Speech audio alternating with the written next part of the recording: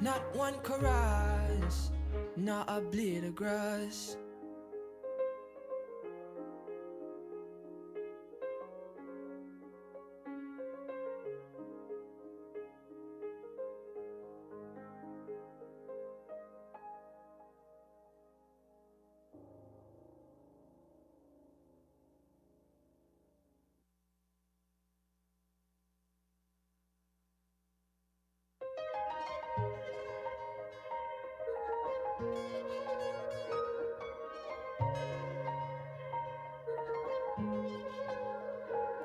We are a peaceful people, struggle is we struggle, and we don't look for trouble, just ask around. But when outside faces from foreign places talk about taking over, we ain't backing down. We ain't giving up no mountains, we ain't giving up no tree, we ain't giving up no river that belongs to we. Not one blue sake, not one rice grain, not one chorus, not a blade of grass. This land is all I know, we gonna make it somehow. We will bend like a bow and never break. Our fathers came here, and they lived and died here, and we ain't moving nowhere, make no mistake. Cause we ain't giving up no mountain, we ain't giving up no tree, we ain't giving up no river that belongs to we. Not one blue sake, not one rice grain, not one chorus, not a blade of grass. We love the open country of the Rupununi and the Essequibo, daytime or night. Though we may criticize it, this is our home, we love it, and we need to keep it. We have that right. So we ain't giving up no mountain, we ain't giving up no tree, we ain't giving up no river that belongs to we. Not one blue sake, not one rice grain, not one chorus, not a blade of grass. So we ain't giving up no mountains, we ain't giving up no tree, we ain't giving up no river that belongs to we. Not one blue sake, not one rice grain, not one chorus, not a blade of grass.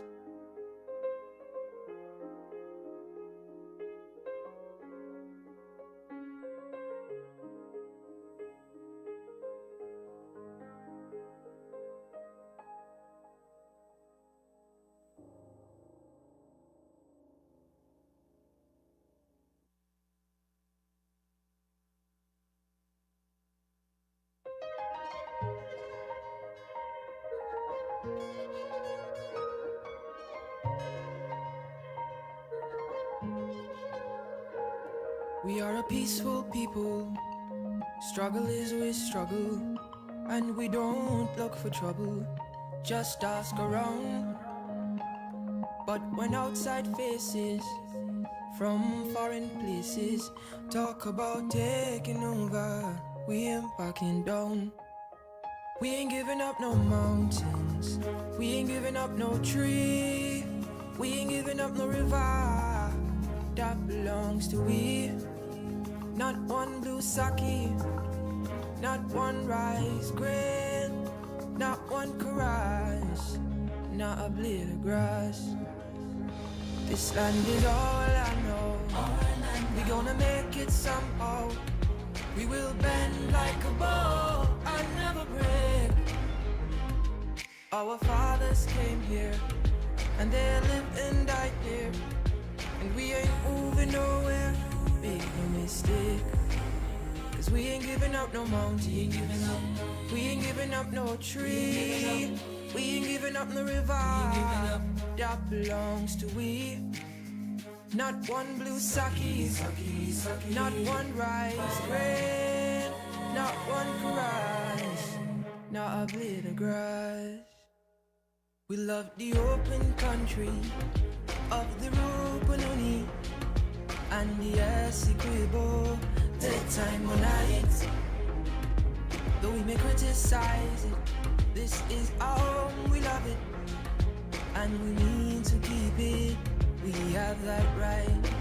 So we ain't giving up no mountains. We ain't giving up. We ain't giving up no tree. We ain't giving up. We ain't giving up no river.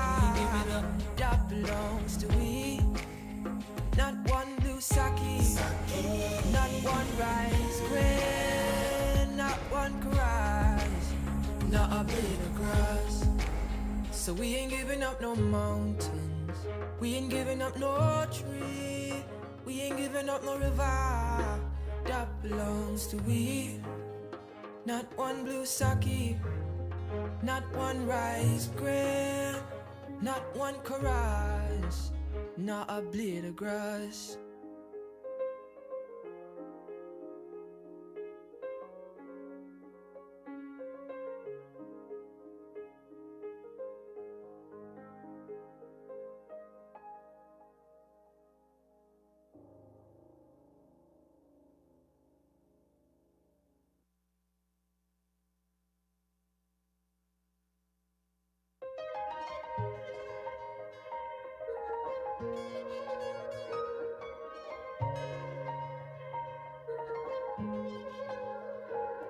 We are a peaceful people.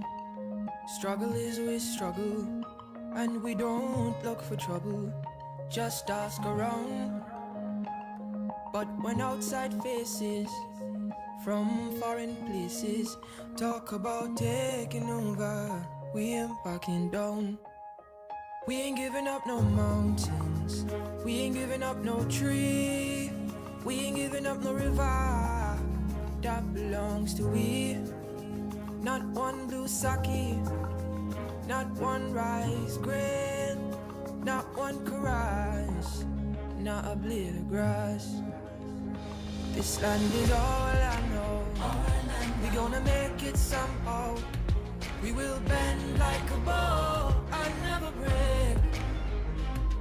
Our fathers came here and they lived and died here, and we ain't moving nowhere.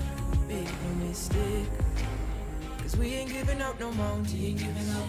We ain't giving up no tree. We ain't giving up no river. That belongs to we. Not one blue sake, not one rice grain, not one karaj, not a blade of grass. We love the open country of the Rupununi and the Essequibo, daytime or night. Though we may criticize it, this is our home, we love it, and we need to keep it. We have that right. So we ain't giving up no mountains. We ain't giving up. We ain't giving up no tree. We ain't giving up. We ain't giving up no river. We ain't giving up. That belongs to we. Not one blue sake, not one rice grain, not one karaj, not a blade of grass. So we ain't giving up no mountains. We ain't giving up no tree. We ain't giving up no river. That belongs to we. Not one blue sake, not one rice grain, not one karaj, not a blade of grass.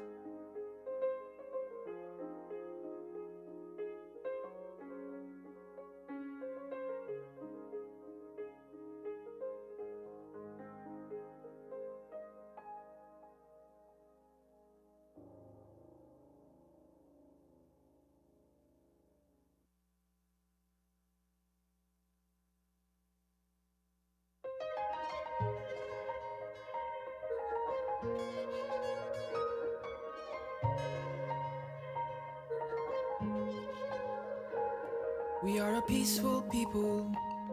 Struggle is always struggle, and we don't look for trouble. Just ask around. But when outside faces from foreign places talk about taking over, we ain't backing down. We ain't giving up no mountains, we ain't giving up no tree, we ain't giving up no river that belongs to we. Not one blue sake, not one rice grain, not one caress, not a blade of grass. This land is all I know. We gonna make it somehow. We will bend like a bow and never break. Our fathers came here and they lived and died here, and we ain't moving nowhere. Make no mistake, 'cause we ain't giving up no mountain, we ain't giving up no tree, we ain't giving up no river that belongs to we. Not one blue sake, not one rice grain, not one caress, not a blade of grass. We love the open country of the Rupununi and the Essequibo, the time on night. Though we may criticize it, this is our home, we love it, and we need to keep it. We have that right. So we ain't giving up no mountain, we ain't giving up no tree, we ain't giving up no river that belongs to we. Not one blue sake, not one rice grain, not one caress, not a blade of grass. So we ain't giving up no mountains, we ain't giving up no tree, we ain't giving up no river that belongs to we. Not one blue sake, not one rice grain, not one caress, not a blade of grass.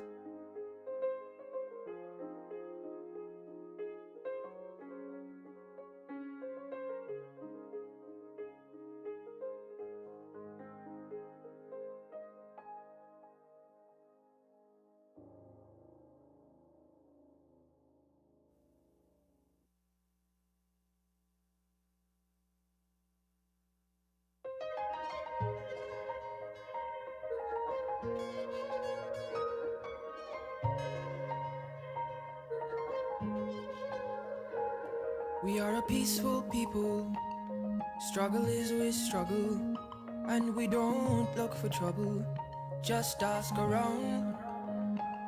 But when outside faces from foreign places talk about taking over, we ain't backing down. We ain't giving up no mountains, we ain't giving up no tree, we ain't giving up no river that belongs to we. Not one blue sake, not one rice grain, not one caress, not a blade of grass. This land is all I know. We gonna make it somehow. We will bend like a bow and never break. Our fathers came here and they lived and died here, and we ain't moving nowhere. Make no mistake, 'cause we ain't giving up no mountain, we ain't giving up no tree, we ain't giving up no river that belongs to we. Not one blue sake, not one rice grain, not one caress, not a blade of grass. We love the open country of the Rupununi and the Essequibo, the time on night. Though we may criticize it, this is our home, we love it, and we need to keep it. We have that right. So we ain't giving up no mountain, we ain't giving up no tree, we ain't giving up no river that belongs to we. Not one blue sake, not one rice grain, not one caress, not a blade of grass. So we ain't giving up no mountains, we ain't giving up no tree, we ain't giving up no river that belongs to we. Not one blue sake, not one rice grain, not one chorus, not a blade of grass.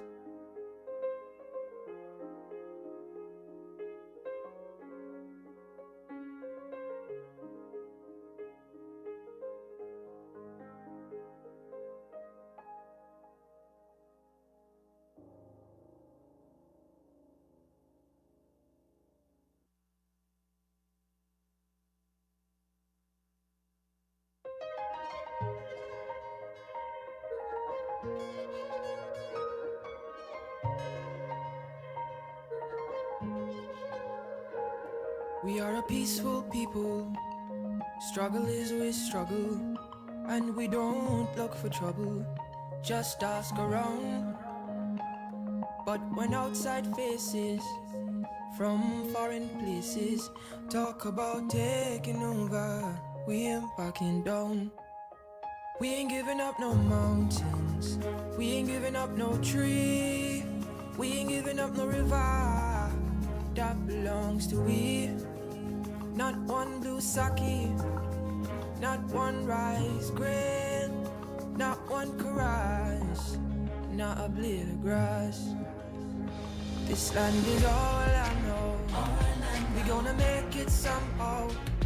We will bend like a bow and never break. Our fathers came here, and they lived and died here, and we ain't moving nowhere, make no mistake. Cause we ain't giving up no mountain, we ain't giving up no tree, we ain't giving up no river that belongs to we.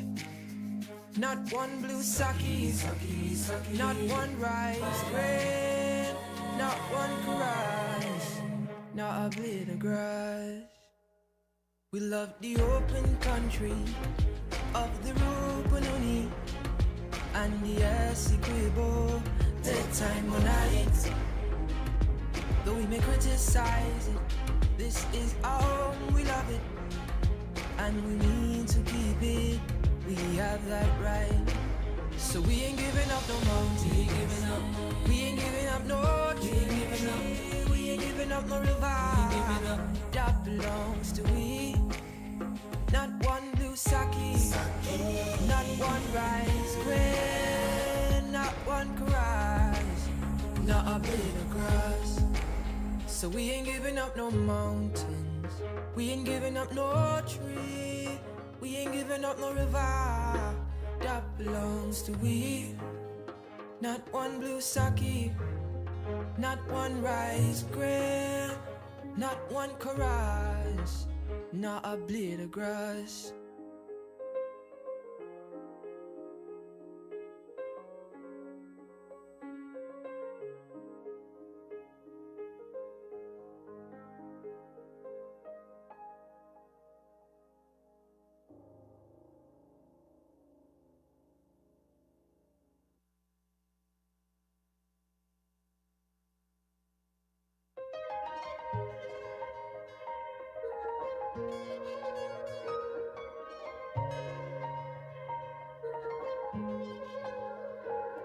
We are a peaceful people, struggle is we struggle, and we don't look for trouble, just ask around. But when outside faces from foreign places talk about taking over, we ain't backing down. We ain't giving up no mountains, we ain't giving up no tree, we ain't giving up no river that belongs to we. Not one blue sake, not one rice grain, not one chorus, not a blade of grass. This land is all I know, we gonna make it somehow. We will bend like a bow and never break. Our fathers came here, and they lived and died here, and we ain't moving nowhere, make no mistake. Cause we ain't giving up no mountain, we ain't giving up no tree, we ain't giving up no river that belongs to we. Not one blue sake, not one rice grain, not one chorus, not a blade of grass. We love the open country of the Rupununi and the Essequibo, the time on night. Though we may criticize it, this is our home, we love it, and we need to keep it. We have that right. So we ain't giving up no mountain. We ain't giving up.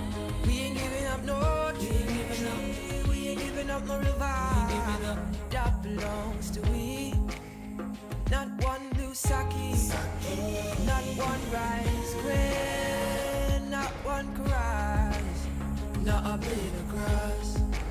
So we ain't giving up no mountains. We ain't giving up no tree. We ain't giving up no river. That belongs to we. Not one blue sake, not one rice grain, not one karage, not a blade of grass.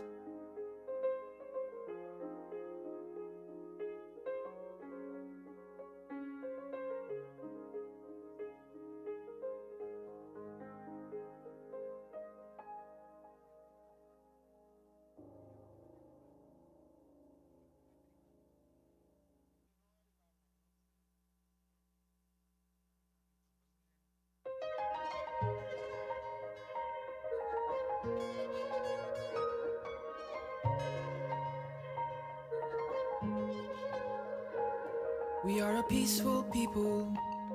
Struggle is with struggle, and we don't look for trouble. Just ask around. But when outside faces from foreign places talk about taking over, we ain't backing down. We ain't giving up no mountains. We ain't giving up no tree. We ain't giving up no river. That belongs to we. Not one blue sake, not one rice grain, not one karage, not a blade of grass. This land is all I know. We gonna make it somehow. We will bend like a bow and never break. Our fathers came here, and they lived and died here, and we ain't moving nowhere. Make no mistake, 'cause we ain't giving up no mountain. We ain't giving up no tree. We ain't giving up no river. That belongs to we. Not one blue sake, not one rice grain, not one karage, not a blade of grass.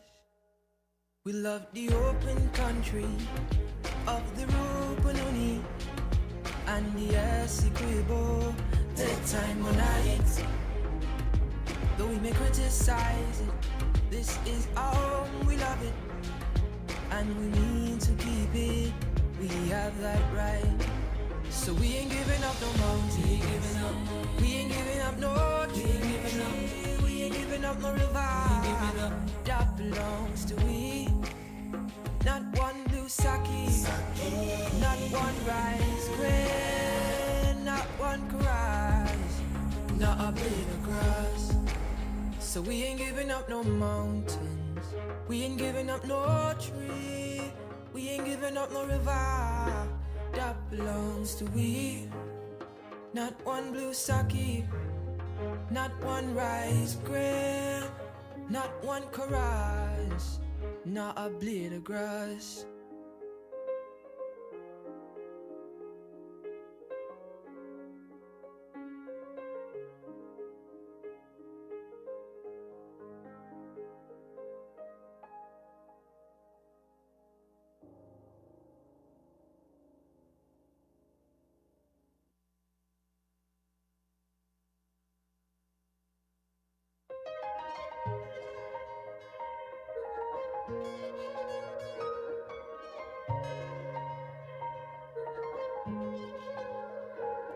We are a peaceful people. Struggle is with struggle, and we don't look for trouble. Just ask around. But when outside faces from foreign places talk about taking over, we ain't backing down. We ain't giving up no mountains. We ain't giving up no tree. We ain't giving up no river that belongs to we. Not one blue sake, not one rice grain, not one karage, not a blade of grass. This land is all I know. We gonna make it somehow. We will bend like a bow and never break. Our fathers came here and they lived and died here, and we ain't moving nowhere. Make no mistake, 'cause we ain't giving up no mountain. We ain't giving up no tree. We ain't giving up no river that belongs to we. Not one blue sake, not one rice grain, not one karage, not a blade of grass. We love the open country of the Rupununi and the Essequibo, the time on night. Though we may criticize it, this is our home, we love it, and we need to keep it. We have that right. So we ain't giving up no mountain. We ain't giving up no tree. We ain't giving up no river that belongs to we. Not one blue sake, not one rice grain, not one karage, not a blade of grass. So we ain't giving up no mountains. We ain't giving up no tree. We ain't giving up no river that belongs to we. Not one blue sake, not one rice grain, not one karage, not a blade of grass.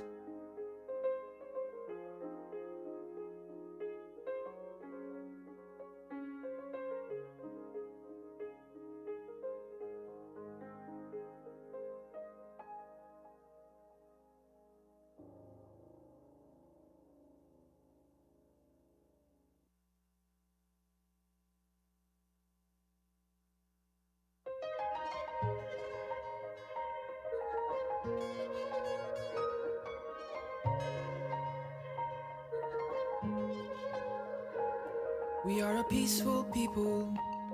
Struggle is we struggle, and we don't look for trouble.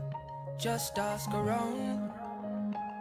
But when outside faces from foreign places talk about taking over, we ain't backing down. We ain't giving up no mountains. We ain't giving up no tree. We ain't giving up no river that belongs to we. Not one blue sake, not one rice grain, not one karage, not a blade of grass. This land is all I know. We gonna make it somehow. We will bend like a bow and never break. Our fathers came here and they lived and died here, and we ain't moving nowhere.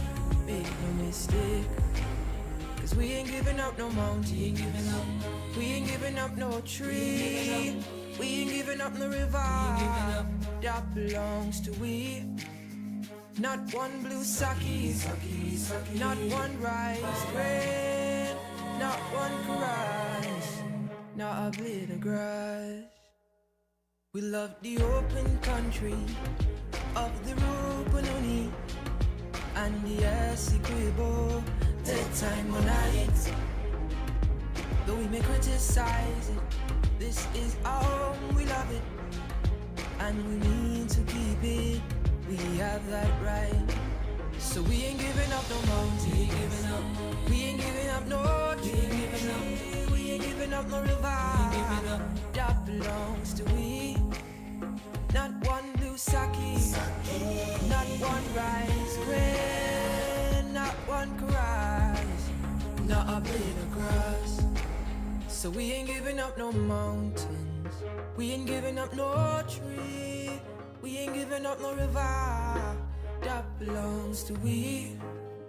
Not one blue sake, not one rice grain, not one chorus, not a blade of grass.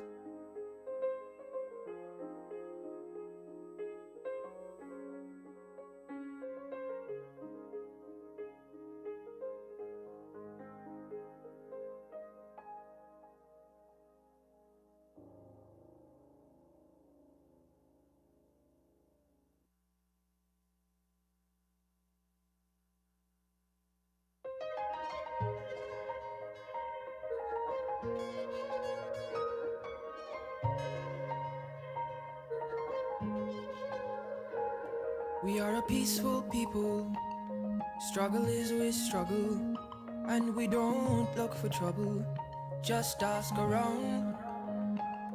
But when outside faces from foreign places talk about taking over, we ain't backing down. We ain't giving up no mountains, we ain't giving up no tree, we ain't giving up no river that belongs to we. Not one blue sake, not one rice grain, not one chorus, not a blade of grass. This land is all I know, we gonna make it somehow. We will bend like a bow and never break. Our fathers came here, and they lived and died here, and we ain't moving nowhere, make no mistake. Cause we ain't giving up no mountain, we ain't giving up no tree, we ain't giving up no river that belongs to we. Not one blue sake, not one rice grain, not one chorus, not a blade of grass. We love the open country of the Rupununi and the Essequibo, daytime or night. Though we may criticize it, this is our home, we love it, and we need to keep it. We have that right. So we ain't giving up no mountain, we ain't giving up no tree, we ain't giving up no river that belongs to we. Not one blue sake, not one rice grain, not one chorus, not a blade of grass. So we ain't giving up no mountains, we ain't giving up no tree, we ain't giving up no river that belongs to we. Not one blue sake, not one rice grain, not one chorus, not a blade of grass.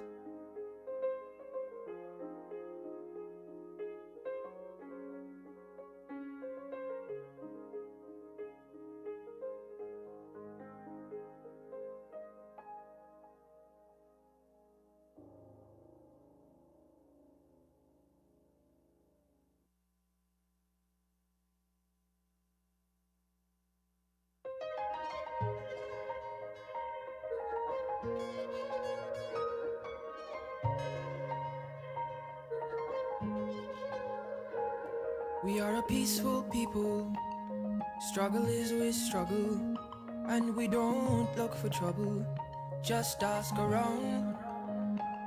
But when outside faces from foreign places talk about taking over, we ain't backing down. We ain't giving up no mountains, we ain't giving up no tree, we ain't giving up no river that belongs to we. Not one blue sake, not one rice grain, not one chorus, not a blade of grass. This land is all I know, we gonna make it somehow. We will bend like a bow and never break. Our fathers came here, and they lived and died here, and we ain't moving nowhere, make no mistake. Cause we ain't giving up no mountain, we ain't giving up no tree, we ain't giving up no river that belongs to we. Not one blue sake, not one rice grain, not one chorus, not a blade of grass. We love the open country of the Rupununi and the Essequibo, daytime or night. Though we may criticize it, this is our home, we love it, and we need to keep it. We have that right. So we ain't giving up no mountain. We ain't giving up. We ain't giving up no tree. We ain't giving up. We ain't giving up no river. We ain't giving up. That belongs to we. Not one blue sake. Not one rice grain. Not one karage. Not a blade of grass. So we ain't giving up no mountains. We ain't giving up no tree. We ain't giving up no river. That belongs to we. Not one blue sake. Not one rice grain. Not one karage. Not a blade. We ain't giving up no tree. We ain't giving up no river.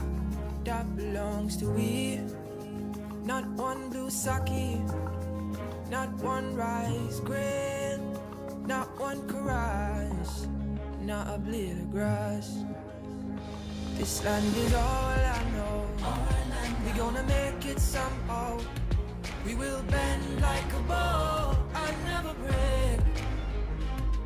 Our fathers came here and they lived and died here, and we ain't moving nowhere. Make no mistake, 'cause we ain't giving up no mountain. We ain't giving up. We ain't giving up no tree. We ain't giving up no river. That belongs to we. Not one blue sake.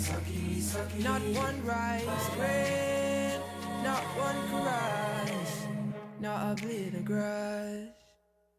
We love the open country of the Rupununi and the Essequibo, daytime or night. Though we may criticize it, this is our home, we love it, and we need to keep it. We have that right. So we ain't giving up no mountain. We ain't giving up. We ain't giving up no tree. We ain't giving up. We ain't giving up no river. We ain't giving up. That belongs to we. Not one blue sake. Not one rice grain. Not one karage. Not a blade of grass. So we ain't giving up no mountains. We ain't giving up no tree. We ain't giving up no river. That belongs to we. Not one blue sake. Not one rice grain. Not one karage. Not a blade of grass.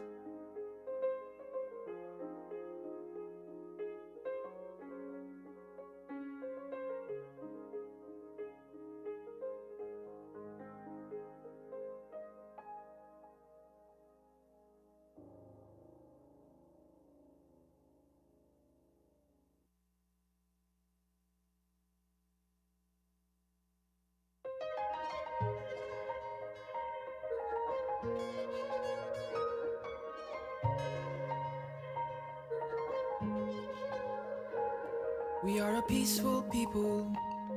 Struggle is we struggle, and we don't look for trouble. Just ask around. But when outside faces from foreign places talk about taking over, we ain't backing down. Speaker.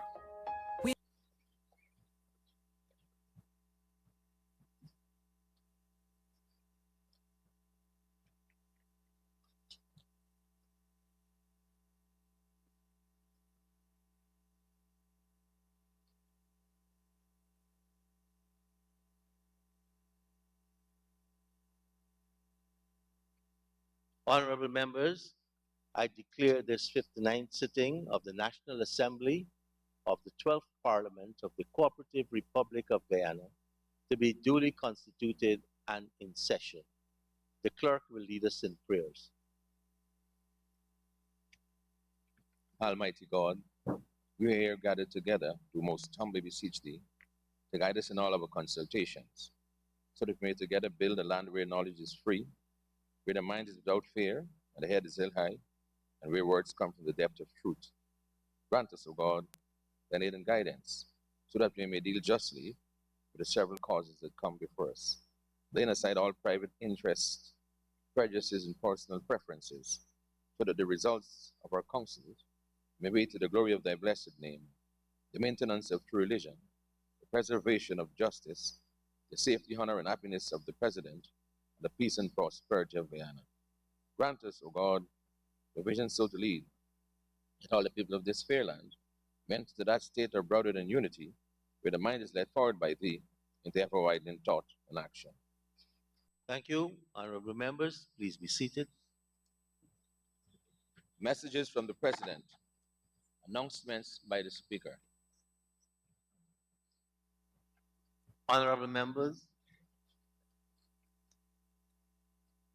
this morning we're honored to have with us a young lady who has made waves throughout the world, a Guyanese, and we thank her for the visit to the National Assembly, Ms. Letitia Wade, forever. I have asked Ms. Wade to join us in the Assembly, and with your indulgence, I'm asking her to say a few words at this moment to the National Assembly. Ms. Wade?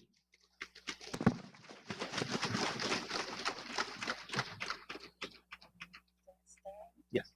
Hello, good afternoon.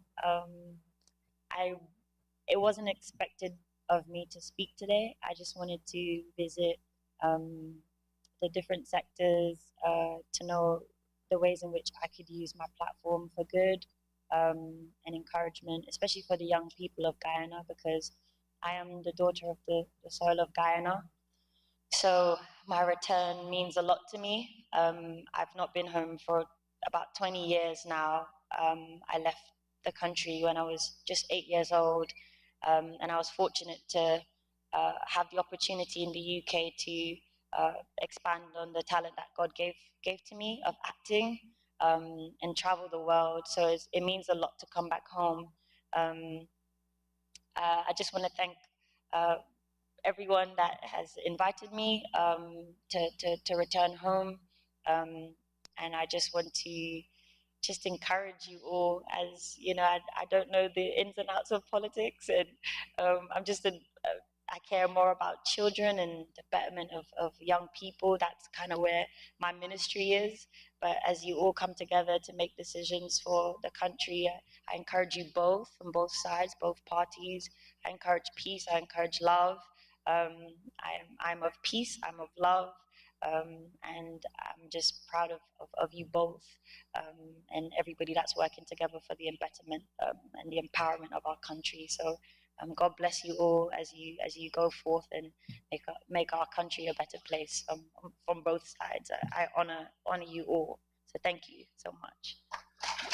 Thank you. Thank you very much. Thank you very much, Ms. Wade. Honorable Prime Minister, I see you want to say a few words for the records for the honorable young lady, our honored visitor, and Thank you, Mr. Speaker. On behalf of all the members of Parliament and the staff of the House of Assembly, we welcome you with open arms to Guyana and to this House of Assembly. And we feel honored that you were able to not only spend time with us, but to address us this morning. And we look forward to you enjoying the remainder of your stay in Guyana, and be assured that we will continue to follow you in your endeavors in the future. Thank you for spending time with us. thank you, Honorable Prime Minister. Honorable Member, Ms. Kathy Hughes. Welcome, and it's wonderful to have you here. I'm sure you know that throughout the world, and especially in Guyana, the impact of your movies really brought a lot of self-esteem and worth to many, many young people who very rarely saw dark-skinned supermodels.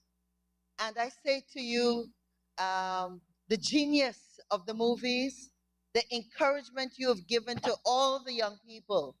We thank you for that. We are so proud that you come from us. And we're always here to support you. And thank you for coming and meeting with them. I know you're going to be meeting with some young persons. So you're going to be able to impact them directly and show them all that they can achieve because they come from this beautiful country. Thank you very much. God bless you always. Thank you very much, Honorable Member Ms. Hughes, Honorable Deputy Speaker.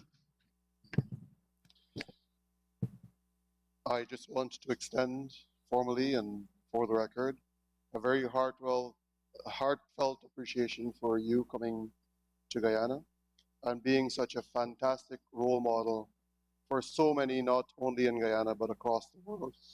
And I think what you represent to many, many young people who would have come from similar circumstances is hope. I trust that you will enjoy your stay here, and we look forward to seeing you continue your good work. Thank you. Thank you very much, Deputy Speaker. And on behalf of the clerk and the staff of the National Assembly, we also extend our warm welcome to you. Honorable members, I just had one observation for Letitia, and that was, I said to her, how she handled the science in that movie was remarkable.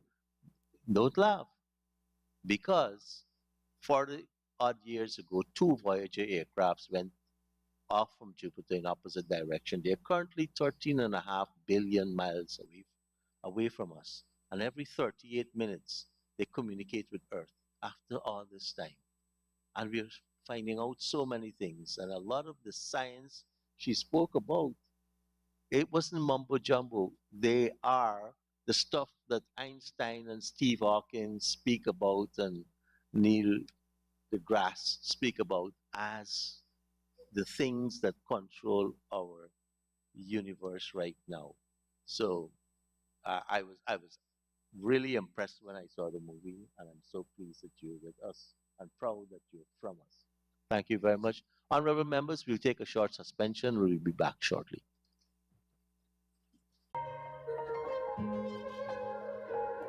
We are a peaceful people. Struggle is we struggle, and we don't look for trouble. Just ask around. But when outside faces from foreign places talk about taking over, we ain't backing down. We ain't giving up no mountains, we ain't giving up no tree, we ain't giving up no river that belongs to we.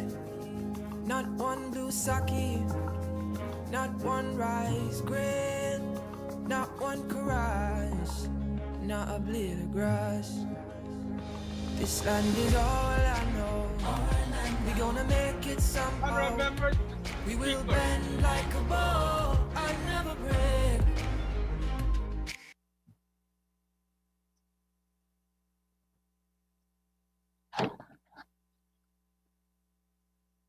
Honorable members, please be seated.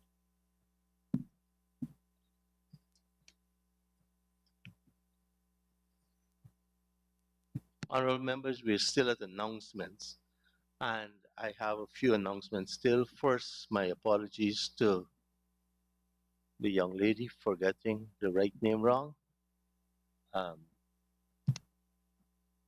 There were 2 comments made during the debate with respect to the Honorable Priya Manik Chan. The Honorable Member, Ms. Jurita Fernandez, had promised to produce a tape to the House. And I think she had given last Friday as the a tape. And also the Honorable Member, Ms. Hughes, had made a statement that Minister Manik Chan had hired her relation at the Learning Channel. And I've asked the Honorable Member Ms. Hughes to produce the evidence of that. So I'm waiting on that.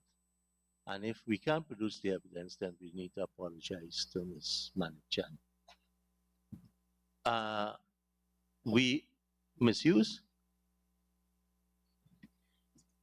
Yes, Mr. Speaker, I'm just kind of picking up the gist of the conversation. I wasn't here for the start of it, but certainly I did want to respond to your request. If the information is inaccurate, I absolutely apologize. I would like to note that in my presentation, I never gave a name. I have been told that there are posts online where a person has been identified. I definitely did not give a name. You didn't, I- and I asked you and therefore, to provide. as it. I said, if it is inaccurate, I absolutely apologize. Thank you very I much. do want to say, though, that similarly, there are Honorable comments- member, we there had are announcements, and I had asked. I'm not finished with the apology, sir. I just want to say that there have been statements made Honorable about member, me, we are finished with and the apology. request Thank for you very much. information Honorable member. has not been asked. Honorable member. So I want that Honorable to be member, noted. please. Thank you. Yes, and then finally, a number of our members are not well, and I don't want to attribute it to something here, but Minister of Health could inform us but what's been happening generally with the same kind of symptoms. But these members are online, and I know it's going to be estimates and a lot of voting. So I'll crave your indulgence so that we can ensure that if there is the need for persons to register their vote formally, that we be patient with those online. Mr. Clerk?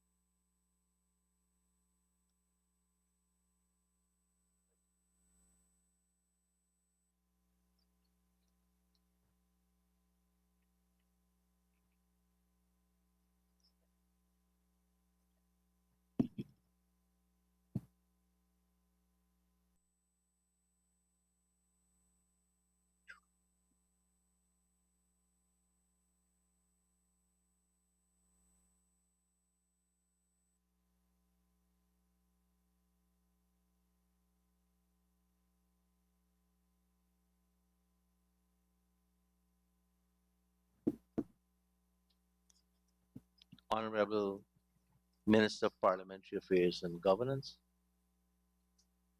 Mr. Speaker, I present to the Assembly the seventh report of the Standing Committee on Appointments, which addresses matters relating to the nomination and appointment of members to the Ethnic Relations Commission. Thank you very much, Minister. Oral questions without notice. Honorable members, there are 3 questions on today's order paper. These questions are for oral replies and are in the name of the Honorable Member, Mr. Jermaine Figuera. Honorable Member, Mr. Figuera, please ask your first question. Thank you. Thank you very much, Mr. Speaker. Let me extend our thanks to you and Minister Waldron for allowing our Guyanese superstar to grace us with our presence. My question is for the Honorable Minister of Home Affairs. Can the Minister inform this House of the number of pending applications at the General Registrar Office for death certificate for the years 2018, 2021, and October 31st, 2022, as well as for marriage certificates and birth certificates for the said years? Thank you.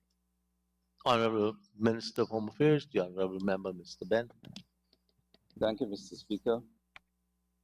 I wish to thank the honorable gentleman for his questions. And in answer, as of December 24, 2022, there were no pending applications for which registrations have been received by the GRO for 2018-2021 or at October 31st, 2022.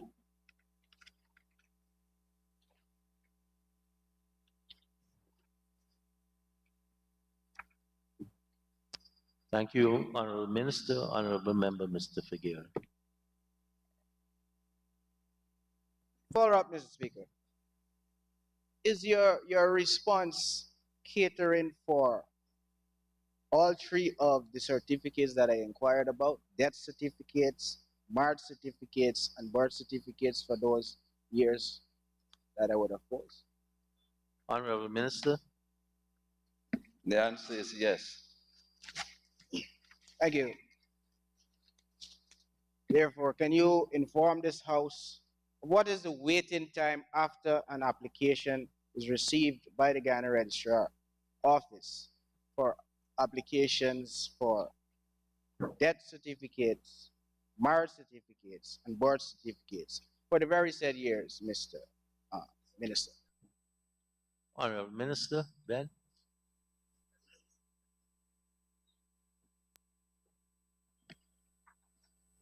Thank you, Mr. Speaker. The GRO office is tasked with the responsibility of collecting and storage of birth, death, and marriage registrations for Guyanese, and the production and distribution of certificates as requested currently.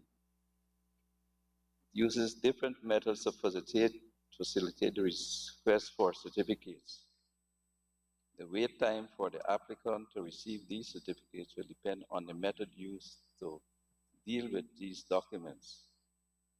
Firstly, persons applying for these documents to the post office can expect the return of these documents within 6 to 8 weeks. Persons applying by visiting the office can have the certificate within 24 hours to 7 working days based on the information provided and that which is available. If there is a variance between the information supplied and that which is in the records, and an amendment correction is needed. Thirdly, persons applying online may receive their certificates between 48 hours and 14 days based on their location in Guyana, and if they request the certificates to be posted, or if they desire a walk-in pickup for the certificates. Thank you, Honorable Member, Mr. Figueroa. Thank you, Mr. Minister. Can the Minister inform this House of the number of pending passport applications for the years 2020, 2021, and at October 2022 for each of the 10 regions in Ghana? Thank you, Honorable Minister. The answer in a fairly general way, for the year 2020, there were 8 pending applications. For 2021, 16. For 2022, 44. Thank you, Minister. Mr. Figueroa, Honorable Member.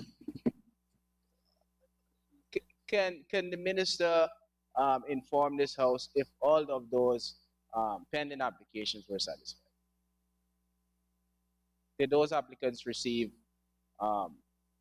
those requests? Honorable Minister. Mr. Speaker, I'm not sure I understand the question. Those are pending applications. Pending applications could mean for the passports that the persons have not uplifted or deceased or whatever. Honorable Member, Mr. Figueroa. Thank you, Mr. Speaker.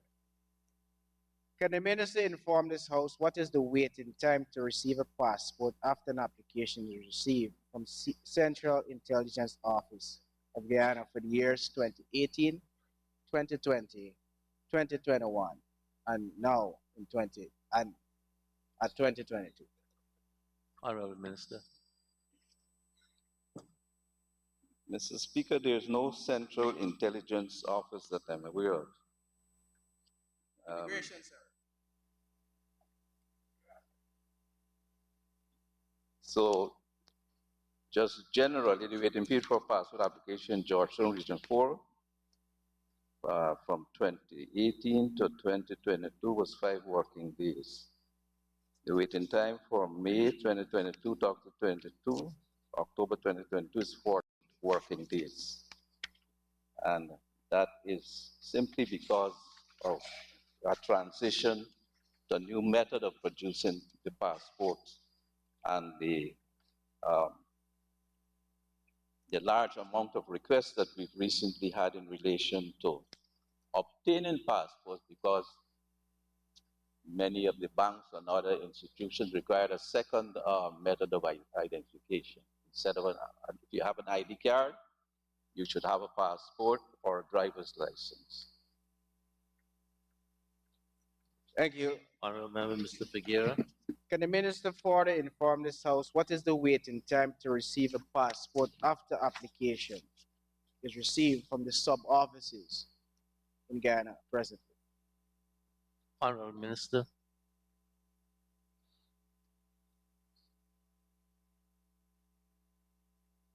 Thank you, Mr. Speaker. The waiting time for the years 2018 to date to receive a passport after an application is made at the sub-offices providing these services is 7 days. Thank you, Minister. Honorable Clerk, Mr. Clerk.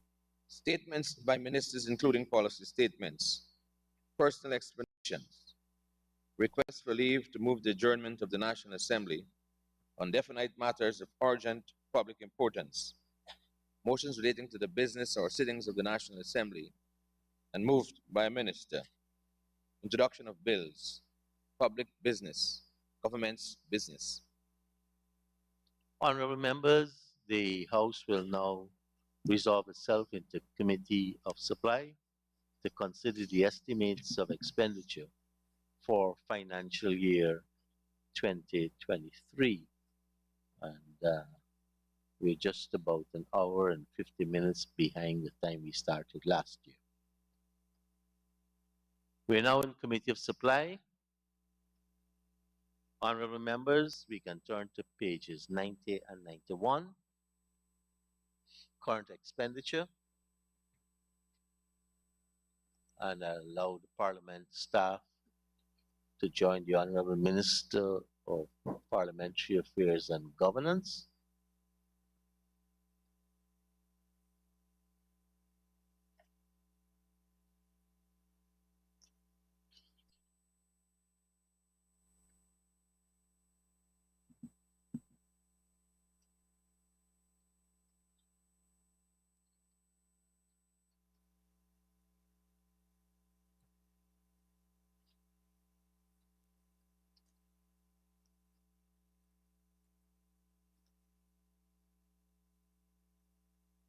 Thank you. Honorable members, I propose the question that the sum stated for agency 7, Parliament Office, Program 071, National Assembly. That Thank you the very sum much, Mr. stated Chairman. now stands part of the estimates. Honorable Member Mr. Campbell. Mr. Chairman, I see approximately $40 million increase for this year, and under other recurrent charges. This is Appendix T at page 667 that shows the expenditures and where they're going. Of $35 million increase. Could the Honorable Minister indicate whether this increase of $35 million is to get the various other commissions, like the Economic Service Commission, Oversight and Public Security, to start operationalized? And that is what this $35 million is going toward? Honorable Minister. Could the Honourable Member say which head he's on? It is the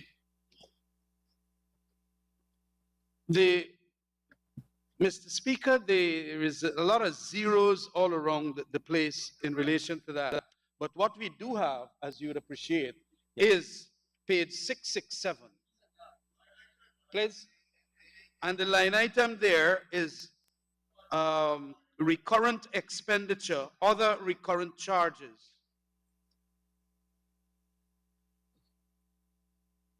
If you notice it, Comrade Gill. Just for information of those members, a lot of the zeros, because the parliament gets the lump sum, and you're That's absolutely correct. correct. Right. What is an indicative allocation is listed in that appendix. That's right. So that is why we refer back to that page. Yes. To find out whether that extra sum is going to go towards. It's Appendix T, page 667 of Volume 1.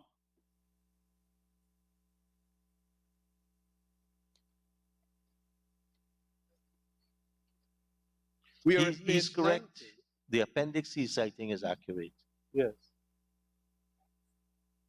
No. It is.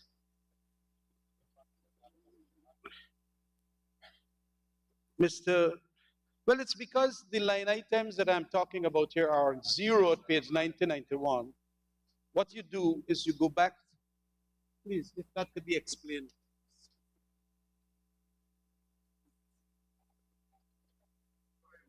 Mike, Honorable Minister.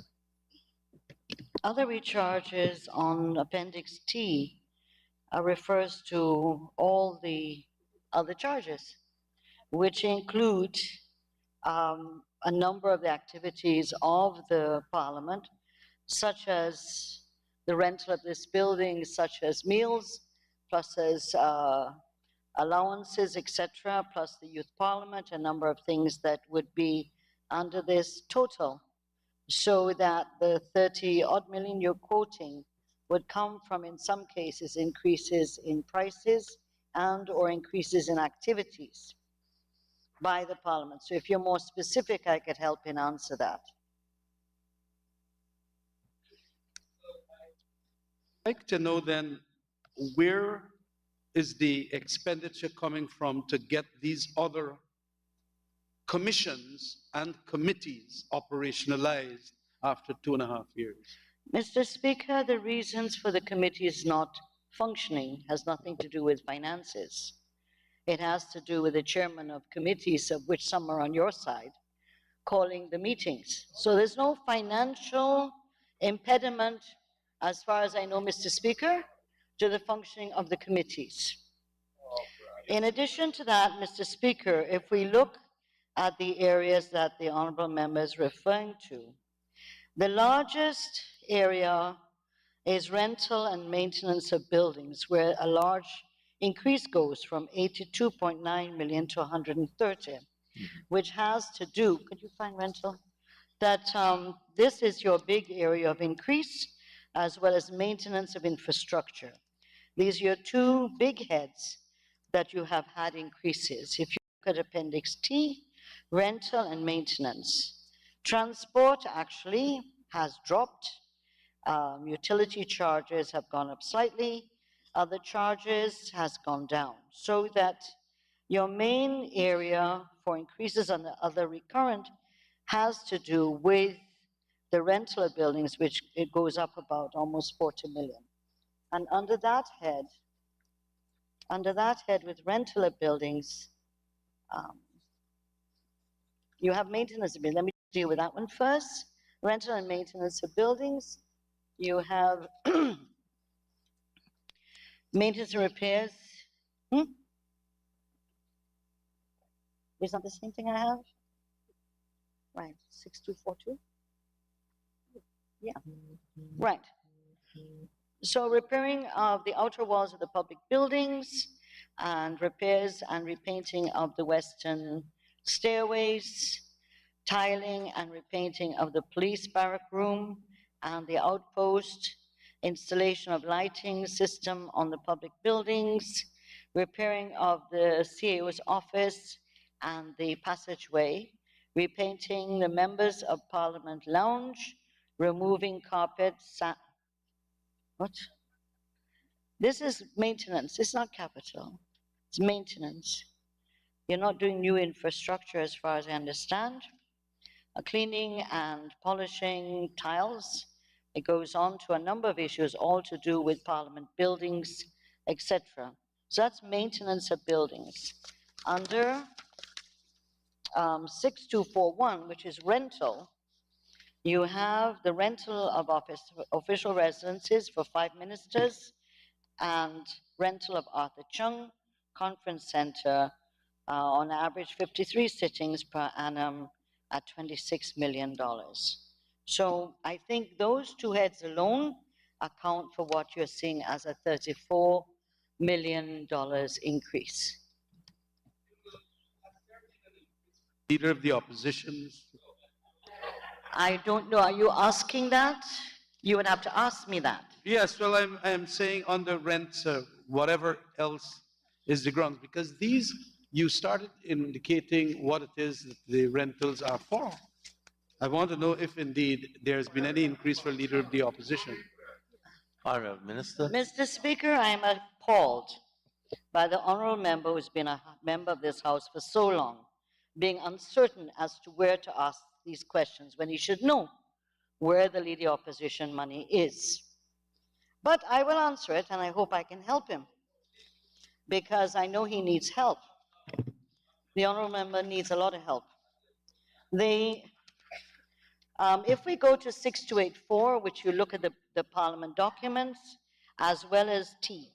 So when you look at, as the budget document tells you, to look at page 90 to 91 for Parliament Office, and page 493 for Capital, that then is summarized in Appendix T, page 667. But your breakdown of your subheads and heads can be found on page 90 to 91 of Volume 1. And so I will direct the honourable member to look at 6284, which has other.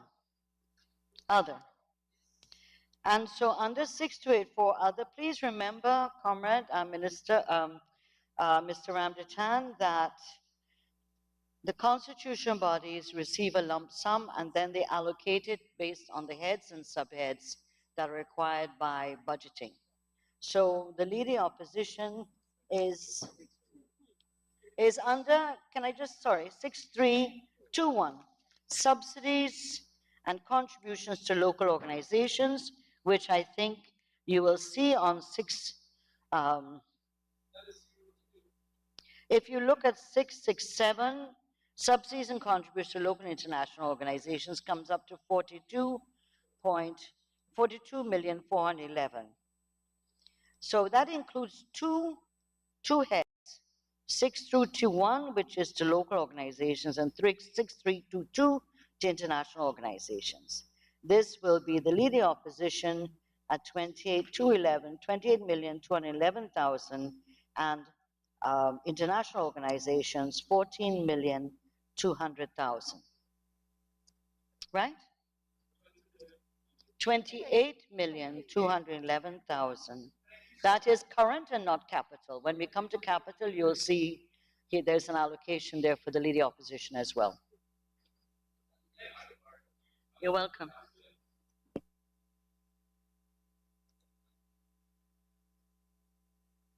Thank you very much. Honourable members, I now put the question that the sum stated for Agency 7, Program 071, National Assembly current expenditures stands part of the estimates. Those in favor say aye.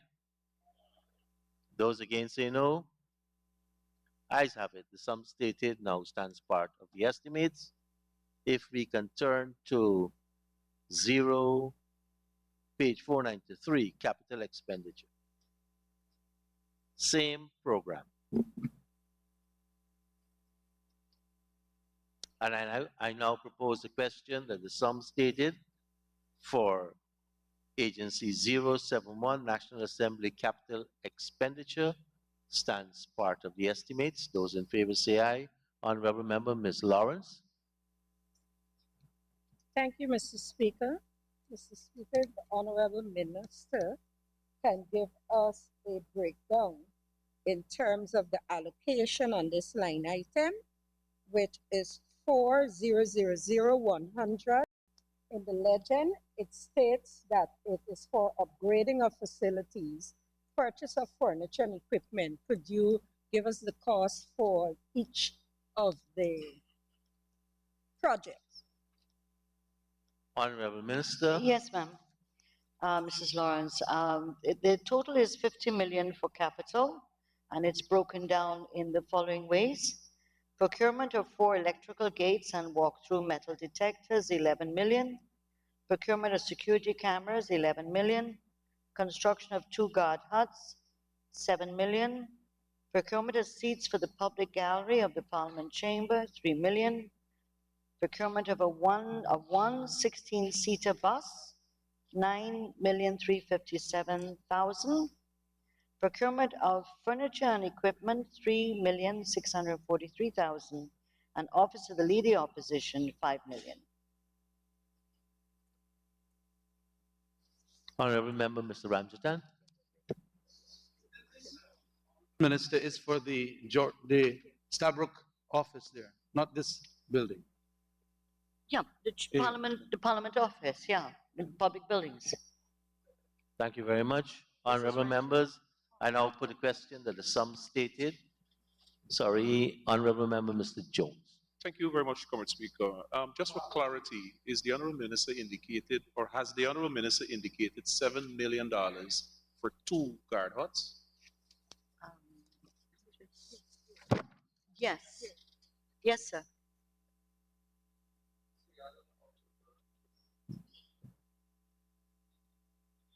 But we have to be careful. They are just guard huts. They are security offices that will have the electricals, operate the gates, CCTV. and so forth. Honorable members, I now put a question that the sum stated for Agency 071 National Assembly capital expenditure stands part of the estimates. Those in favor say aye. Those against say no. Ayes have it.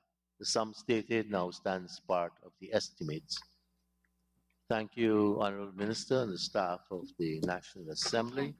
Thank you. We now invite the Auditor General and his staff to join the Honorable Minister to take us through the Audit Office of Guyana. And I invite honorable members to turn to pages 94 and 95.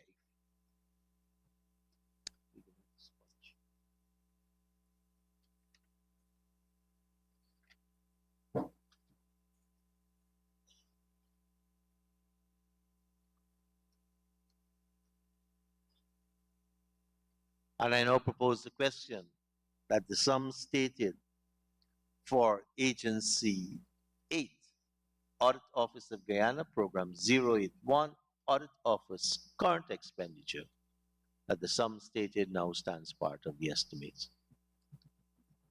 Honorable Member, Ms. Lawrence. Thank you, Mrs. Chairman.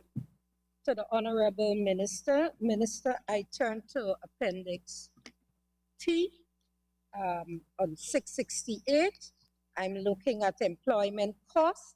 I note the revised figure for 2022 is some $819,562 million as opposed to the 2023 amount budgeted of 109,117. I'm asking what would be the additional categories of employees, I assume that will be added to the audit office, and could we know whether there is a special department that is looking at oil and gas, and what are the different portfolios therein? Thank you. Honorable Minister. Thank you, Mrs. Lawrence. There are 2 reasons for the increase in the, you'll see in the wage items that are listed. There's 2 reasons. One is the 8% increase across the board. And also at the Public Accounts Committee, we approved the appointment of a number of persons to be audit managers, is it? Audit managers. So these now are catered, their salary increases are catered now in the budget. Right? Thank you, Honourable Does that- Minister. Honourable Member, Ms. Lawrence. Thank you, Mr. Chair.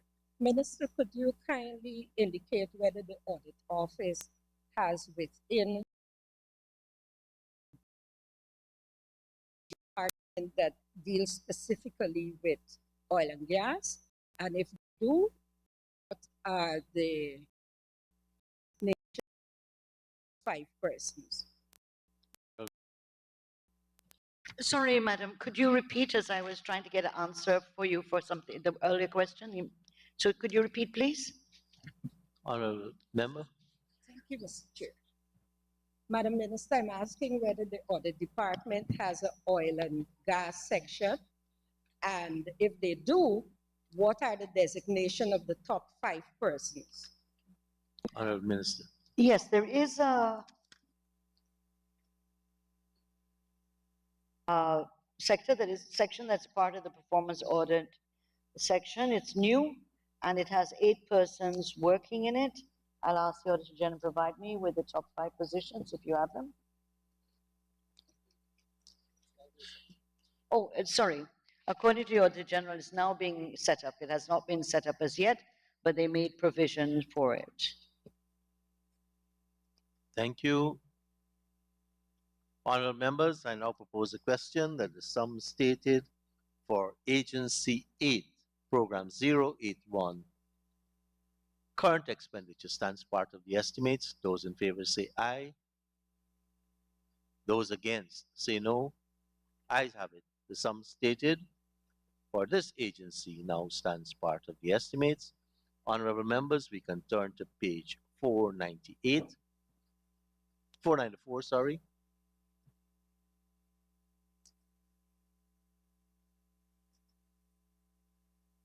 And I propose a question that the sum stated for Agency 8, Audit Office, Capital Expenditure,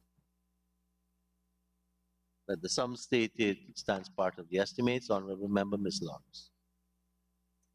Thank you, Mr. Chair. First, I must ask for your excuse to sit on the rail here of this seat. Just allow me to get up quickly.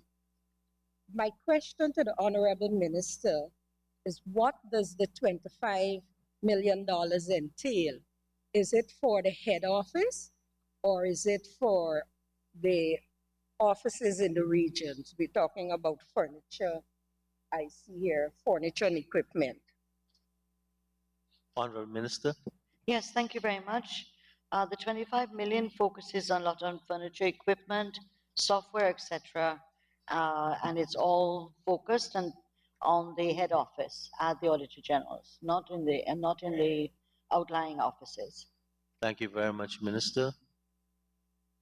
Honourable members, I now put a question that the sum stated for Agency 081, Capital Expenditure, Audit Office of Guyana, that the sum stated now stands part of the estimates. Those in favor say aye. Those against say no. Ayes have it. The sum stated now stands part of the estimates. I want to thank Minister and the Auditor General and his staff for taking us through his estimates.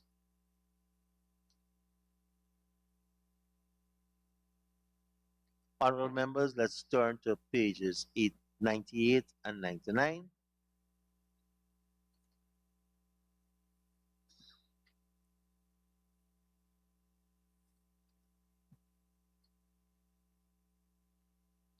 And I propose a question that the sum stated for Agency 9, Public and Police Service Commissions, Program 091,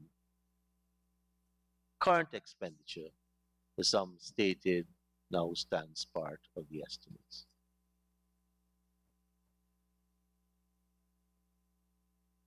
Honourable members, I now put the question that the sum stated for Agency 091, Public and Police Service Commission, current expenditure stands part of the estimates. Those in favor say aye. Those against say no. Ayes have it. Sum stated now stands part of the estimates. Thank you, Minister, and the staff of the Public and Police Service Commissions. Sorry, we have the capital. Sorry. We now turn to page 495. 495. And I propose a question that the sum stated for Agency 091, Public and Police Service Commission, capital expenditure stands part of the estimates. Thank you, members. I now put a question that the sum stated for Agency 091, Police and Public and Police Service Commission, capital expenditure stands part of the estimates. Those in favor say aye. Those against say no. Ayes have it. The sum stated now stands part of the estimates. Thank you, Honorable Minister and the staff.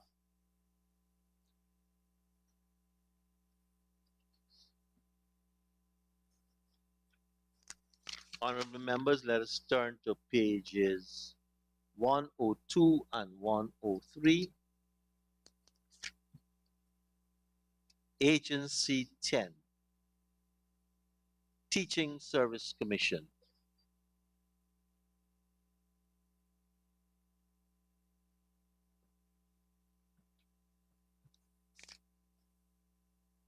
And I propose the question that the sum stated for Agency 10, Program 101, Teaching Service Commission, current expenditure, that the sum stated now stands part of the estimates. Honorable members, I now put a question that the sum stated for Agency 10, Program 101, Teaching Service Commission, current expenditure stands part of the estimates. Those in favor say aye. Those against say no.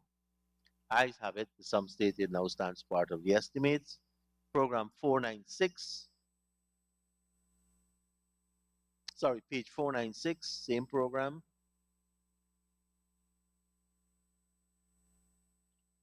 And I propose a question, honorable members, that the sum stated for Program 101, Teaching Service Commission, capital expenditure stands part of the estimates.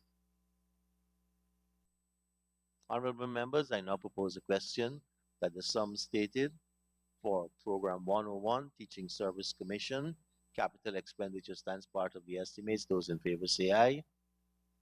Those against say no. Ayes have it. The sum stated stands part of the estimates. Thank you, Minister, and the staff of the Teaching Service Commission.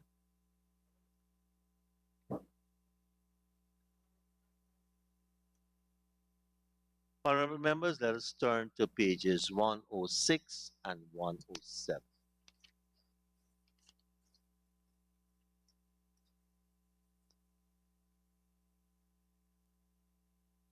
Honorable members, I propose a question that the sum stated for Agency 11, Guyana Elections Commission, Program 111, Elections Commission current expenditure stands part of the estimates. Let's give a few moments for the staff of the Guyana Elections Commission to join the Honorable Minister.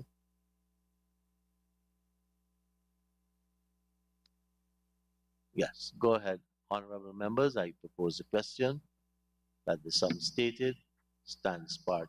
Sorry, propose a question, honorable member, Ms. Lawrence. Thank you, Mr. Chair. Mr. Chair, I note that there is a huge increase in terms of the allocation of some $5 billion plus for 2023 as opposed to $2.9 billion in 2022. I note also in volume 2, it states in terms of its indicator, that is the Guyana Elections Commission, that they're targeting 1 local government elections in 2023. Could the Honorable Minister tell this House what has caused this substantial increase because we know that they were planning for election last year, but they only had 2.9. So having the same elections in 2023, why are we now up at $5 billion? Thank you. Honorable Minister.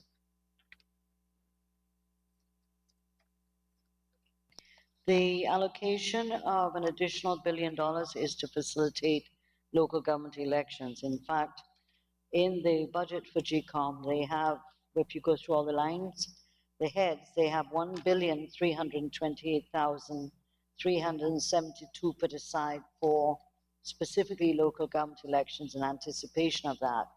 Last year, they had 4 billion.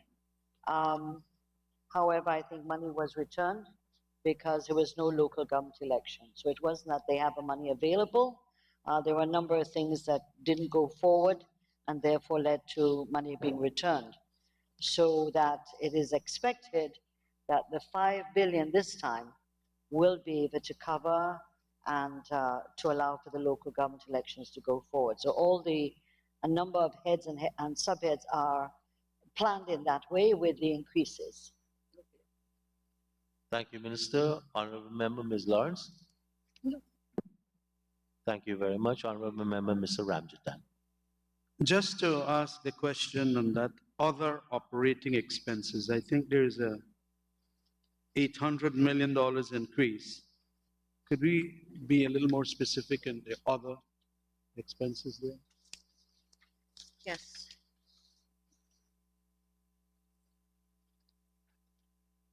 Honorable Minister. Just give me a second.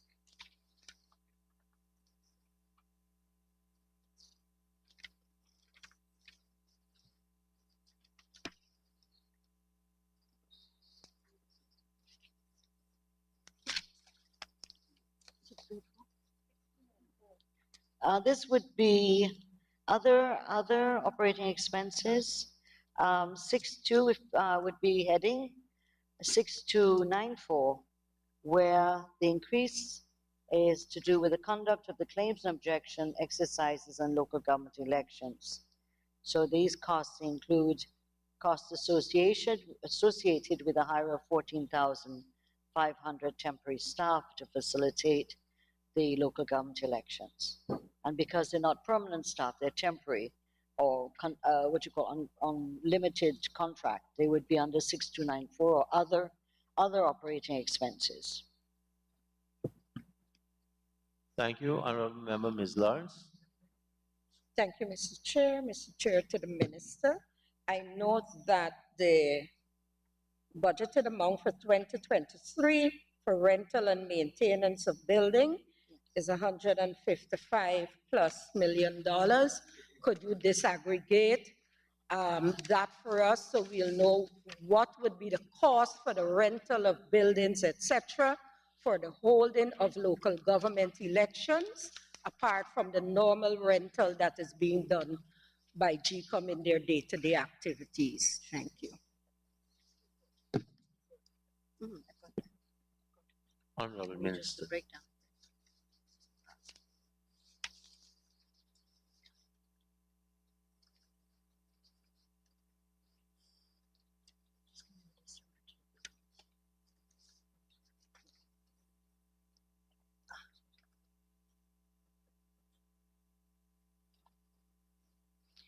Mr. Speaker, I'm advised that the GCOM has buildings that it owns, but also these are buildings in addition to, according to what Mrs. Lawrence asked.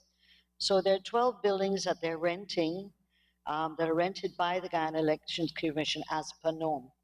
And so these are Maruka Culture, Youth and Sports Center, Santa Rosa, Dane Peters, Port Kaituma. Did you want the rental amount too? No.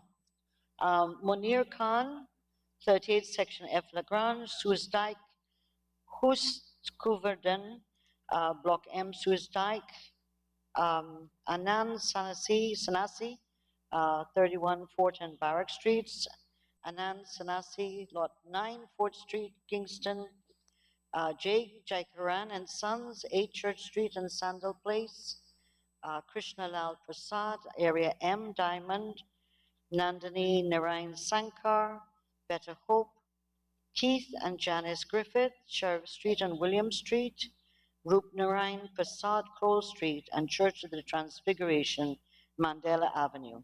So the total of the rental for these buildings on an annual basis is 44,370,000.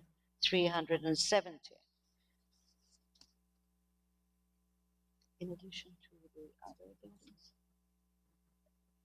Okay. They also, as you know, madam, they have to identify the polling stations for the local elections. And the GCOM has not identified those locations as yet, but they have put in money for rental, but they have not got specific sites and specific rentals for that. Could you say how much that is for the rental?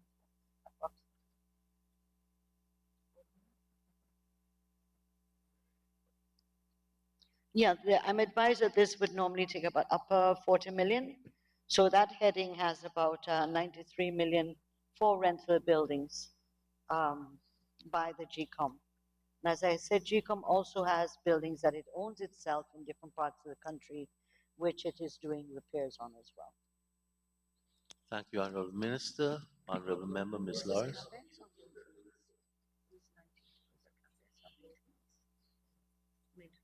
Thank you, Mr. Chair. Mr. Chair, to the Honorable Minister, on the line item education, subventions, and training, I note that there is a hefty decrease in 2023. The revised figure for 2022 was $131 plus million, and in 2023, when the Elections Commission is targeting 2 rounds of claims and objections according to volume 2 and 1 local government elections, I note that the allocation is $71 million only. And this is an area, especially the education of the electors, that the commission is always lacking in.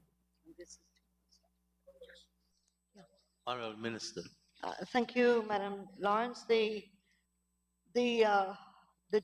decline, as you have correctly noticed, has to do with the fact that the local GCOM completed almost all the training for the temporary staff for GCOM, elections for local government, and therefore they do not have to go into the same quantum or volume of training as they did last year. What they plan for this year is to have a mop-up training and to complete a small area that's not completed as yet. So they're saying they wouldn't need the same quantity of money as they did last year. So it's a mop-up of those already trained and a few areas where they still need to complete. Right? Thank you very much, Minister. Honorable members, Honorable Member Ms. Fernandez. Thank you, Mr. Chair. Just to follow up on the rental and maintenance of buildings, I did note the amount, and I did note the response that says that GCOM hasn't yet identified the buildings that they intend to rent for the local government election. But my question is, compared to the previous local government election, what is the difference in the amount of private buildings that will be rented for the local government election? Honorable Minister. Yeah, I'm advised that based on the change in the constituency boundaries, that this may have an impact on the number of stations that will be required. Remembering this is local government and therefore it's not the entire country. And therefore there may be some shifting in the numbers they need and therefore the budgetary requirements. But I know personally, my own view is that, and I know that from GCOM, there has been a desire, an objective to try to rent as much as possible or to use public buildings and avoid, unless absolutely necessary, private buildings or private residences. Thank you, Minister. Honorable members, I now put a question that the sum stated for Agency 11, Program 111, Elections Commission current expenditure stands part of the estimates. Those in favor say aye. Those against say no. Ayes have it. The sum stated for that agency and head now stands part of the estimates. Honorable members turn to page 497. And I propose a question that the sum stated for Agency 11, Program 111, Elections Commission Capital Expenditure stands part of the estimates. The Honorable Member, Ms. Lawrence. Thank you, Mr. Chairman. Mr. Chairman, the allocation of $150 million, the legend states it's for building, furniture, and equipment. Could I have an aggregation of that 150? Aggregation or this? Yes, at this aggregation, sir. Sorry, Minister. Yes. Honorable Minister, go ahead. Thank you. Other than the very detailed breakdown, I'll just do them as you said. So buildings, it's 75 million, which includes a number of properties that GCOM has outside of Georgetown, like Timeri, Port Kaituma, Cariveton, etc. And then you have the boathouse and fence, which is where is that? Timeri. Then you have vehicles, boats, and engines. Sorry, so boathouse and fence is 5 million. Vehicles, boats, and engines is 55.6 million. Equipment, 13.1 million. And furniture, 1.2 million. So the heavy emphasis is on vehicles, boats, and engines, and the buildings, bringing the buildings into some repair. Honorable Member, Ms. Lawrence. Thank you, Mr. Chair. I have a follow-up for the minister. Equipment, the minister's state would be $13.5 million. Is the minister indicating to the House that we will not be having biometrics at poll, so they're not purchasing biometrics machines? Honorable Minister. Madam, I think Mrs. Lawrence knows the answer before she asked it, and that is a commission decision. And so if the commission makes that decision, then a supplementary will have to be prepared to give GCOM through this House to be able to do that. But at this point, as I understand, and I'm advised that GCOM has not made the commission has not made a decision on this as yet. The jury's out, as far as I understand. Thank you, Minister. Honorable members, I now put a question that the sum stated for Program 111 Elections Commission Capital Expenditure stands part of the estimates. Those in favor say aye. Those against say no. Ayes have it.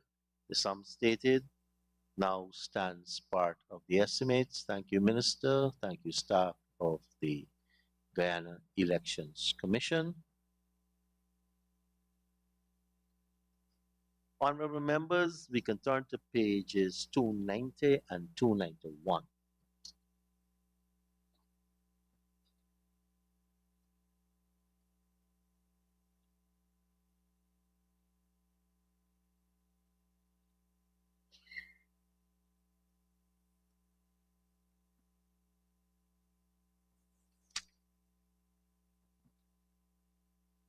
Mr. Speaker, is there any way we can get a little cool air in? It's really hot for us sitting at the bottom here.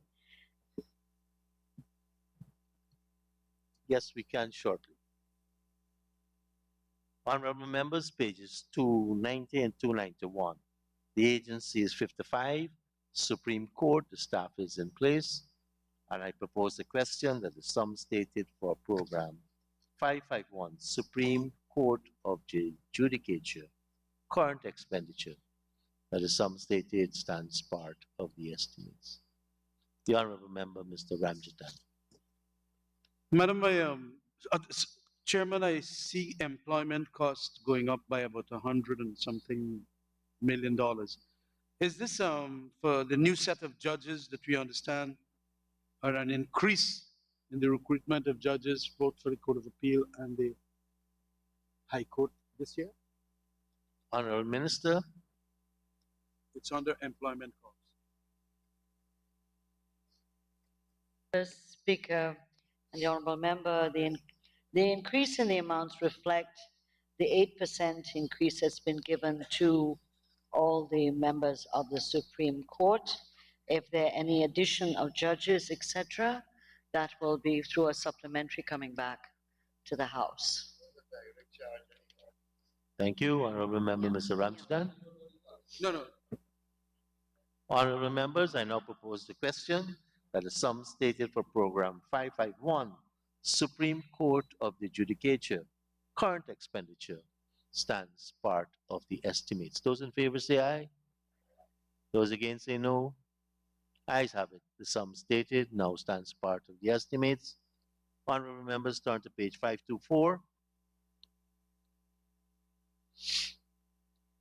And I propose a question that the sum stated for Agency 551, Supreme Court of the Judicature, capital expenditure, stands part of the estimates. Honorable Member Mr. Ramchadan. Could it be, I noticed in constitutional 4,600, there is a $1.5 billion. Could that be disaggregated in simplistic terms for me? Honorable Minister. I'm not sure I can, but I will try. The 1.5 billion capital for the Supreme Court includes a significant number of what are rollover projects. Some are paying interim payments, some are now starting to pay, some have retention payments. So a large part of the budget of the Supreme Court is really things that started last year and are almost finished this year. Some are in retention period and others are new. So about 1.3 billion, if I have it right, is just on rollovers, payments, retention, etc. for all the new places that I believe my colleague, Minister Nandalal, referred to in his speech about the support to the Supreme Court. And then you have a number of new areas, elevators being put in for the Court of Appeal, scanners, generators, a number of issues to do with digital recording, biometric time machines, ACs. So in other words, these are the things being done at a number of the courts around the country. This is disaggregated so that in some areas, the different, magisterial courts and the courts are receiving equipment and things to make their functioning better and their conditions better. So there's a long list here, including trying to improve the condition in the living quarters for the persons who are in the regions who are carrying out the new courts. As we decentralize more, it's important for us to have a better living conditions for the judges, the magistrates, and the clerks as they move around the country. So this is a very significant capital investment for the courts of Guyana, court system for Guyana. Thank you, Honorable Minister. Honorable members, Honorable Member Mr. Holder. Thank you, Comrade Chair. Could the Minister give this specific amount for the building being constructed in Sadi? Sorry? Building in Sadi, could you give the amount? The building in Sadi, any specific amount for that building? Sadi? Yep. Sadi and Regina.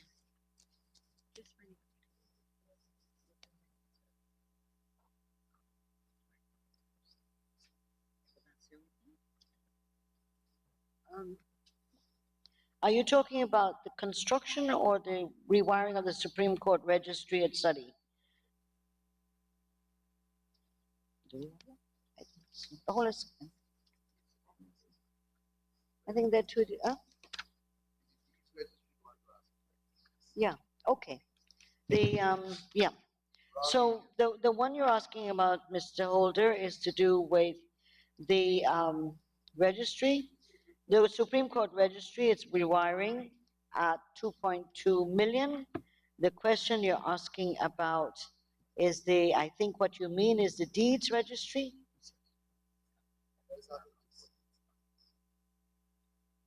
And that's not under the Supreme Court, that's under the Attorney General's ministry. And therefore, you'll be able to ask him that question when he reports today. Thank you very much, Minister. Honorable members, I now put the question that the sum stated for Agency 551, Supreme Court of the Judicature, Capital Expenditure, that the sum stated now stands part of the estimates. Those in favor say aye. Those against say no. Ayes have it. The sum stated now stands part of the estimates. Thank you, Minister, and the staff of the Supreme Court.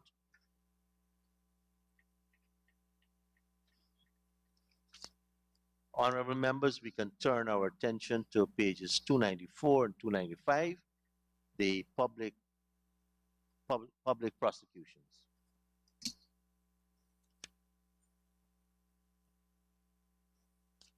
I invite the staff to join the Honorable Minister. Honorable members, I propose the question that the sum stated for Agency 56, Public Prosecutions, Program 561, Public Prosecutions, Current Expenditure, stands part of the estimates. Honorable members, I now put a question that the sum stated for Program 561, Public Prosecutions, Current Expenditure, stands part of the estimates. Those in favor say aye. Those against say no. Ayes have it. The sum stated now stands part of the estimates. Honorable members, please turn to page 525.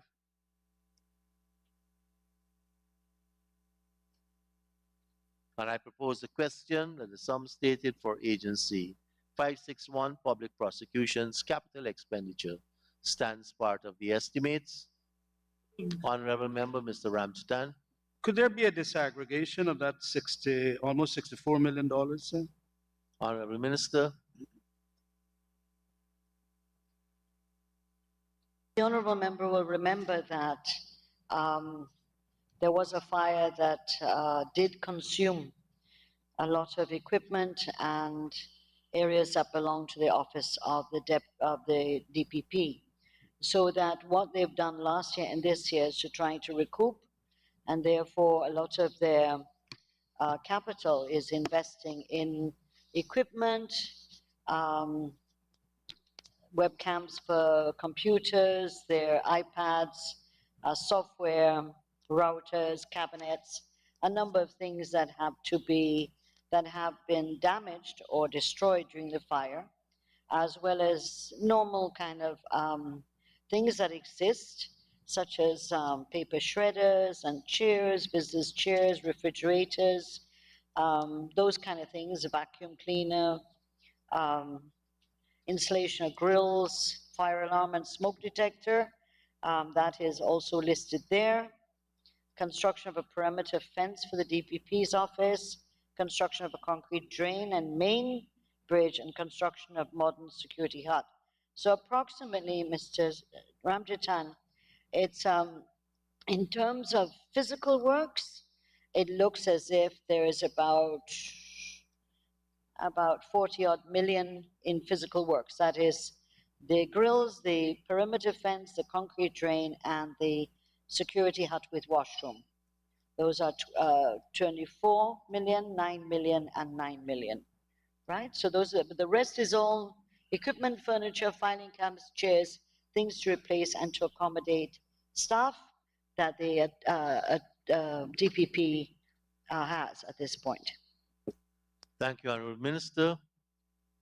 Honorable members, I now put the question that the sum stated for Agency 561, Public Prosecutions, Capital Expenditure, stands part of the estimates. Those in favor say aye. Those against say no. Ayes have it. The sum stated now stands part of the estimates. Thank you, Minister and staff of the DPP office. Honorable members, we can now turn to pages 298 and 299 and invite the staff of the Ombudsman Office to join the Honorable Minister.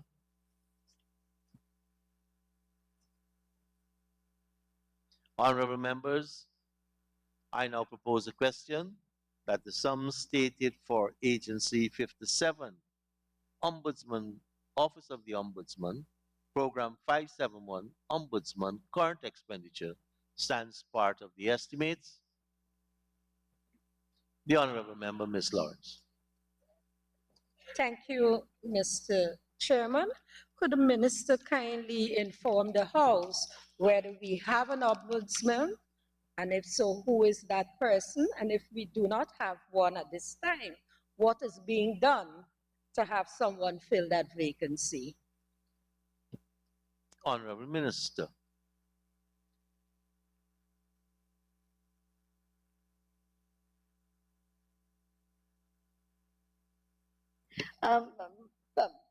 Mr. Speaker, I'm a little bit flabbergasted. The Honorable Ombudsman, Mr. Patterson, Winston Patterson, Justice, was appointed in 2015, reappointed in 2018, and he is still in the position now as the Ombudsman for Guyana. And as far as I know, he works hard, he does well, and so he's still the Ombudsman. He has been appointed repeatedly. Thank you, Minister. Honorable Member. I don't know if the minister got the wrong Patterson, but this is the Patterson who's been the Ombudsman since 2015. Thank you, Minister. Honorable members, I now put a question that the, excuse me, that the sum stated for Program 571, Ombudsman current expenditure, stands part of the estimates. Those in favor say aye. Those against say no. Ayes have it. The sum stated now stands part of the estimates. Honorable members, just a note to those online. You can raise your hands. We will monitor that, but you can also raise your voice if you need to speak. So we'll have the audio for the online people running all the time too. So if I don't recognize your hands, at least if you indicate by voice, I can also recognize you. Honorable members, let's turn to page 526. And I propose the question that the sum stated for Agency 571, Capital Expenditure, stands part of the estimates. Honorable members, I now put a question that the sum stated for Agency 571, Capital Expenditure, stands part of the estimates. Those in favor say aye. Those against say no. Ayes have it. The sum stated now stands part of the estimates. Thank you, Minister and staff of the Ombudsman Office.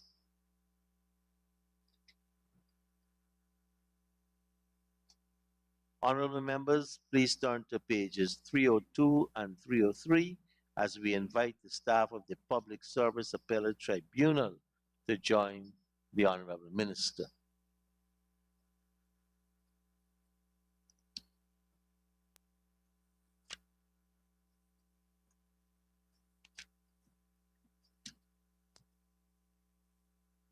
Honorable members, I now propose a question that the sum stated for Agency 58, Public Service Appellate Tribunal, Program 581, Public Service Appellate Tribunal, current expenditure stands part of the estimates.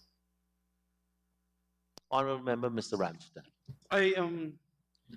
It's a little difficult for me to point actually the item number, but in relation to this Public Service Appellate Tribunal, same amount this year, but could we get from the minister how many cases in 2022 did the Public Service Appellate Tribunal determine?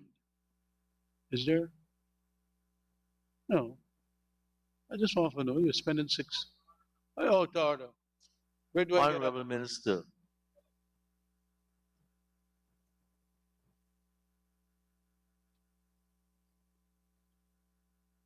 As the honourable member knows, this wouldn't be reflected in the budget, but that in their annual report it should be presented. However, I'm advised that there were no cases in 2022 because there's been no public service commission. The generation of cases to PSAT is based on decisions taken by the Public Service Commission. And Yeah. therefore, for 2022, there were no cases heard at the PSAT. Thank you very much, Honorable Minister. Honorable members, I now put a question that the sum stated for Agency 581, Public Service Appellate Tribunal, current expenditure stands part of the estimates. Those in favor say aye. Those against say no. Ayes have it. The sum stated now stands part of the estimates. Let's turn, honorable members. Well, thank you very much, Honorable Minister and staff.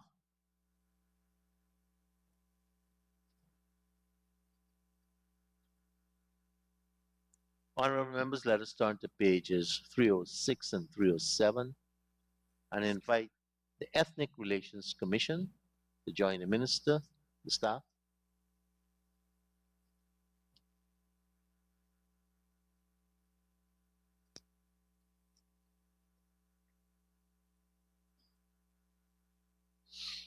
Honorable members, I propose the question that the sum stated for Agency 59, Ethnic Relations Commission, Program 591, Ethnic Relations Commission, current expenditure stands part of the estimates. Honorable Member Ms. Lawrence. Thank you, Mr. Chair. Mr. Chair, to the Honorable Minister. Minister, I note that the indicators for this commission shows that they will be doing a lot of work this year in 2023. If we look at the targets, they're seeking to have some 104 statutory meetings, I think, and going around the country, etc., etc. I also note that at the second indicator, they have indicated that they will be filling some 26 vacancies. Yet when I look at the employment cost, I only see what was revised as per last year, $75,591, and the same amount is being allocated this year. Where are we budgeting for this additional 25 staff? Honorable Minister. Mr. Speaker, I think the whole House knows that we put on notice the conclusion of the ERC process of nominations and hope that this House, on the last day of the budget, when we come to an end, we could pass the motion to allow the ERC members who have gone through a long consultation process to be approved by this House so that we can send to the President for their appointment. So that in regards to the persons who have been on contract, we have not been able to renew them because there's no commission. So as the contracts have ended, they've left. Therefore, it's in the new, we have anticipated that the new commission will be hopefully in place early this year, and that the commission will then decide on its hiring practices, etc.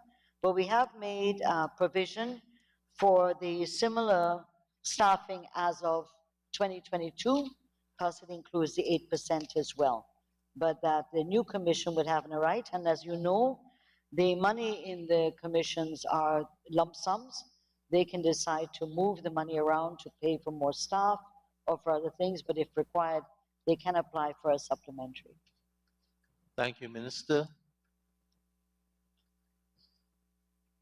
So, honorable members, I now put a question that the sum stated for Program 591, Ethnic Relations Commission, current expenditure stands part of the estimates. Those in favor say aye. Those against say no. Ayes have it. The sum stated now stands part of the estimates. Honorable members, turn to page 528.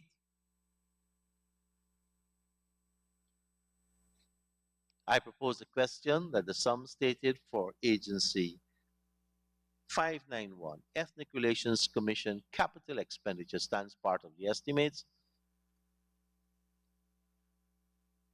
Honorable members, I propose the question that the sum stated for Agency 591, Ethnic Relations Commission capital expenditure stands part of the estimates. Those in favor say aye. Those against say no. Ayes have it. The sum stated now stands part of the estimates. Thank you, Honorable Minister and staff of the Ethnic Relations Commission.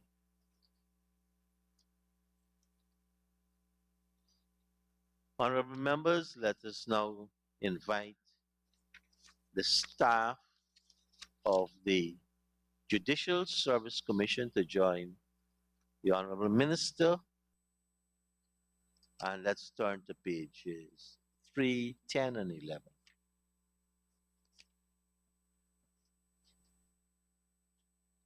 Honorable members, I propose a question that the sum stated for Agency 60, Judicial Service Commission Program 6001, Judicial Service Commission current expenditure stands part of the estimates. Honorable Member, Mr. Rankin. Yes, could I ask the Minister, when actually are we going to get the Judicial Service Commission working for 2023? Honorable Minister. Speaker, there's provision made for the new Judicial Service Commission, as far as I know, and the members, part of the members have been receiving stipend who are post holders, as if there was a commission, but that has been the practice.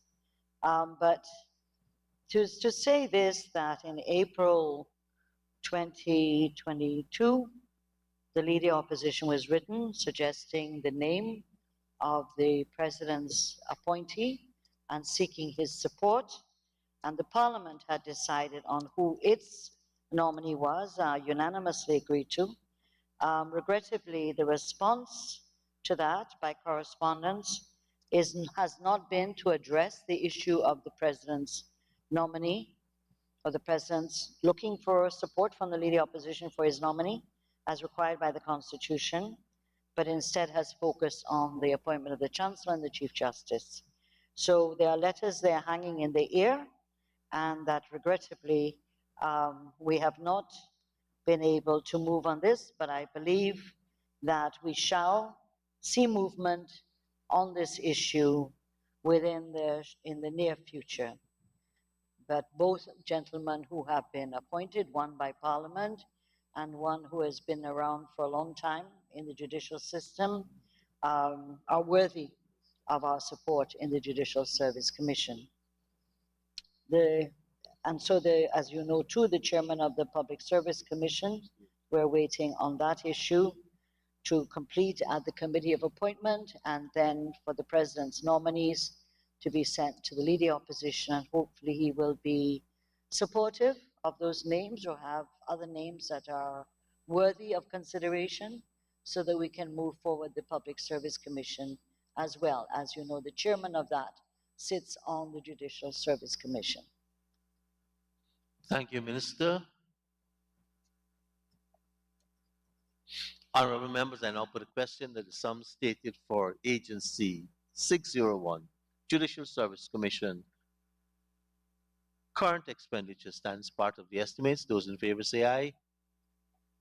Those against say no.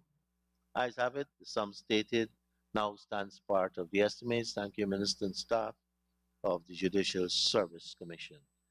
Honorable members, let's invite the members of the Rights Commission to join the Honorable Minister. And let us turn to pages 314 and 315.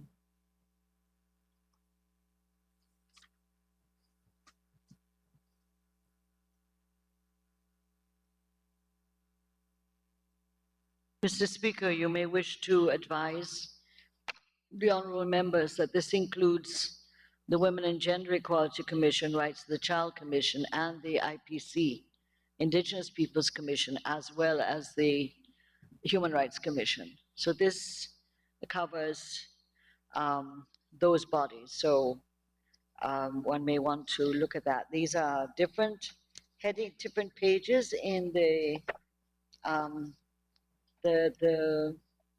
Appendix T, so that I assume that by putting, forgive me for not standing, but I need to catch myself.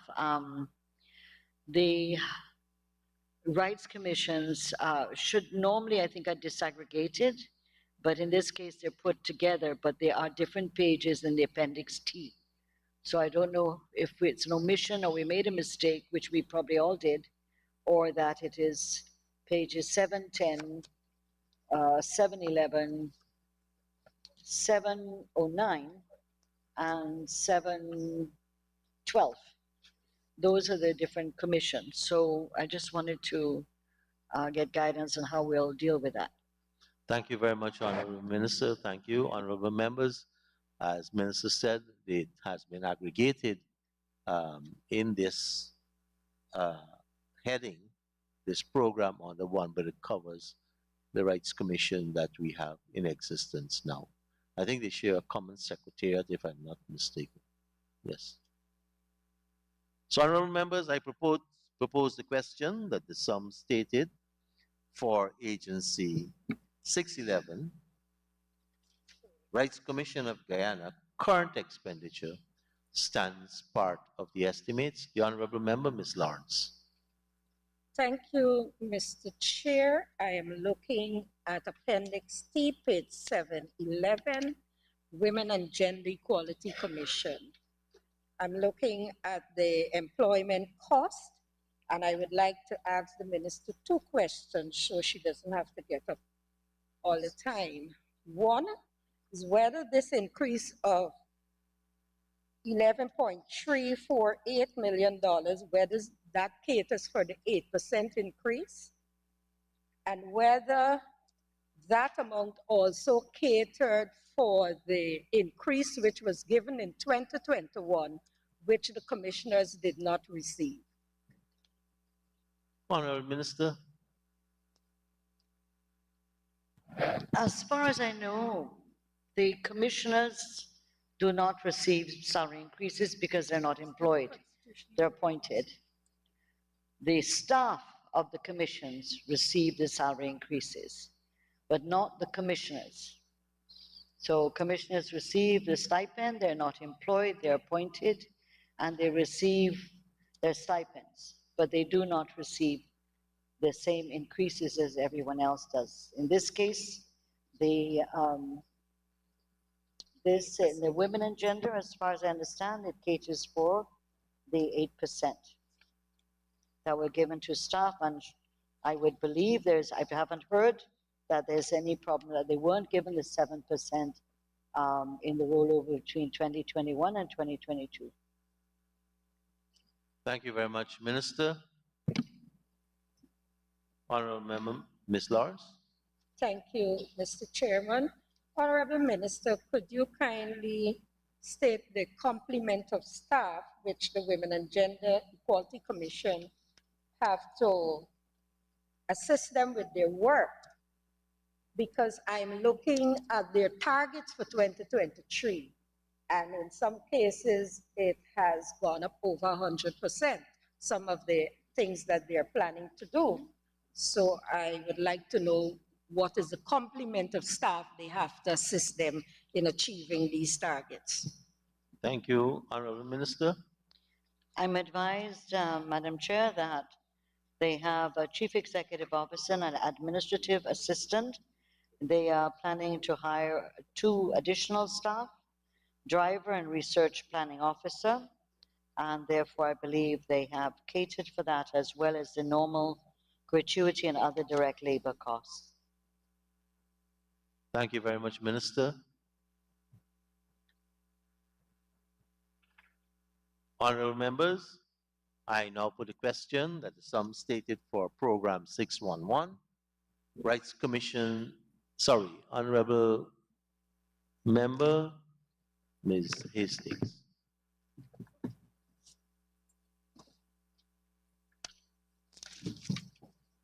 Thank you, Chair. I am looking at page 712, Indigenous Peoples Commission. And my question would be similar. What is the complement of the staff that we have at that commission? If the Honorable Minister can give us that. Honorable Minister.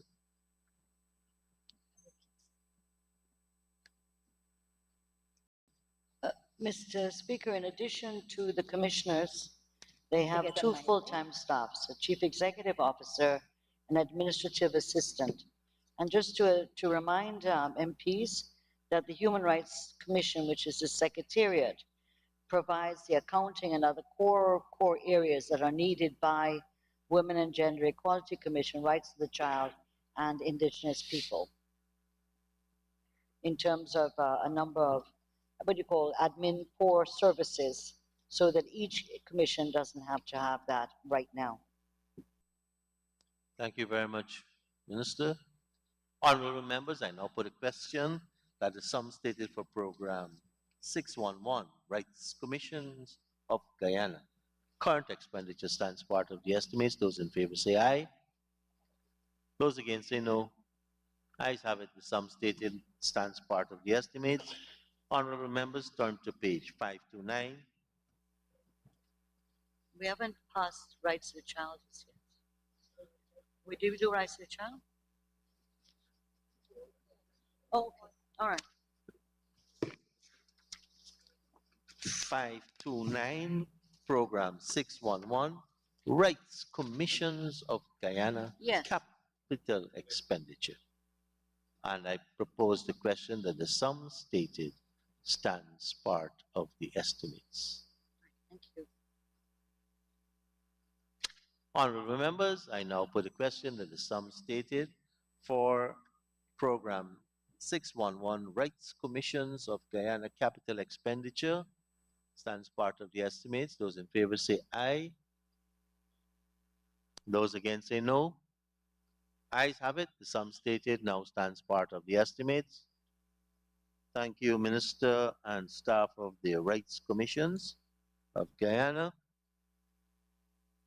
And let us invite the Public Procurement Commission.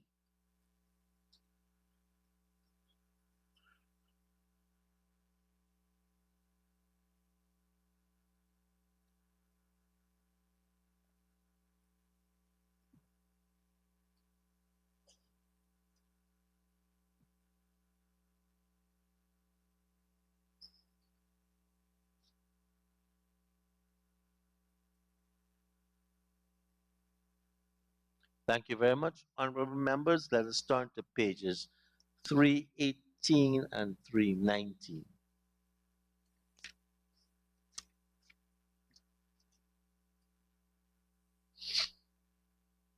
And I propose a question that the sum stated for Agency 62, Public Procurement Commission, Program 621, Public Procurement Commission current expenditure, stands part of the estimates. Honorable Member, Mr. Ramjatan.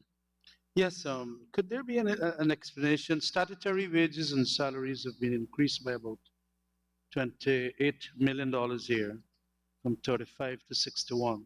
What may have been the reason for that increase? Honorable Minister. It's 7:30. Mr. Ramjatan, Mr. Speaker, you recall that the Public Procurement Commission was appointed around July 2023. Therefore, they were only paid half year or a little less than half year. So this is now the projection of the entire year to cover their stipends, their statutory requirements according to the law. Thank you.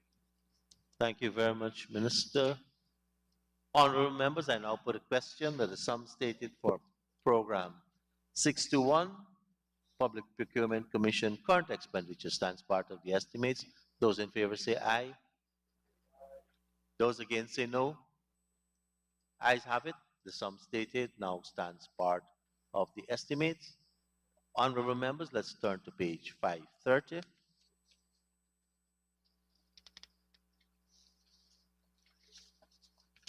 And I propose a question that the sum stated for program 621, Public Procurement Commission capital expenditure, stands part of the estimates. Honorable members, I now put a question that the sum stated for program 621, Public Procurement Commission Capital expenditure stands part of the estimates. Those in favor say aye. Those against say no. Ayes have it. The sum stated stands part of the estimates. Let's really thank the Honorable Minister and the staff of the Public Procurement Commission, along with the staff of our own ministry who has been shepherding and marshalling the accounts of all the agencies under her head. Thank you very, very much, staff.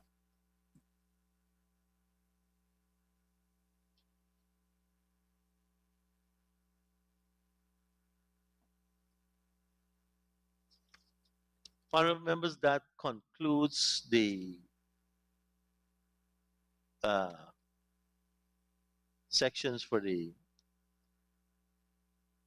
agencies under the Honorable Minister. I know we've had a long session, and at 1:55, I'll ask the Assembly resume so we can suspend to have our lunch intermission.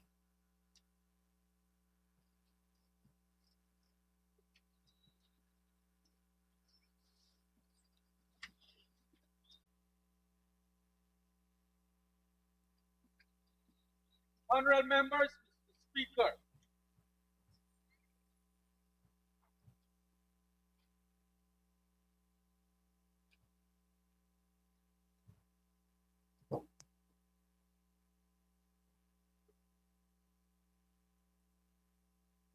Thank you, honorable members. Please be seated. We will resolve ourselves into Committee of Supply and continue with the examination of the estimates in committee. Honorable members, we can turn to pages 36 and 37. Office of the President, and just that the Honorable Minister of Parliamentary Affairs and Governance has had an opportunity to recoup and recharge.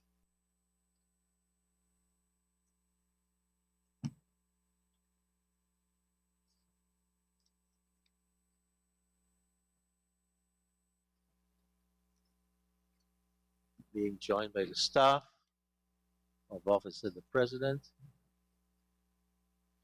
Mr. Speaker.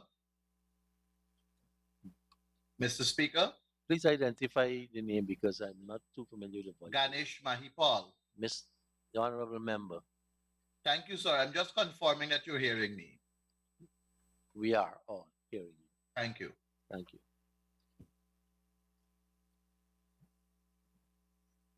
Honorable members,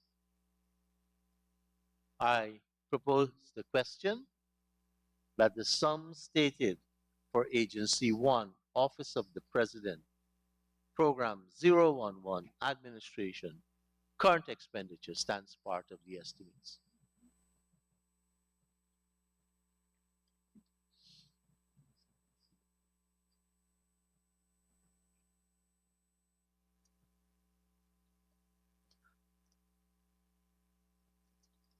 I think the person who had their alarm on for 1:55 is now just after 3:08. The Honorable Member, Ms. Sarabohali. Thank you, Mr. Speaker. Mr. Speaker, I'm at line item 6272.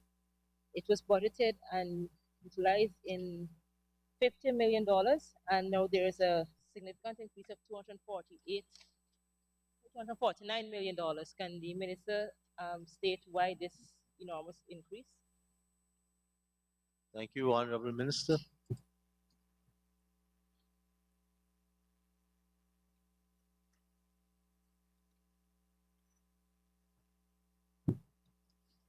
Member of Parliament, 6272. Regrettably, there was arrears in GPL for 2022, and therefore it includes 199 million is budgeted to deal with the arrears from 2022 for GPL. Thank you very much.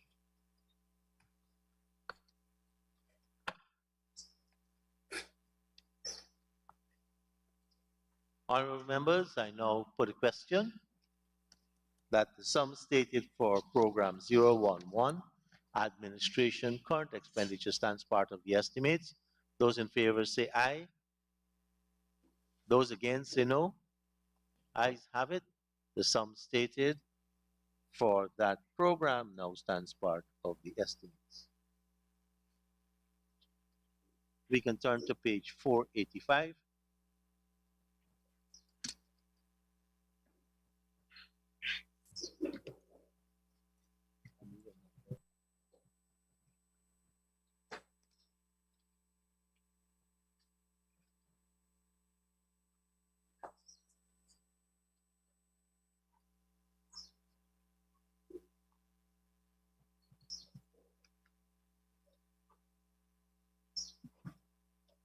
Honorable members, I propose the question that the sum stated for agency 011, administration, capital expenditure stands part of the estimates.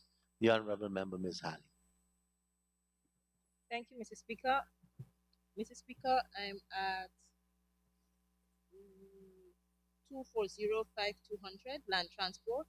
It says here that a total of 100 million has been budgeted for the purchase of vehicles. Can the minister state how many vehicles are expected to be bought with this sum and for who? Honorable Minister.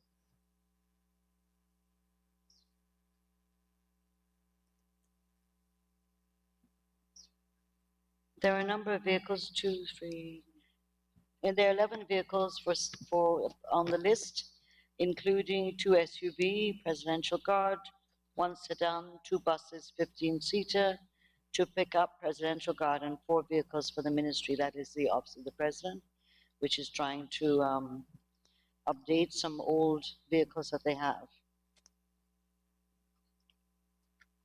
Thank you. Honorable Member, Ms. Halley. Thank you, Mr. Speaker. Honorable Minister, just confirm that all of the vehicles that are going to be bought is for the Office of the President's suite. The fleet, not suite, sorry, fleet? Yeah. Yes, yes. Okay. Yeah. Thank you. Honorable members, I now put Mr. Chairman. Go ahead, Honorable Member, Mr. Mahipal. Thank you very much, Mr. Chairman. Mr. Chairman, project code 1702300. Men on Mission Program. A sum of $500 million is budgeted for this project code. Can the Honorable Minister say to this House what are the enhanced human and social development that this sum will facilitate? Honorable Minister. Thank you, Member Ganesh Maipal. The 500 million here is to deal with a number of initiatives under the Men on Mission, particularly community works, like you've seen, the building of homes for very, very indigent persons, as well as working on community projects, that is sports fields and so on, or sporting activities that will help, and vocational training, social counseling, etc., that would help people, particularly focusing on issues affecting men, as you know, life expectancy, mental health, and education, as well as addressing domestic violence. Mr. Chairman. The Honorable Member, go ahead. Thank you, sir. Mr. Chairman, with reference to the building of homes, community work, and enhancement of sport facilities and so on, can the Honorable Minister specify what criteria will be used to assess so as to ascertain the urgency of need in terms of especially these constructions of homes and so on? Is there a format where people can apply for assistance and the Men on Mission will do an assessment? Is there that kind of arrangement? Honorable Minister. Mr. Paul, I think that you may have seen um, the conditions under which a number of the very elderly lived in horrible, horrible conditions, and that those persons were addressing people who were living in very bad conditions and too poor to be able to help themselves. And so there's no criteria, as you said, in relation to, as you asked, in relation to sporting facilities, etc. But if one goes into a community and there are a number of social problems where interventions could help to address these concerns, the men on mission would do that. You also know the men on mission have their own body that makes decisions for them as well. Thank you, Mr. Chairman. Mr. Chairman? Go ahead, Honorable Minister. Thank you, sir. I understand what the Honorable Minister is saying, but in an instance like this, I would like to believe that for prudent financial management and proper spending of taxpayers' money, and in this sense, $500 million, I'm of the opinion that there should be an assessment team to ascertain on a needs basis the assistance for our residents and citizens.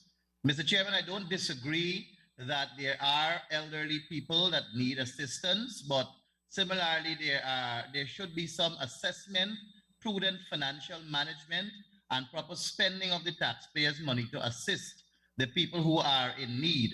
Can the Honorable Minister say if they are going to establish a secretariat or some management committee to do that level of assessment so that the money is spent not on selective purpose, but rather on a needs basis? Honorable Minister. Mr. Speaker, there is a body that is managing the men on mission. These are made up with very high and reputable leaders of our country, the head of the army, the head of the police, a number of pastors, I believe, a number of civil society representatives, so that these are the persons who will make decisions on the usage of the money. And if I know Pierre Sabina and the Office of the President well enough, that they will make sure that financial propriety is managed. Mr. Chairman, thank you. Go ahead, Thank you. Can the Honorable Minister say what is the structure in place for this Men on Mission program? I heard her saying that there are a number of reputable persons managing this program. So may I ask, who is the head of the program? Who's the deputy head? Who is the secretary? Who's the treasurer? And what is the hierarchical structure of this newly established program where we're asking taxpayers to fund with $500 million? Honorable Minister. Mr. Speaker, this is a new initiative. And as I said, it is led by, it is not airy-fairy, sir.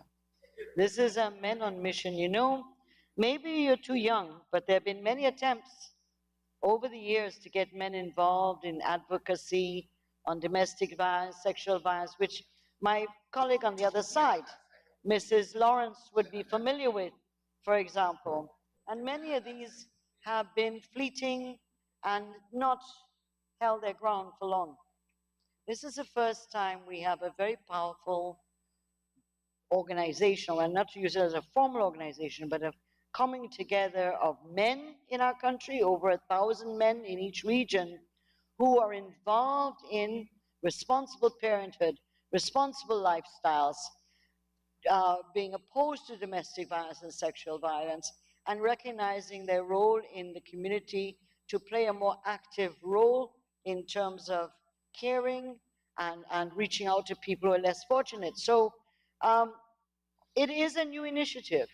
It is led right now, as I said, by the head of the Ghana Defense Force, the head of the Ghana Police Force, the number of religious leaders of Islam, Hinduism, Christianity, and a number of other leaders. This is a very broad-based, led by a very broad-based body of people that are involved with it. And as it gets on, it will take on greater structures and frameworks and so on. However, at this point, they are doing important work in raising the image of our men, which I'm sure you agree with, Mr. Duncan, and that in terms of men playing a more important role in building society. Any of us as women having meetings in communities, the majority of people who turn out are women. Women are engaged, women want to come and find out what's going on. Our men have been somehow lagging back. This brings men, 1,000 for every region, on board to make a powerful movement of men deciding and playing a greater role in the issues that confront them as men themselves, as well as society. So the money is to deal with some of these issues. You know, I mean, the criteria for the elderly and the indigent, I don't know what criteria you want. If someone is having a latrine, so they're available, someone living in a tarpaulin is available, come off of it. These are very, very poor people who are living under terrible conditions.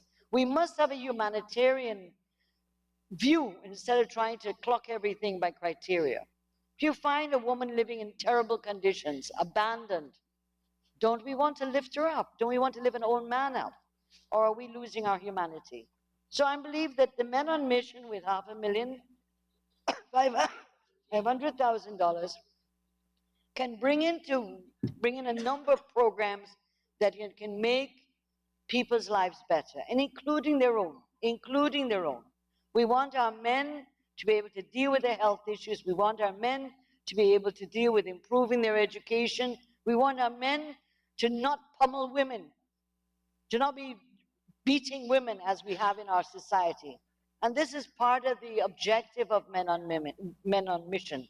So I understand where Mr. Mayapal is coming, but let us give this movement that is not old, it's recently started, let it give it its chance to take a form and organization. What will happen automatically with $500 million is that the fiduciary oversight will be done and will be scrutinized by the Auditor General's office as per norm. Thank you, Mr. Minister. Chairman. Honorable Member, Mr. Mayapal. Thank you, sir. And I must say that the whole lecture on good practice and humanitarian and so on is good. I support humanitarian practice also, and I support the fact that those who need help ought to be helped. But my concern, sir, is that we're asking the people of Guyana to put into a program 500 million Guyana dollars, and there seems to be no financial management in keeping with the Fiscal Management and Accountability Act for this money. So I ask the Honorable Minister again, who sits on the Public Accounts Committee with myself, who spends time to scrutinize the expenditure of government in keeping with the Fiscal Management and Accountability Act, the Procurement Act, the Stores Regulations, and all the other laws that governs the finances of this country. What is the established structure that is in place for the disbursement of this fund, and what is being used to assess who will get the help? Is it just that these reputable men in the name of the GDF head, the Guyana Police Force head, the spiritual leaders and so on, is it that they just choose a community to go into and see somebody who's vulnerable and make an assessment and decide to build?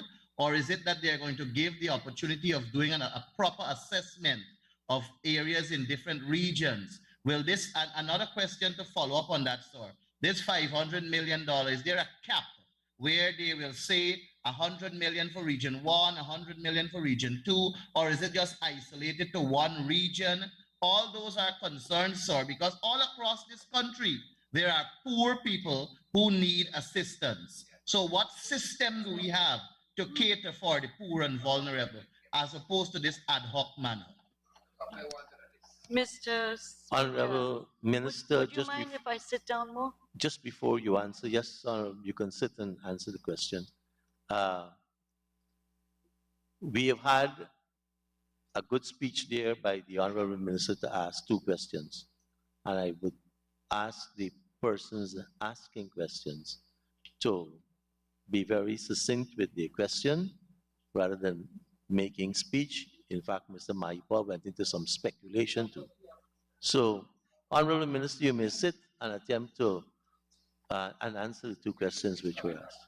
Thank you, Mr. Speaker. This is capital. We're looking at the capital allocation in the budget on the Office of the President for Program 01. And therefore, this is a capital issue. A number of these issues relate to policy, and I would therefore suggest to the honorable members that the policy questions you're asking can probably go in questions to the ministers so that you're able to respond in more detail to these issues. In terms of the fiduciary oversight, which was asked for by Mr. Maipol, any use of the capital money in the Office of the President must go through the normal process that are covered by the Procurement Act, the financial laws, and the FMAA. So that some of the concerns that Mr. Maipol has, I think, will be addressed by that. And I wish to remind Mr. Maipol that we looked at the audit performance record during the COVID vouchers, which was supposed to give 11,000 people vouchers during the COVID in 2020, and that 9,000 never received any, and there's no documentation to show for that. So I do understand where Mr. Maipol is coming from. Having come from that past, I would understand why he's highly suspicious of an allocation like this.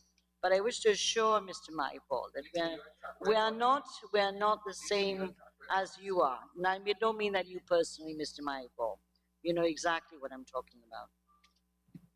Thank you very much, Honorable Minister. Yes, Honorable Member, Mr. Maipol. Thank you. Just to remind Honorable Minister that I am Honorable Mahi. You're asking a question or you're reminding her about something? Well, I didn't hear she said Ask a Honorable question, Mahipol. please. We're not going to encourage an exchange of policy statements here. You can ask a question of a policy question with respect to what the money, but reminding is another issue. Do you have another question?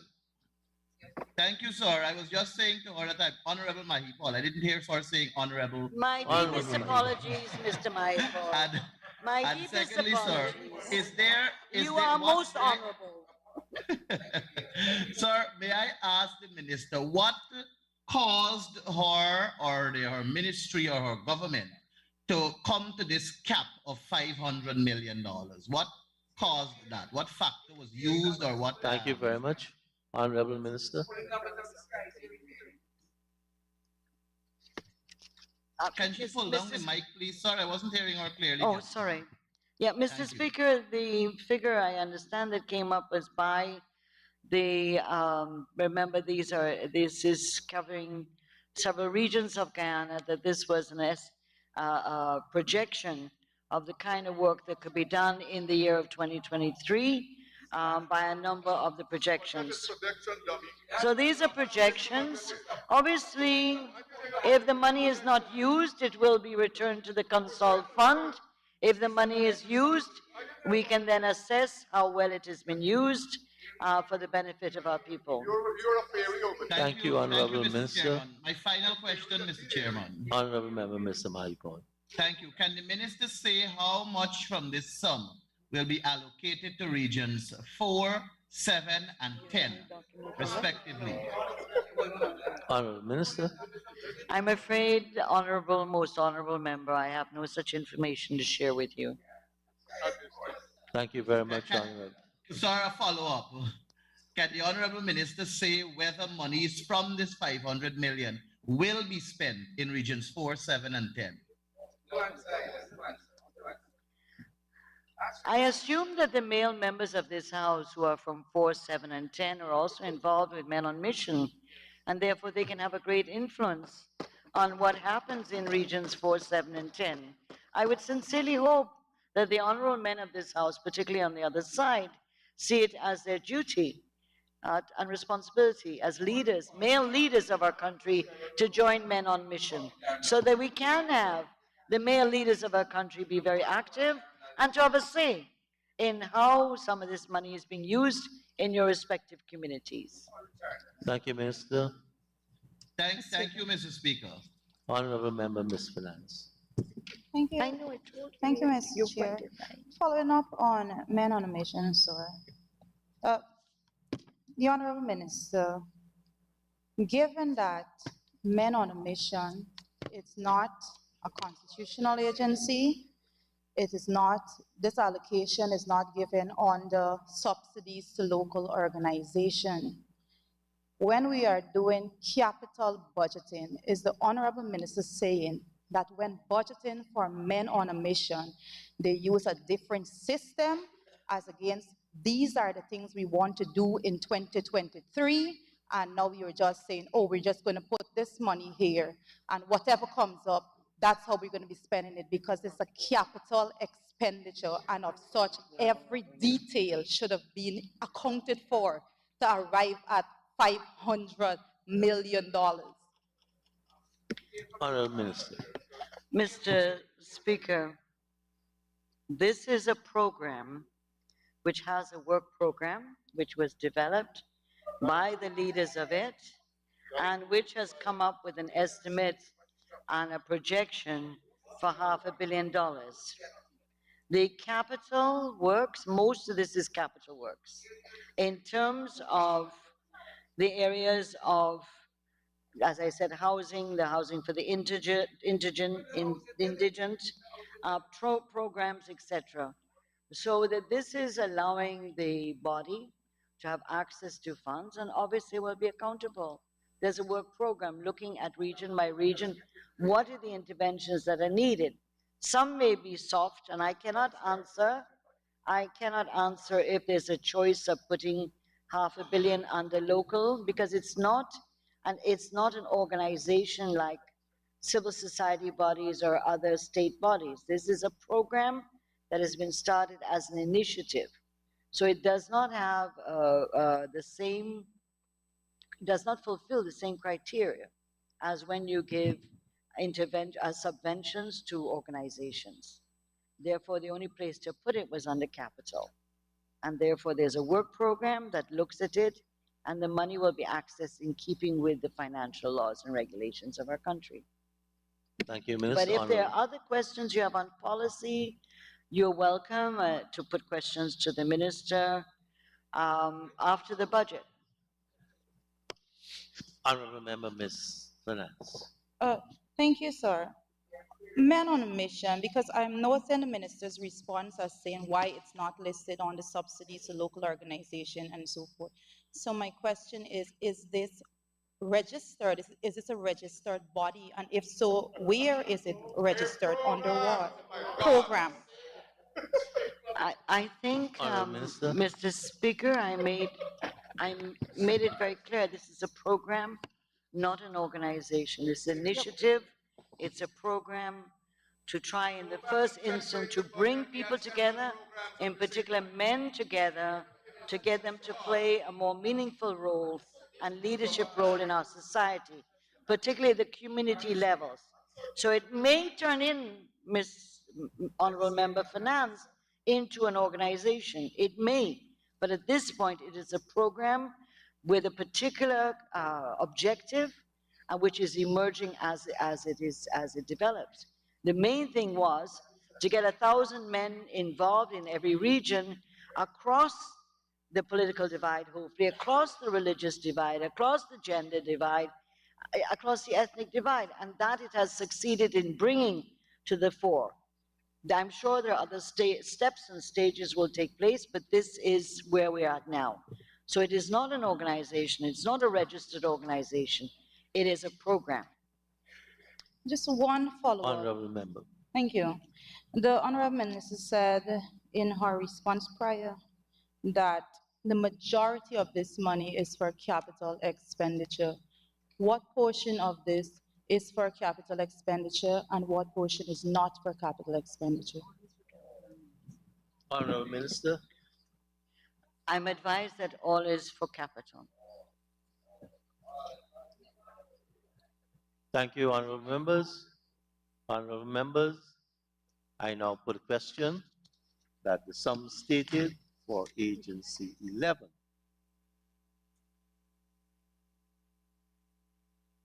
Office of the President, Administration, Capital Expenditure, stands part of the estimates. Those in favor say aye. Those against say no. Ayes have it. The sum stated now stands part of the estimates. Honorable members, please turn to pages 38 and 39.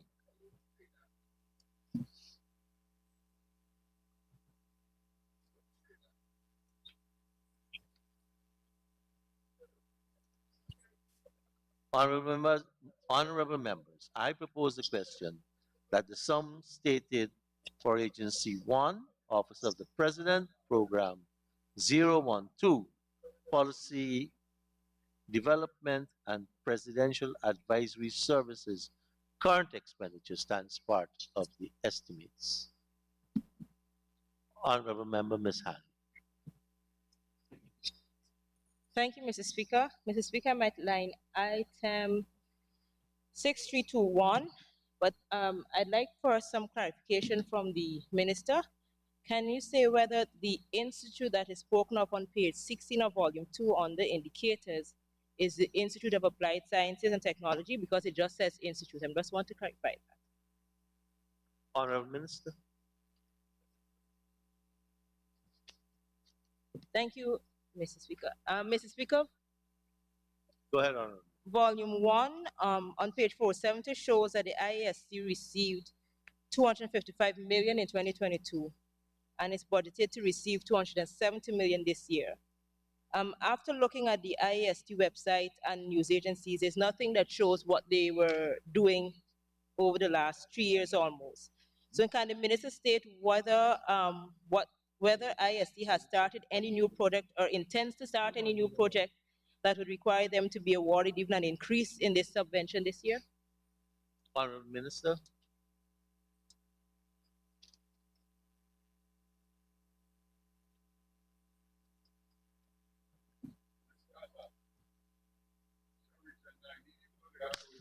The increase in the ISD budget is mainly due to the increase in the capital budget.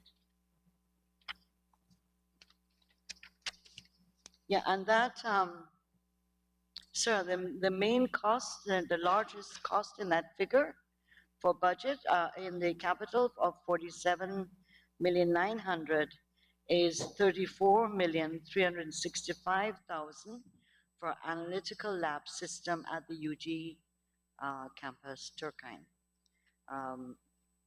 This will allow for more diversified tests so that samples in mining, agri, oil and gas from clients do not have to be sent overseas, and at least 3 persons are already trained to use the equipment. So these are not the same tests being done by other agencies. These are different, and this would allow for what you call income revenue generation by the IAC.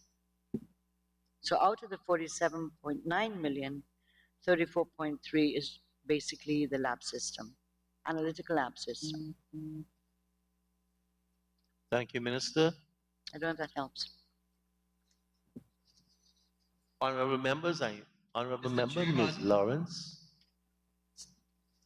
Thank you, Mr. Chair. Mr. Chair, I will ask the minister to look at line item 33011100. This is a provision to lands and survey, and we are told that they will be opening new lands for agriculture, industrial, housing, and other developmental purposes. Could the minister indicate where are we going to see these new lands opening for these 3 purposes? Which regions? Honorable Minister. Missing something.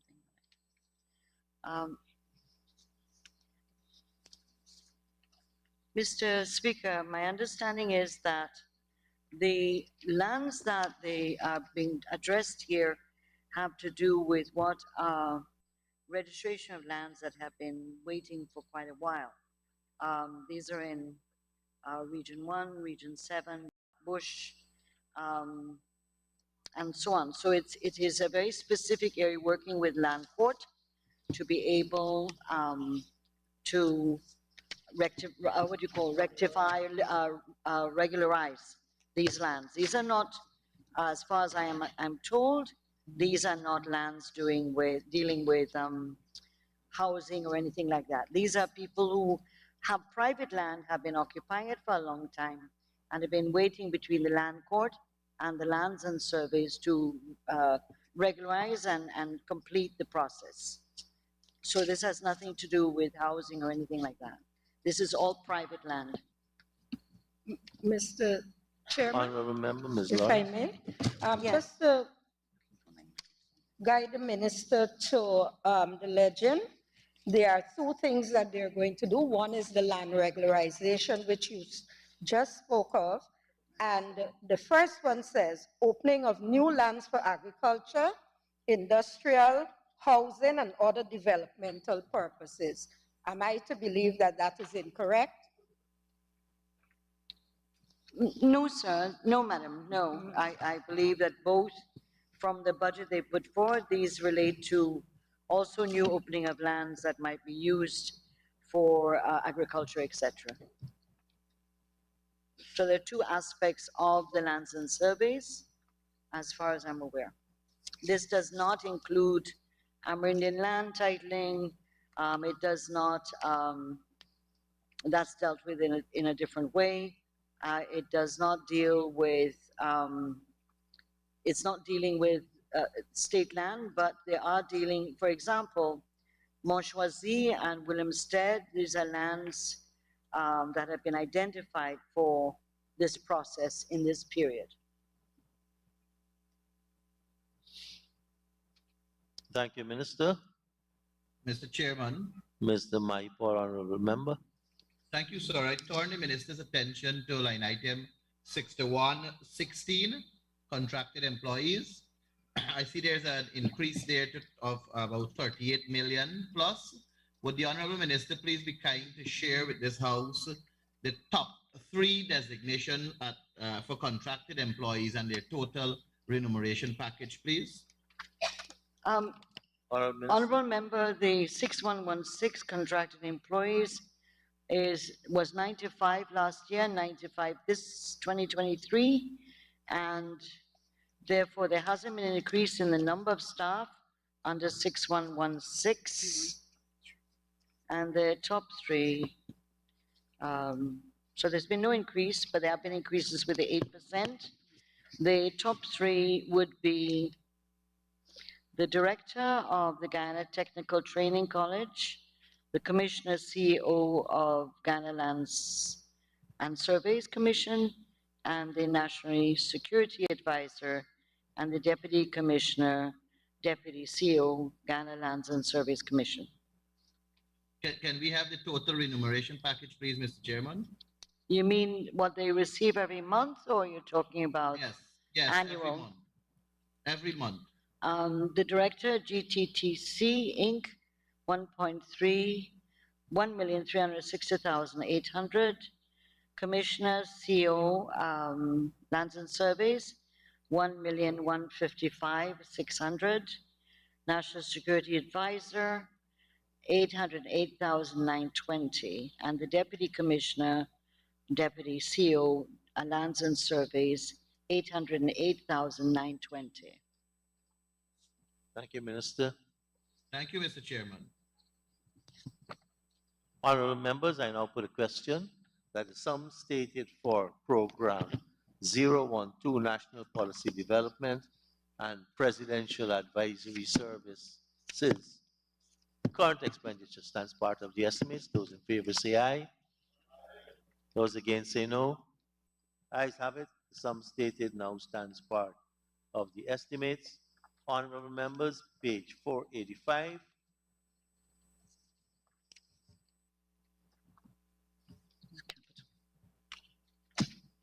I propose a question that the sum stated for Program 012, National Policy Development and Presidential Advisory Services, capital expenditure stands part of the estimates.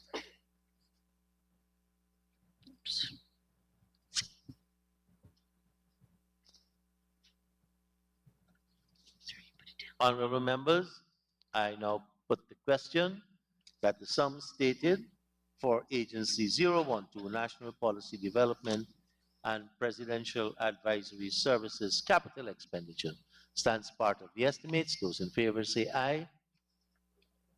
Those against say no. Ayes have it. The sum stated now stands part of the estimates. Honorable members, please let us turn to pages 40 and 41.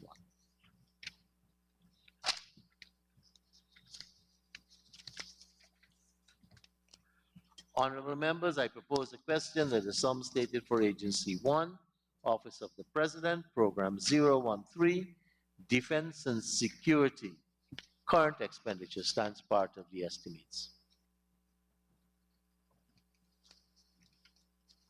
Honorable Member, Ms. Lawrence. Thank you, Mr. Chairman. Could the minister indicate which new sites they will be putting this security at? I'm talking about 6281 on page 41. I note it has moved from 7.9 million to 21 plus million dollars. Honorable Minister.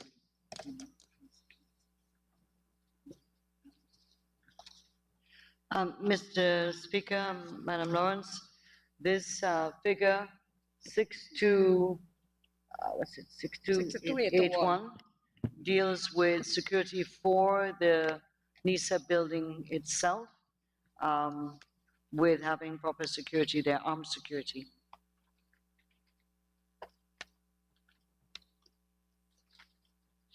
Mr. Chairman. Honorable Member, Mr. Mahi Paul. Thank you, sir. 6116 contracted employee. Would the Honorable, I see there's an increase of 13 from 4. Would the Honorable Minister please provide a designation of the top 3 employees, contracted employees, under this line item and their monthly remuneration package, please? Honorable Minister. Yes, Mr. Speaker, this has to do with the hiring of a number of analysts for the NISA, so that one has a Defense Board Officer 1, Defense Board Officer 2, then 1, 2, 3, 4, 5, 6, 7 analysts, all paid $152,420 per month. Thank you, Minister. Thank you, Mr. Chairman. With the line item 6294, there's a heavy increase there of over $100 million and more. Could the Honorable Minister... Sorry, I can't hear you well, Honorable Member. 6294. If the Honorable Minister can please give us at least an understanding of this significant increase of over $100 million. Honorable Minister. Honorable Member, you know what NISA is, and you know what NISA's terms of reference are. And so it's a National Intelligence Security Agency, and that the reason for the variance and the request for increase is the increase in operational funding to conduct more operations along our borders, within our maritime zone, and across the spectrum of crime intelligence. So as you're aware that the border issues and border security, maritime security, further heightened, particularly now that we have oil and gas rigs out in our waters, etc. So these are to address a number of the heightened security concerns by NISA in terms of intelligence gathering and operations. Thank you very much, Mr. Chairman. Honorable members, I now propose a question that the sum stated for Program 013, Defense and National Security, current expenditure stands part of the estimates. Those in favor say aye. Those against say no. Ayes have it. The sum stated now stands part of the estimates. Honorable members, let us turn to pages 42 and 43.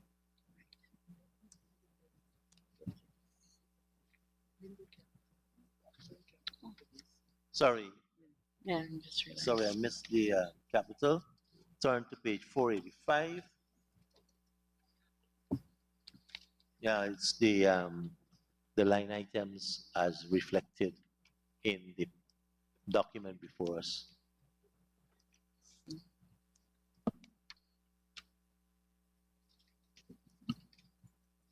Honorable members, and I propose a question that the sum stated for Agency 13, Defense and National Security Capital Expenditure stands part of the estimates.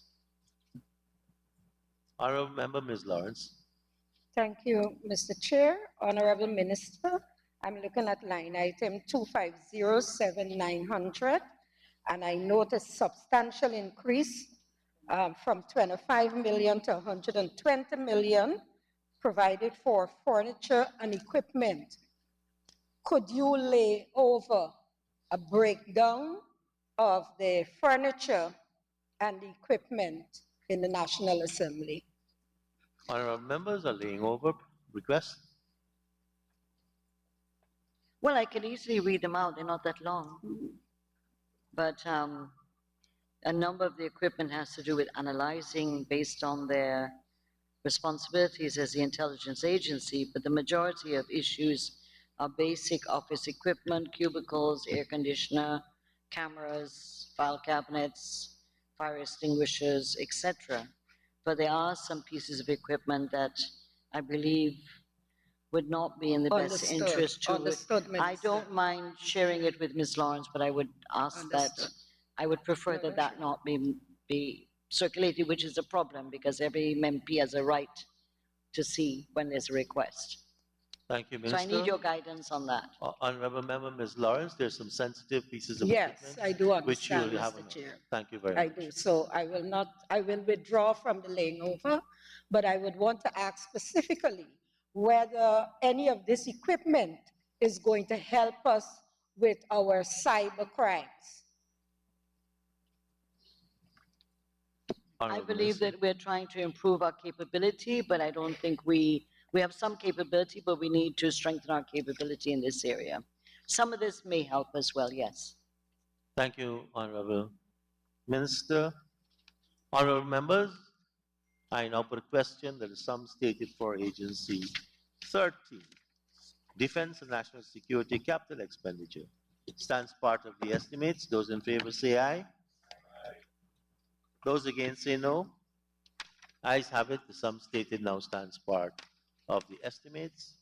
If we can turn to pages 42 and 43.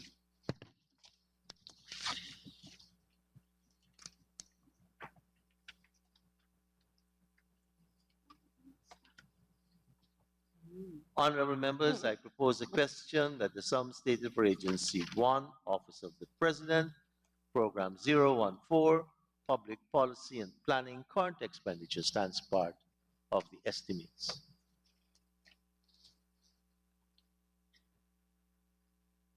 Mr. Chairman. Honorable Member Mr. Mayupon. Thank you, sir. Sir, this program, Public Policy and Planning, has no staffing details. All are zero. But I see that there's sums of money allocated for different line items, speaking to 6221 to 6224. I also see a sum for local travel and subsistence at 6261 and some other line items there. May I ask the Honorable Minister who will be utilizing these sums of monies if there is no staffing details, no present staff for this program? Honorable Minister. And I do take into account, Honorable Minister, that through you, Mr. Chair, that this is the program where 318 million is going to go invest also. But they are separate, and that's an agency, a contribution to local organization. So who are the other monies that are budgeted here going to be spent by? Honorable Minister. Mr. Speaker, my understanding is that there's staff at the Office of the President who would be involved in this program of public policy and planning in terms of execution of programs, including outreaches, stakeholder forums, etc., as well as where required, for example, hiring consultants on public policy, strategies, and development of strategic plans. So that there's been an increase in the budget, for example, under 6284 to allow for this, and including research and monitoring. So this includes staff that's already in the Office of President who will now be working on these issues. Thank you, Minister. Thank you, Mr. Chairman. Honorable Member Ms. Lawrence. Thank you, Mr. Chair. I just want to draw to your attention, given the answer by the Honorable Minister, that the indicators under this 014, public policy and planning, has not applicable for monitoring of national developmental plan, etc. There's nothing there. Just want to bring that to her attention. Oh, you given mean in her the answer. description? But I In would, the- in the in the description. targets, in the targets. Yes. I would just like to turn my attention to 6321, local subsidies and contributions. All of this money is going to go invest, Mr. Chair. And there is just one target, number 4, which reads number of new national projects developed, and it says 1. We have an increase.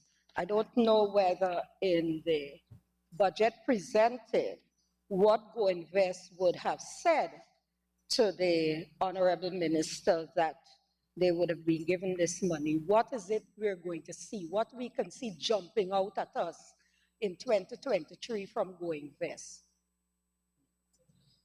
Honorable Minister.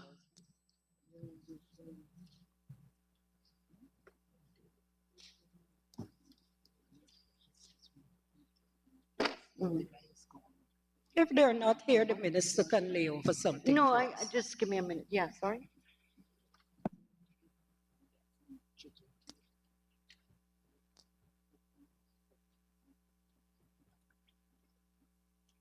Yeah, maybe. Yeah. Just hold on.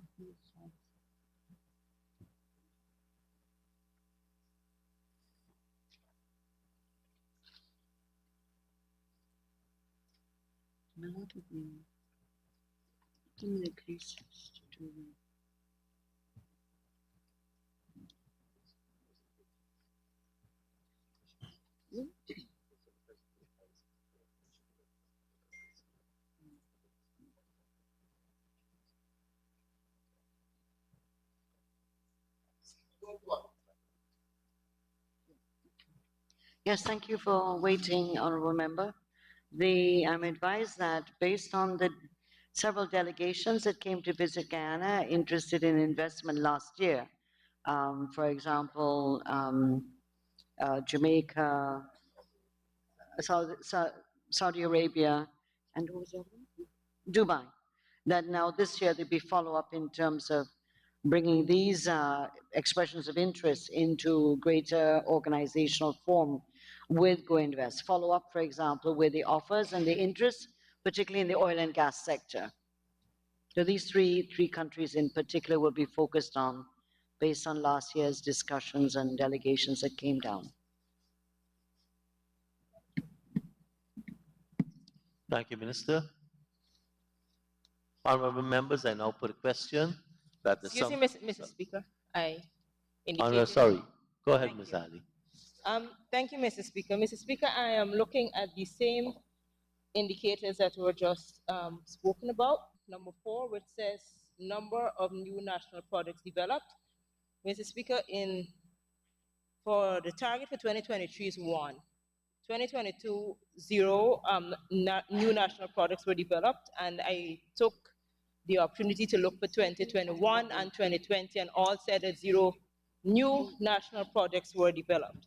So, Mr. Speaker, I was just trying to get some clarity from the minister as to whether this shows, if this is the indicator which shows that there have been no new national or new national projects being developed from 2022 now, because it says 0 from 2022. 2022 and 2023, there's a hope that one new national project would be developed. Honorable Minister.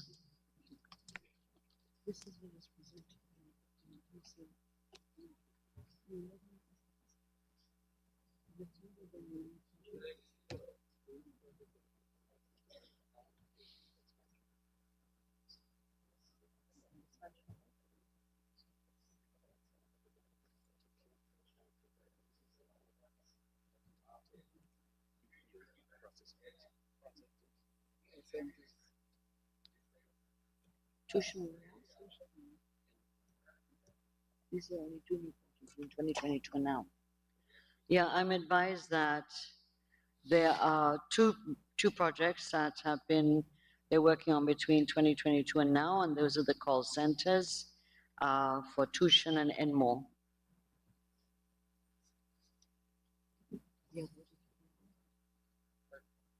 Honorable Member Ms. Halley. Just to confirm that those projects have happened already. So is it a case that the indicators are wrong, that there have been no new national projects on board or completed or implemented since 2020? They've been initiated but not completed. Okay.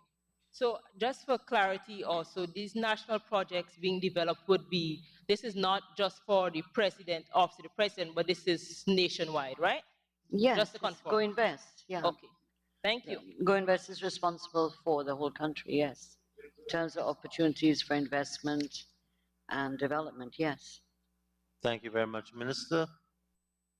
Honorable members, I now put the question that the sum stated for Agency 014, Public Policy and Planning Capital Expenditure,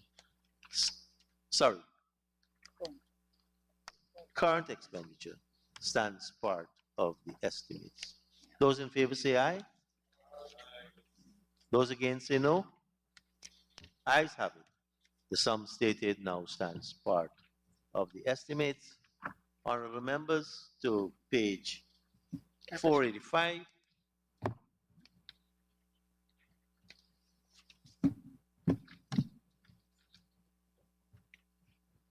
And I propose a question that the sum stated for Program 014, Public Policy and Planning Capital Expenditure, stands part of the estimates.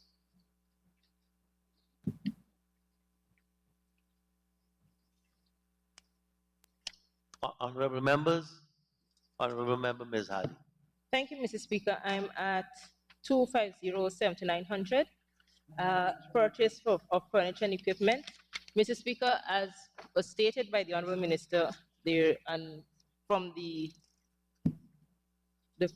early part of Volume 1, there's no staff here. And so I'm just querying as to the purchase of furniture and equipment is for which office?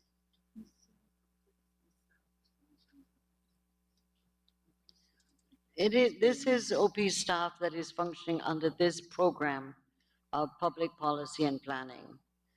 4 computers and 4 laptops. That's what the 2.5 million comes to.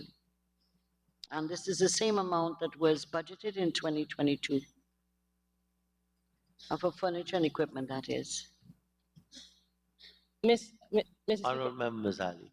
Thank you, Mr. Speaker. Just for clarification, the Honorable Minister stated earlier that the staff is already in offices under other programs and will just be assisting in these particular policies. So they should have furniture and desk in that particular program, and if there's any need, they'll be able to get it under that program. So I'm trying to understand why it is that they now need more computers under this program, if they're just assisting in the analysis and whatever it is that they may need to do on the policy.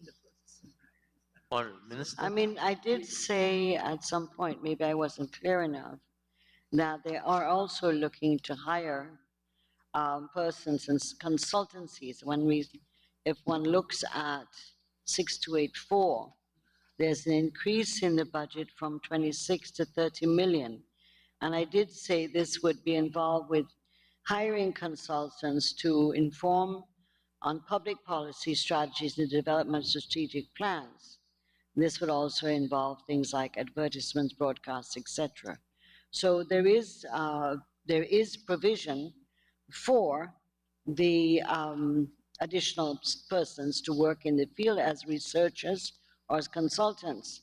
And that the key, and if you look at 6294, there's an increase there, which again deals with research and payment for research studies on socioeconomic development or development baselines, as well as this would be supporting the research and monitoring and evaluation unit. This has more to do with policy and development of policy or research to be able to guide government in making decisions. Thank you, Minister. Honorable members, I now put a question that the sum stated for Agency 14, Public Policy and Planning, Capital Expenditure, stands part of the estimates. Those in favor say aye. Those against say no. Ayes have it. The sum stated now stands part of the estimates. Honorable members, we can turn to pages 44 and 45. And I propose a question that a sum stated for Agency 1 Office of the President, Program 015, Environmental Management and Compliance, current expenditure stands part of the estimates.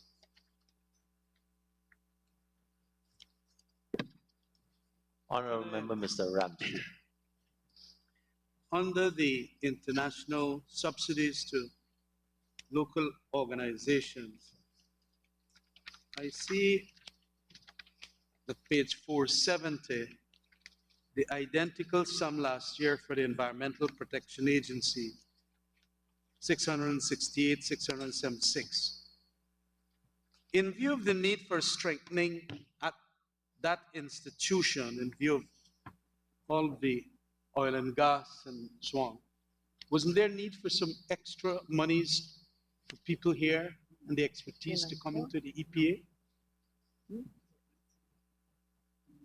Honorable Minister.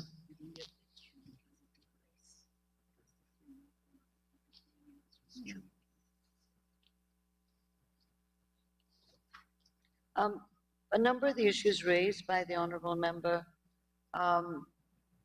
according to the EPA, we don't have to pay for certain services such as training, as there are existing mechanisms, the regional international relationship, that are paying for a lot of the training of staff from EPA.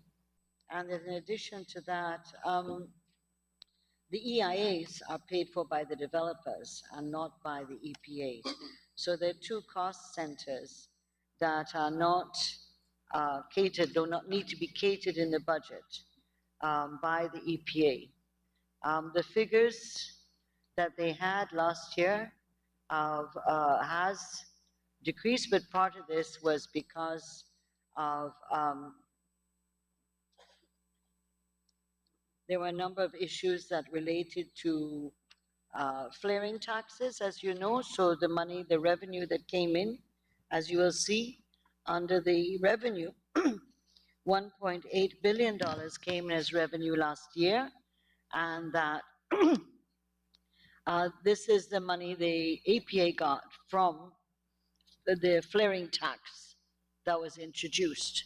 So $1.8 billion, and therefore they did not cater, of course, for revenue because it's hard to project, but that they have not increased because they feel that they would be, they're not expected to continue with flaring as they did before.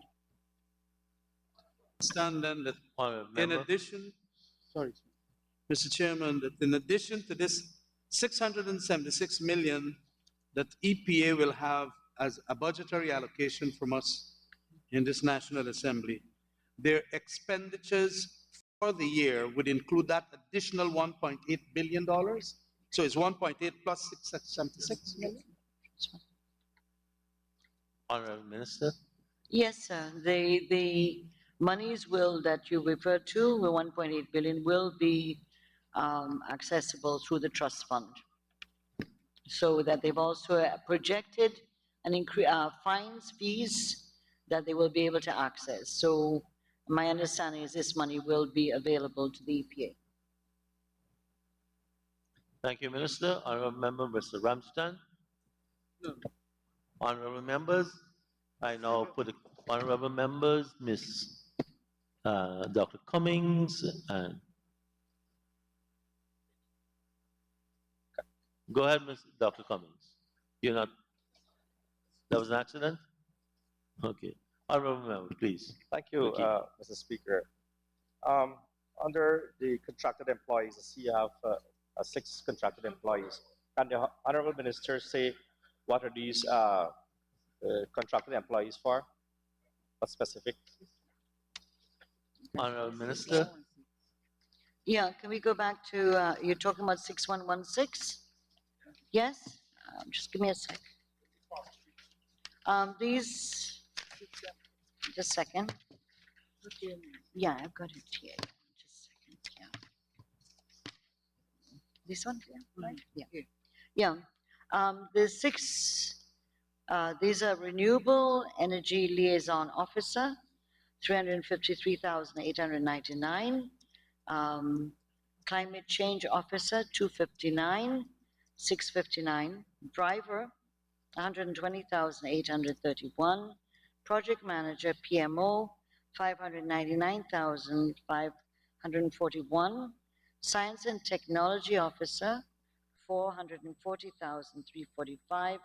Project Manager, 433,350, totaling 2.2 million, and for the year, including gratuity allowances and NIS, this would come to 36,316,285. Thank you, Minister. Honorable member, Mr. Thank you, Honorable Minister. I see in the appendix T, that's page 655. There's about 14,590,000 for training in the appendix T. And I know that there was a proposal for training of 46 members to be on the rig for like on site. I wanted to know if this money is sufficient or is part for those persons to do that training. Minister. Yeah, the amount, just a second. What heading that was again? Would you mind reminding me? Go ahead, Dr. Oh, yeah. Honorable Okay. member. Appendix T. As I said earlier, that whatever they have international relations and regional relations with different institutes dealing with oil and gas, like in California, and a number of others who are providing training for our staff in oil and gas. And where this money may not be sufficient, then they would use this money. But they also have money from the trust fund, etc. So this is thought to be adequate for the needs at this point in case there are any other kind of training. I assume things like, if office staff needs training in sort of non-oil and gas things, for example, that they would need to upgrade staff in what are just in terms of normal day-to-day training of staff. Thank you, Minister. Honorable members. Honorable member, Ms. Hadi. Thank you. Just quickly, Mr. Speaker, at 6116, same contracted employees, can the minister state whether any of these employees are in charge of completing the integrated electronic data management system at EPA? Honorable Minister. No, those are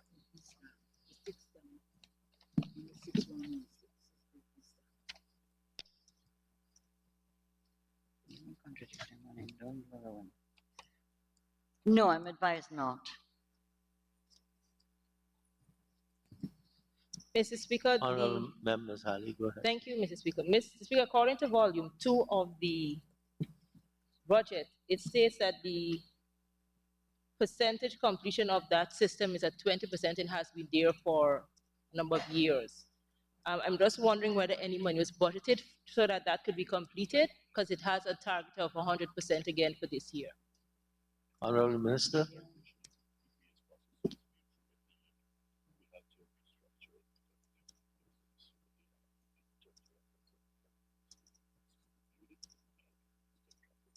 Okay.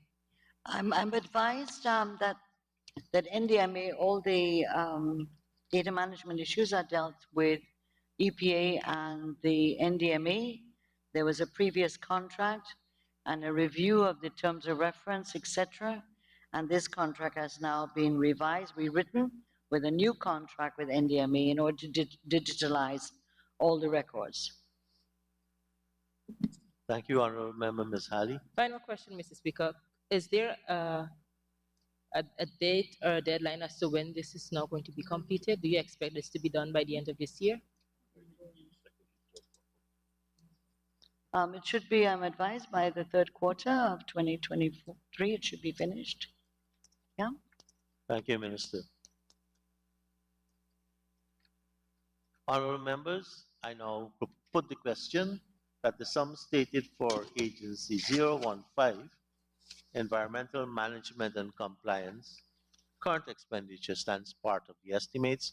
Those in favor say aye. Those against say no. Ayes have it, the sum stated now stands part of the estimates. Honorable members, we can turn to page 486.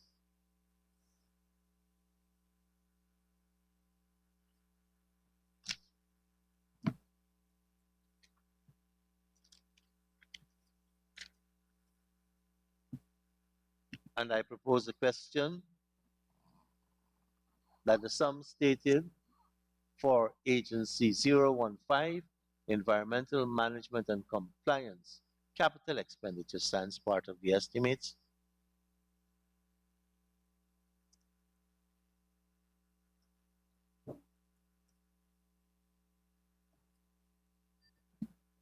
Honorable Member Ms. Halley.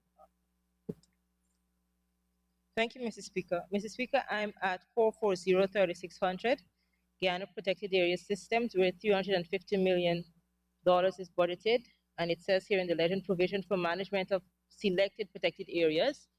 Have those areas been selected as yet? Honorable Minister. And can you state where those areas are?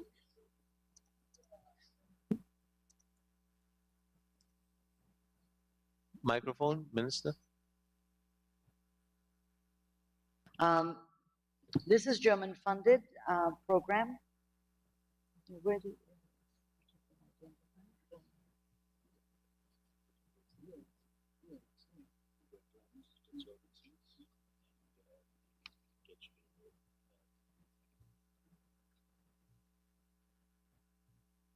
The three geographic locations are wetlands, conservancies, and Rupununi for this project in terms of the German funding that has been identified.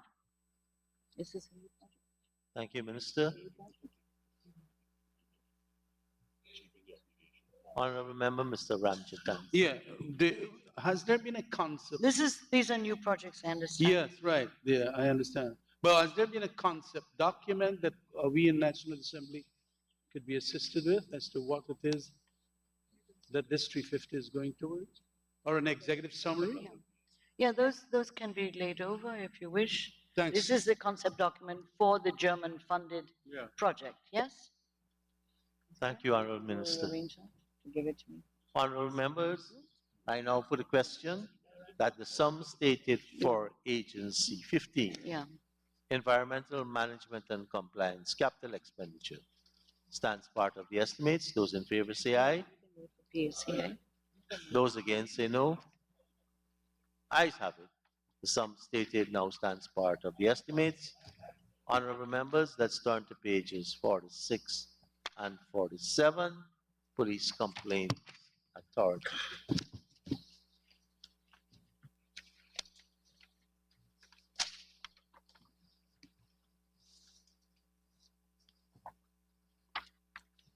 Honorable members, I propose a question that the sum stated for Agency 1, Office of the President, Program 016, Police Complaints Authority, current expenditure stands part of the estimates.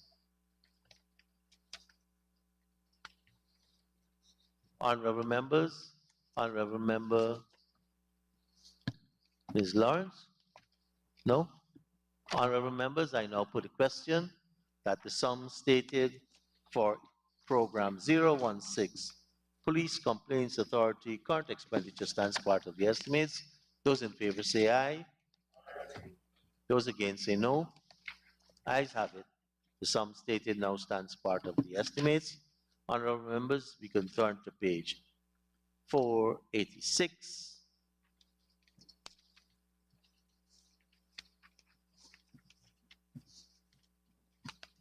Honorable members, I now propose the question that the sum stated for Agency 016, Police Complaints Authority, capital expenditure, stands part of the estimates. Honorable members, I now put a question that the sum stated for Agency 16, Police Complaints Authority, capital expenditure, stands part of the estimates. Those in favor say aye. Those against say no. Ayes have it.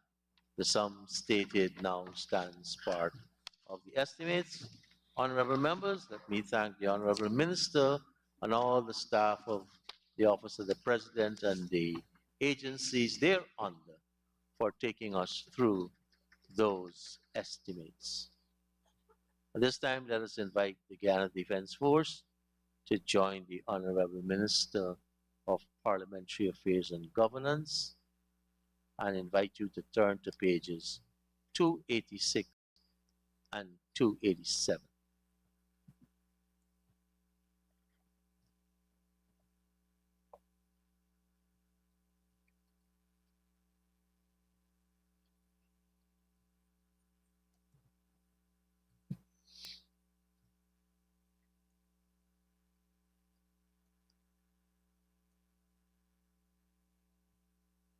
Honorable members, I propose a question that the sum stated for Agency 53, Guyana Defense Force, Program 531, Defense and Security Support, current expenditure, stands part of the estimates.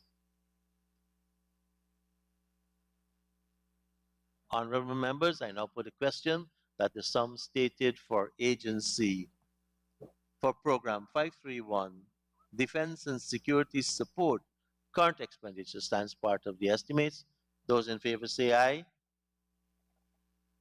Those against say no. Ayes have it. The sum stated now stands part of the estimates.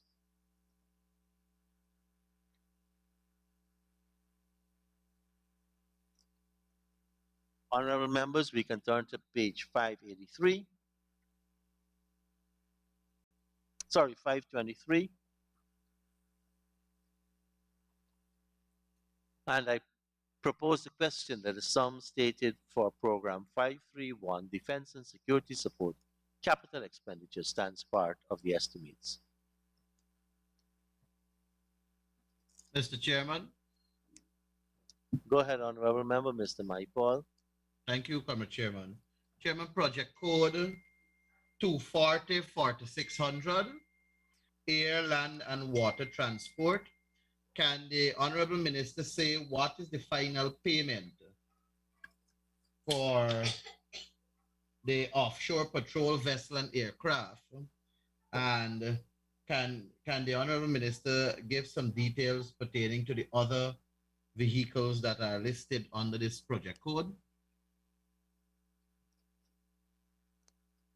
Honorable Minister.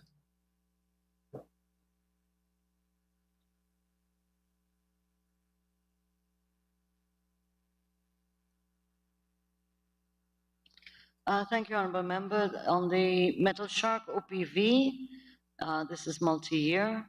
So far, the total cost is 2.4 billion, and that this has been paid, and the balance of what is for this year, 242 million and 23,000. For the Bell 4112 EPI, it's also multi-year. The total cost is 1.9 billion. Do you want me to give all the full figure? With 1.6 billion to be paid in this year. Is that clear? Yes, and the other, there's some other. Honorable Member, Mr. Maipol. What's the Yes, third sir. one? Thank you very much, sir. I get that that's the final payment for the two vehicles. That's for the offshore patrol vessel and the aircraft. But listed in the sum of 2,10,522,000 also caters for vehicles, boats, and outboard engines. So if we can have some specifics there, if it can be laid over, that will be okay.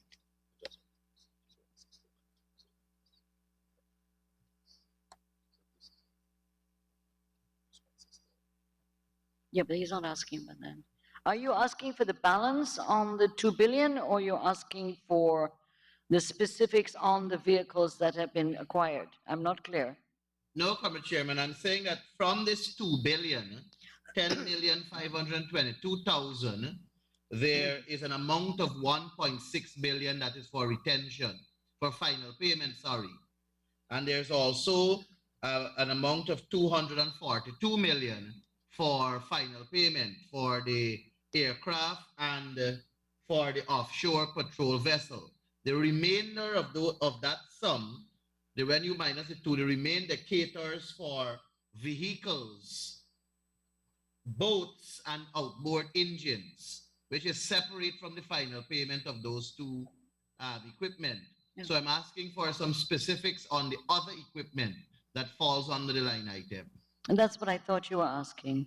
Honorable Minister. So one Land Cruiser, 30 million, pickup double cab Land Cruiser, 34 million, pickup single cab Land Cruiser, 45 million, troops carrying truck, 4-ton, 30 million, outboard engine, 300 HP, the quantity is 2, 18.5 million, and this is for border territory, border areas, and a wooden boat at 1,021,000. That's the balance of the 2 billion after one extracts the 242 million for the OPV and 1.6 billion for the Bell 412. Thank you, Mr. Chairman. Thank you, Honorable Minister. Honorable Members. Honorable Member, Mr. Ramjitan. Yeah, just one. I noticed in 280, 200, or 28, there has been a drastic reduction in provision for agricultural developmental initiatives by some $50 million. It was 80, and now it's 29 million. Any reason for that? Because we like our army to be self-sufficient in these items. Honorable Minister.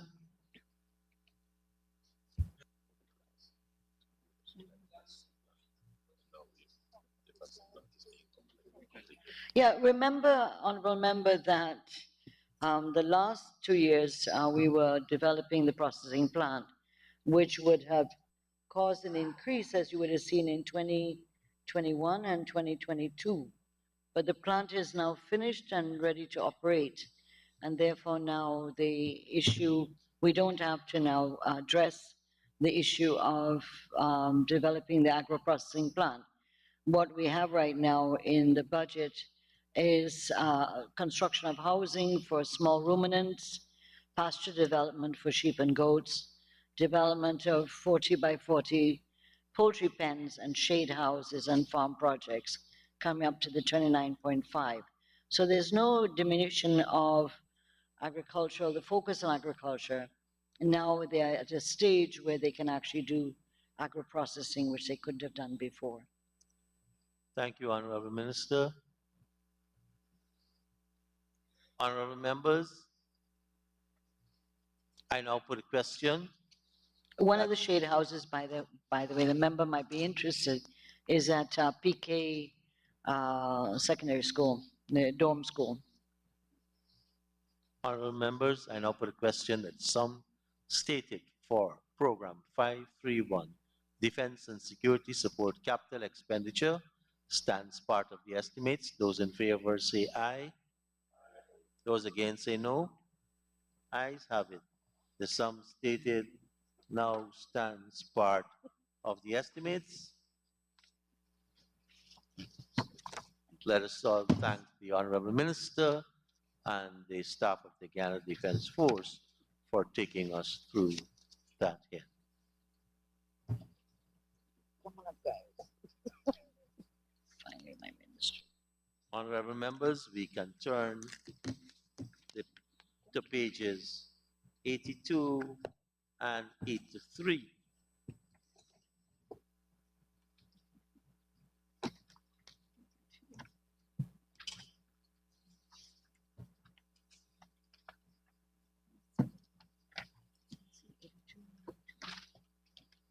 And the staff of the Honorable Minister's Ministry is joining her.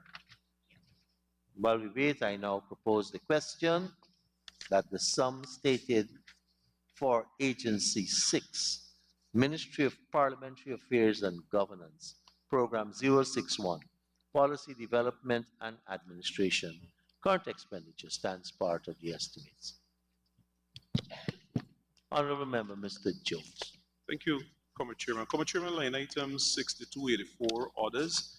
There's an increase from 91 to 99. Could the Honorable Minister indicate what has occasioned this increase? Honorable Minister.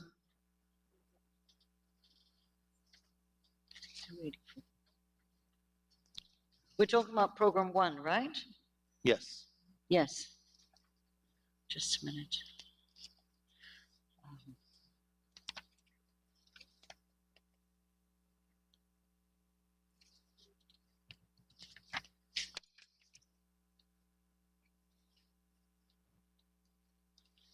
This is the same amount basically as the last 2022 was a similar amount. This is slightly less by $500,000. This is relating to consultancies and international visitors, and we're hosting a conference, maintenance of our website. You may have visited our Human Rights Expo we had on December the 10th, and we intend to make that an annual feature so that the money that is catered for that will be adequate for us to deal with these activities. As I said, consultancies as well, to help in a number of the treaty reporting we have to do on anti-corruption and human rights from time to time. Thank you, Minister. Honorable members, I now put a question that the sum stated for Program 061, Policy Development and Administration, current expenditure stands part of the estimates. Those in favor say aye. Those against say no. Ayes have it. The sum stated now stands part of the estimates. Please, honorable members, let us turn to page 492.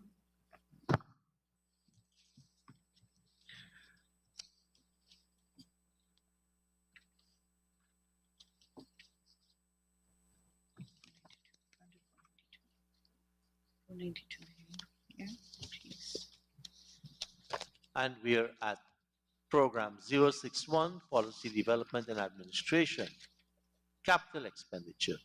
And I propose a question that the sum stated stands part of the estimates. Honorable Member, Mr. Jones. Thank you, Mr. Chairman. Item 1220-000, buildings. Could the Honorable Minister provide the information in terms of the payment of retention? Which building? Honorable Minister.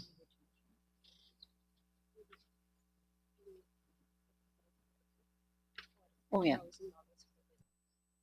Yes, we have $45,000 left, a retention on replacement of a number of the windows in the ministry building on New Garden Street.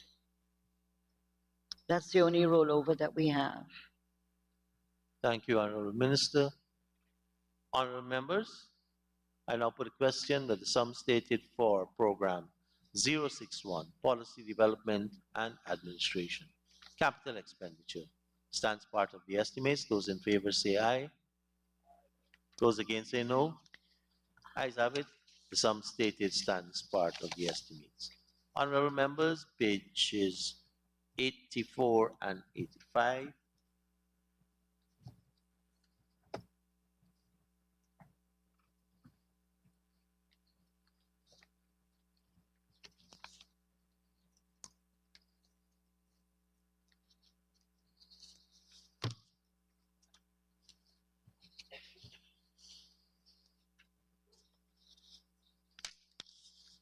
And I propose a question that the sum stated for Agency 6, Ministry of Parliamentary Affairs and Governance, Program 062, Parliamentary Affairs, current expenditure stands part of the estimates.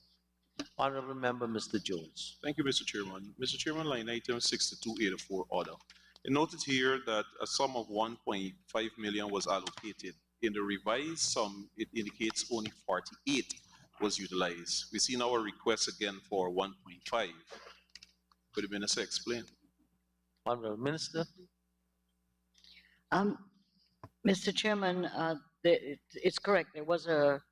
We were not able to spend the money. One was that we are working towards preparing a manual on parliamentary procedures to guide elected officials from local government, NDCs, and the general public, so they're more familiar with the way in which Parliament works, how they can access Parliament, in what ways. So it's more of a manual to help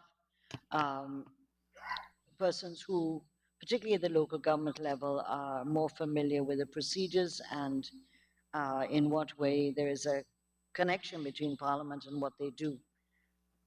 And in addition to that, to have annual workshops and training programs for members of staff as well as for parliamentarians. Thank you, Minister. Honorable Member, Mr. Jones. Thank you, Comrade Chairman. Comrade Chairman, under other operating and expenses, I note that indicator number 2 shows a decrease in the number of bills that were passed and adopted by the House. It decreased from 34 to 30. I do recall the Honorable Minister, Attorney General, had indicated to this House that he would be bringing in 2023 between 15 to 20 bills, and that is excluding the other ministries. So could the Honorable Minister explain to this House why the decrease in this year's bills motions that will be coming to the House? Bills.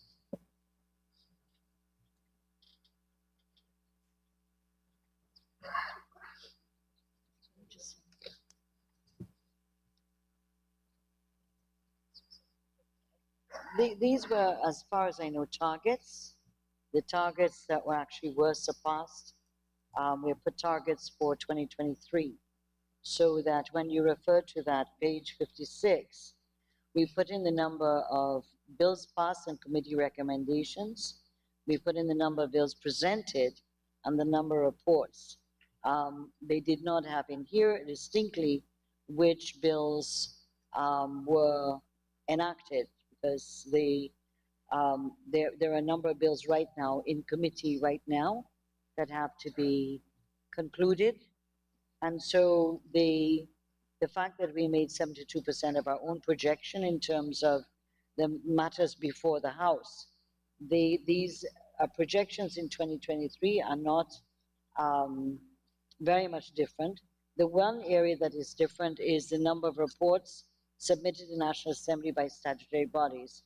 We've worked quite hard to improve the submissions, and we hope in the first half of the year that a lot of reports that have been outstanding will be brought to the House by the statutory bodies.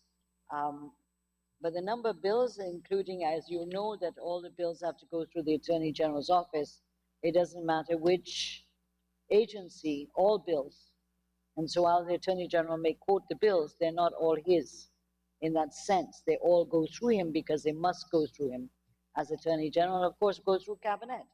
So that there are a number of bills that I think he called out when he was speaking that refer to other sectors.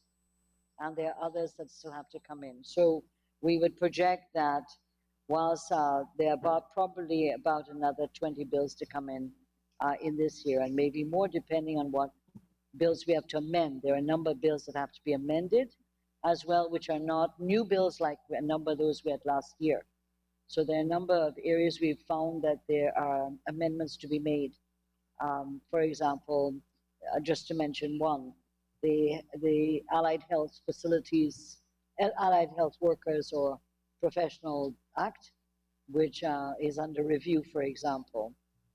So you have new bills and you have also ones that need amending. Thank you, Minister.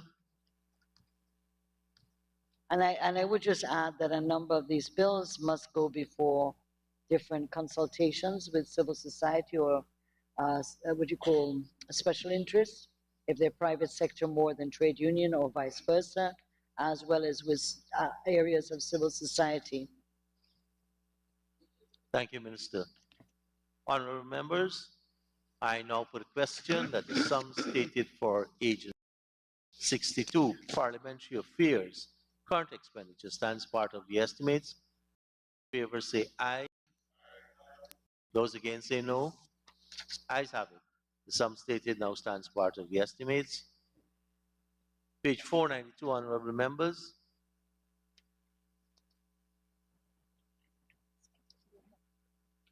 Honorable members, I now propose the question that the sum stated for Agency 62, Parliamentary Affairs, Capital Expenditure, stands part of the estimates.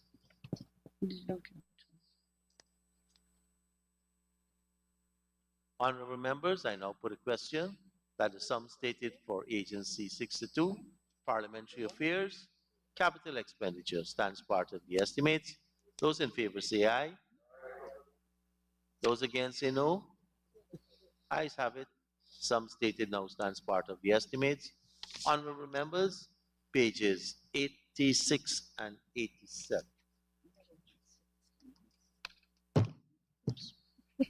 Sorry. Honorable members, I now propose a question that the sum stated for Agency 6, Program 63, Governance, current expenditure, stands part of the estimates. Honorable Member, Mr. Jones. Thank you, Comrade Chairman. Comrade Chairman, line item 6291. We see an increase, there was no allocation last year. We see an increase of $5 million. As well, I can double them. Line item 6293, refreshments and meals, of a figure here of $3 million. Could the Honorable Minister indicate what are the events that the ministry will be engaged in? Yes, thank you very much, Mr. Honorable Member, Mr. Jones. 6291, you're correct, there was nothing in 2022. What we've included, the $5 million for this year, is that we are hosting the 9th annual meeting conference of the Commonwealth Caribbean Associations of Integrity Commissions and Anti-Corruption Bodies. That will be held in April this year. And so we are the host country for the Commonwealth Caribbean. And that will be, as I said, held in April. So that's the $5 million where we had to put in under other to cater for the hosting that conference. And we have increased the refreshments and meals because as a result of COVID, feeling that there was some flexing we could do with the COVID arrangements, that we are back meeting in situ at the National Mechanism for Follow-up of Human Rights, the National Coordinating Committee for Anti-Corruption Framework and Conventions, and the National Stakeholders Forum. So the fact that virtual allows us to save quite a bit of money, but when you have in situ meetings, we do have to maybe rent places for the meetings, and we have to cater for snacks and things like that. So that's why that money went up, including that we hope that for the conference that we're hosting with the Commonwealth, that we would be able to have like a nice reception or something for them. So that's why the budget went up under 6293. you, Minister. Honorable members, I now put a question that the sum stated for Program 63, Governance, current expenditure stands part of the estimates. Those in favor say aye. Those against say no. Ayes have it. Sum stated now stands part of the estimates. Page 492. Same program, 063 Governance, except its capital. And I propose the question that the sum stated stands part of the estimates.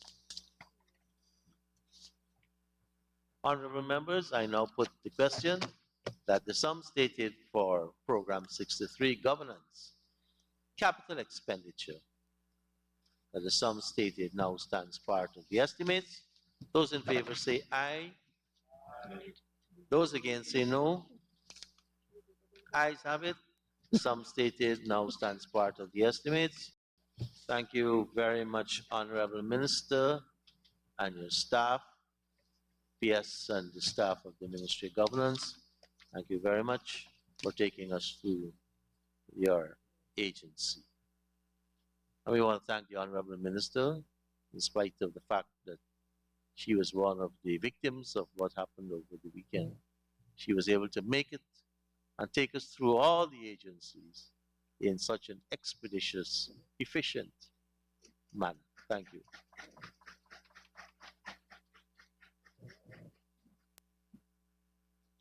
And now invite the Honorable Prime Minister and his team to join us as we go through the agencies and programs under the office of the Prime Minister. As the Prime Minister and his team gets into position, let's turn to pages 52 and 53.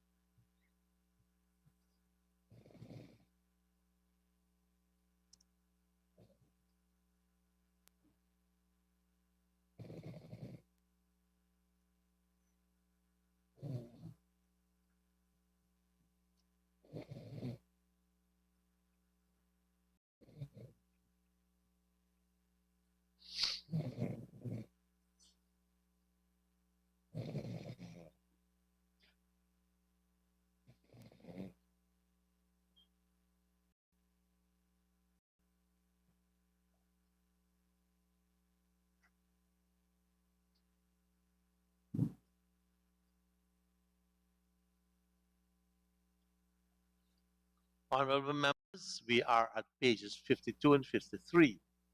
Agency 02 of 021, current expenditure. And I propose that the sum stated stands part of the estimates. 6284 line item. Other, Honorable I member, Mr. noticed from Ramchitan. 99 million to 200 million. And this is for goods and services to be purchased. What caters for that high increase? Where is he? Honorable Prime Minister.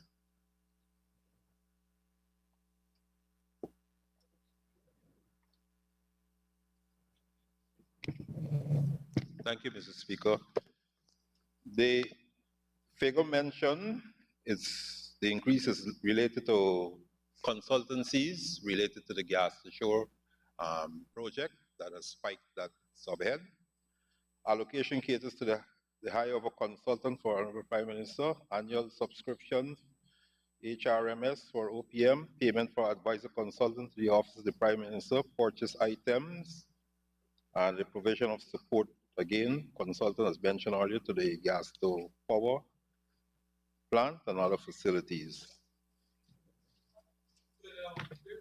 Honorable Member Mr. Aggregation of that, especially that consultancy for the gas to shore this year.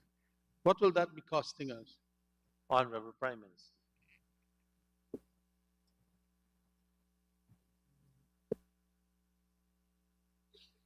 My overall projection is likely to cost us $83 million for the year 2023. Thank you. Honorable members, Honorable Member Ms. Cathy Hughes. 6262, overseas conferences and official visits. Honorable Prime Minister, I see zeros, and I would have thought there's a certain amount of travel that's part of your responsibilities. Could you explain that? Honorable Prime Minister.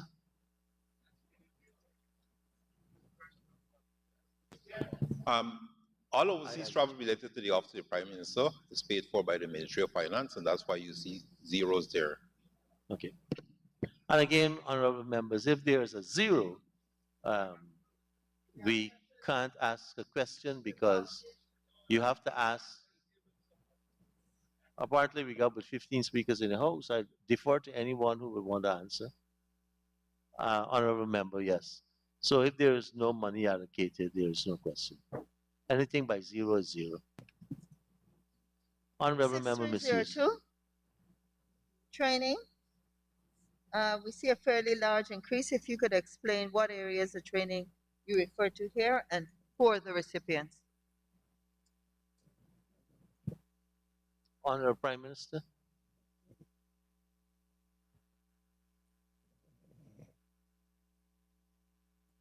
Well, Mr. Speaker, bear in mind we had 240,000 last year. This year we're only asking for 600, and that's not a major increase. $600,000. Honorable member, Ms. Hughes. I don't think the question was answered. I was asking content, who, the areas of training, and to whom. Honorable Prime Minister. Professional staff development, effective communication, office ethics. Those are the areas for training, and I have 200,000 allocated for each area. Thank you, Prime Minister. Honorable member, Ms. Hughes. Is that internal staff? It's internal staff because this we're looking at is the Prime Minister's Secretariat, basically. Thank you. Honorable members, I now put the honorable member, Ms. Lawrence. Thank you, Mr. Chair. If the Honorable Prime Minister could indicate to the House the positions for which the 6 staff is not available under the 2023 staffing details, what positions they held.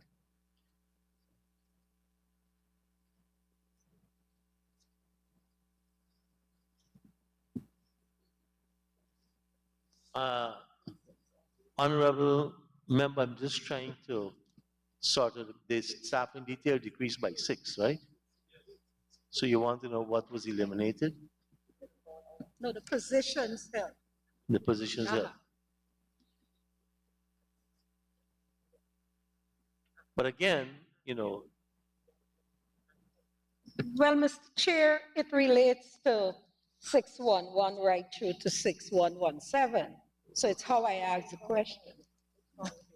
Honorable Prime Minister, there are 6 members less on your staff, and the House is asking if you can see the positions that those were.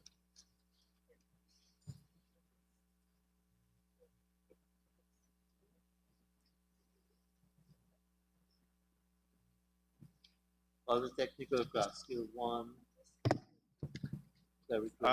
Mr. Speaker, should I bring the House attention? These are deficiencies in staff that you're questioning. It's not an increase in staff. I'm asking the positions. Right? And of course, we have the household worker, right? These are just Don't go into details. ancillary staff as far as I'm concerned. That's the positions. That's the positions. Household workers. All of them. contracted, even the technical, that one listed on the One household, one 6113. data entry, 2 secretaries, and 1 office assistant.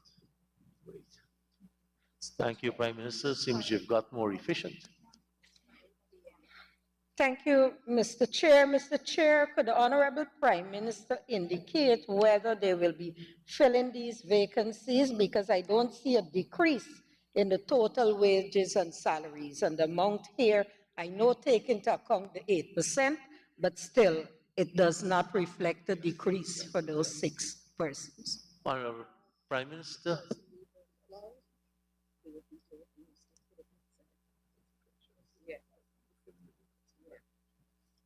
Is the intention to fill the vacancies with the appropriate staff. Basically, we're sorting for the staff now. Thank you, Honorable Prime Minister.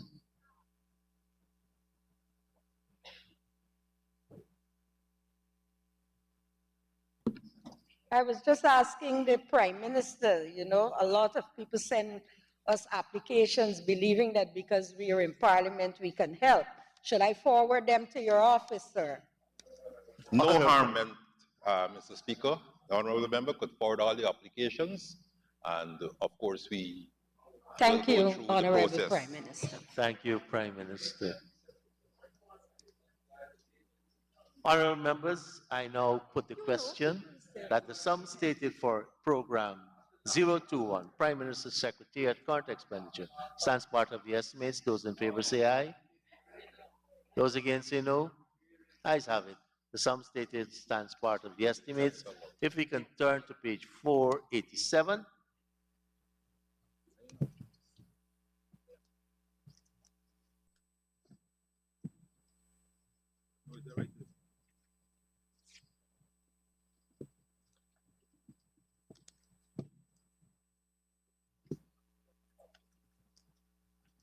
And I propose a question that the sum stated for Agency 21, Prime Minister's Secretariat capital expenditure, stands part of the estimates. Honorable members, I now put the question that the sum stated. Speaker, Yes, Honorable Member, Mr. Mahi Paul. Thank you, sir. Project code 1701000. Minor works, and I see that it specifies here provision for developmental, humanitarian, and other activities. And in the legend, it tells us that enhance human and social development. And it goes on to say developmental, humanitarian, other activities. Can the Honorable Prime Minister specify what are the developmental, humanitarian, and other activities this project code speaks to? Honorable Prime Minister. Mr. Speaker, to answer the question, this $10 million is controlled solely by the Prime Minister and is utilized based on the Prime Minister's prerogative. It is used to help many at the grassroots levels. Appeals are made, whether in writing to the Prime Minister or on behalf of people who may, want some assistance in setting up a small business and so, and the Prime Minister will provide the money. For example, we had the mudslide in Linden. We had the mudslide in Linden where 3 families were affected and they're in the process of rebuilding their homes. The Prime Minister graciously donated $3.5 million to that worthy cost. So basically, this is what is done with the money, and it's something historical, and it has existed and was utilized by many prime ministers before me. Thank you, Honorable Prime Minister. Honorable members, I now put a question that the sum stated for Agency 21, Prime Minister's Secretariat capital expenditure, stands part of the estimates. Those in favor say aye. Those against say no. Ayes have it. The sum stated now stands part of the estimates. Honorable members, let us turn to pages 54 and 55.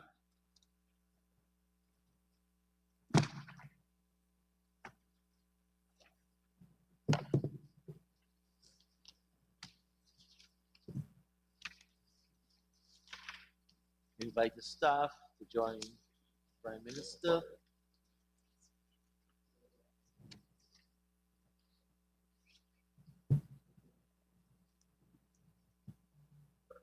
Honorable members, we are at Agency 2, Office of the Prime Minister, Program 022, Disaster Preparedness, Response and Management, Current Expenditure. And I propose the question that the sum stated stands part of the estimates. Honorable Member, Dr. Cummings. Thank you, Mr. Chair. I'm going to ask two policy question as I lead this agency. On looking at the performance indicators as seen in volume 2, page 29, there is an increase in the risk, or rather the level of response required and needed at the regional level when compared to the national response. So much so that the preparedness plans are implemented in the region 9 times more than in the implementation at the national level. Could the Honorable Prime Minister say if there are any major challenge as it relates to the channels of communication and in monitoring and the alarm systems, especially in the regions, especially 1, 7, 8, and 9? Honorable Prime Minister.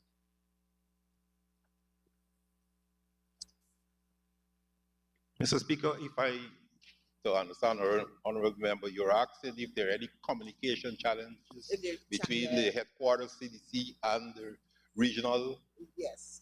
democratic councils? Yes, and how you monitor the warning systems when you have these? Well, I can tell you often that wherever there are established communications, there's not an issue in terms of monitoring and communicating with those regions. Perhaps region 8. Good internet and so. Yes, perhaps I would say from experience, region 8 from time to time will be more problematic than many other regions, so for obvious reasons. Honorable Member, Dr. Cummings. Yes. Could you tell this August Assembly how much money was spent in the last year for the management of disasters? Honorable Member, Dr. Cummings, just zero in on a line item. And Yes, then I'm coming to that, sir. I just want my last question on this policy. Yeah. Yes. Could you tell us the general debate that we completed last week is intended for us to explore literally extensively and intensively. Thank you, sir. Our probing. Thanks for the reminder. But this here is a bit more specific. Yes, but could you tell us how much was spent per region under this disaster preparedness? Do you have that figure? How much was spent in region 7, region 8, region 9? You have that information, do you? I know that region 10, the Kokwani and the floods. How? Do you have it per region? How much money was expended per region?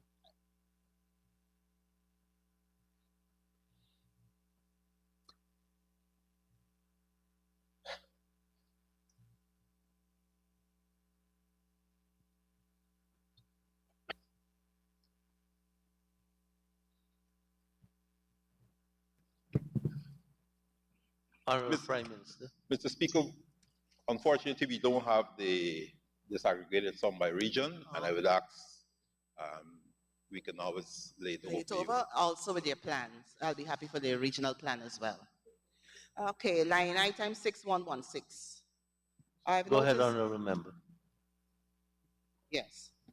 I have noticed that the staff members are all contracted employees, moving from 25 to 34 to the tune of 69,077,000 to 94,071, an increase of approximately, I think, $25 million. Would you not want to build a cadre of members in the long term, to place in a fixed establishment rather than having these contract workers? Why contract rather than being on the fixed establishment? Prime Minister.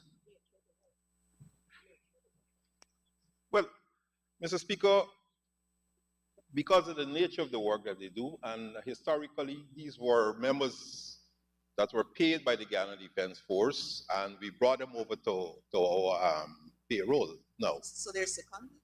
So I wouldn't say they're seconded. We've taken them over, and we continue to have them as contracted workers.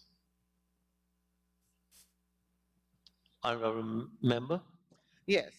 Now, looking at the target indicators, because you have 34, would you say that that number is adequate for disaster response, we're supposed in a timely manner within 72 hours? Do you have adequate numbers here of employees? Honorable Prime Minister, 6116.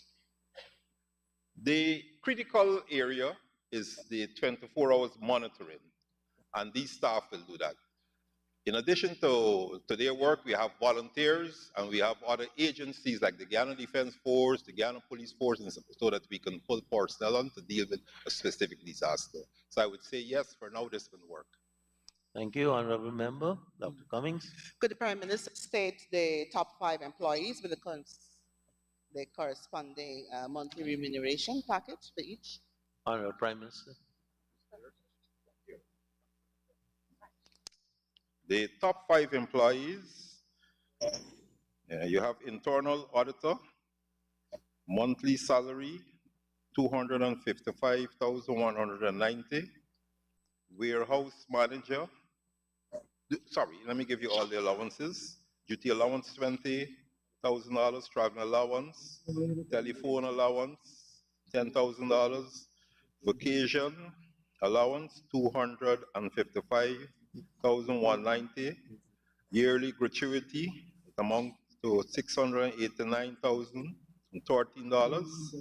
The next one is the warehouse supervisor with a monthly salary of $296,298. Vacation allowance, $296,298. Yearly gratuity, $800,005. Traveling allowance, $13,000. Uniform allowance, which will be, you have a uniform allowance here, but you don't have a total. IT officer, monthly salary, as information technology officer, monthly salary, $274,350. Yearly gratuity, $638,785. And vacation allowance, $274,350. Project manager, monthly salary, $227,174. Yearly gratuity, $613,370. Vacation allowance, $227,174. Administrative officer, monthly salary, $222,284. Uniform allowance, $7,280. Gratuity, $600,165. Vacation allowance, $222,284. Those are the 5 that are listed here. The Director General and the Deputy Director General, my understanding is both of them are seconded from the Guyana Defense Force. That's why I didn't mention their salary. Thank you very much, Comrade Prime Thank you, Honorable Prime Minister. Honorable Member. Yes, 9 item 6302. Training.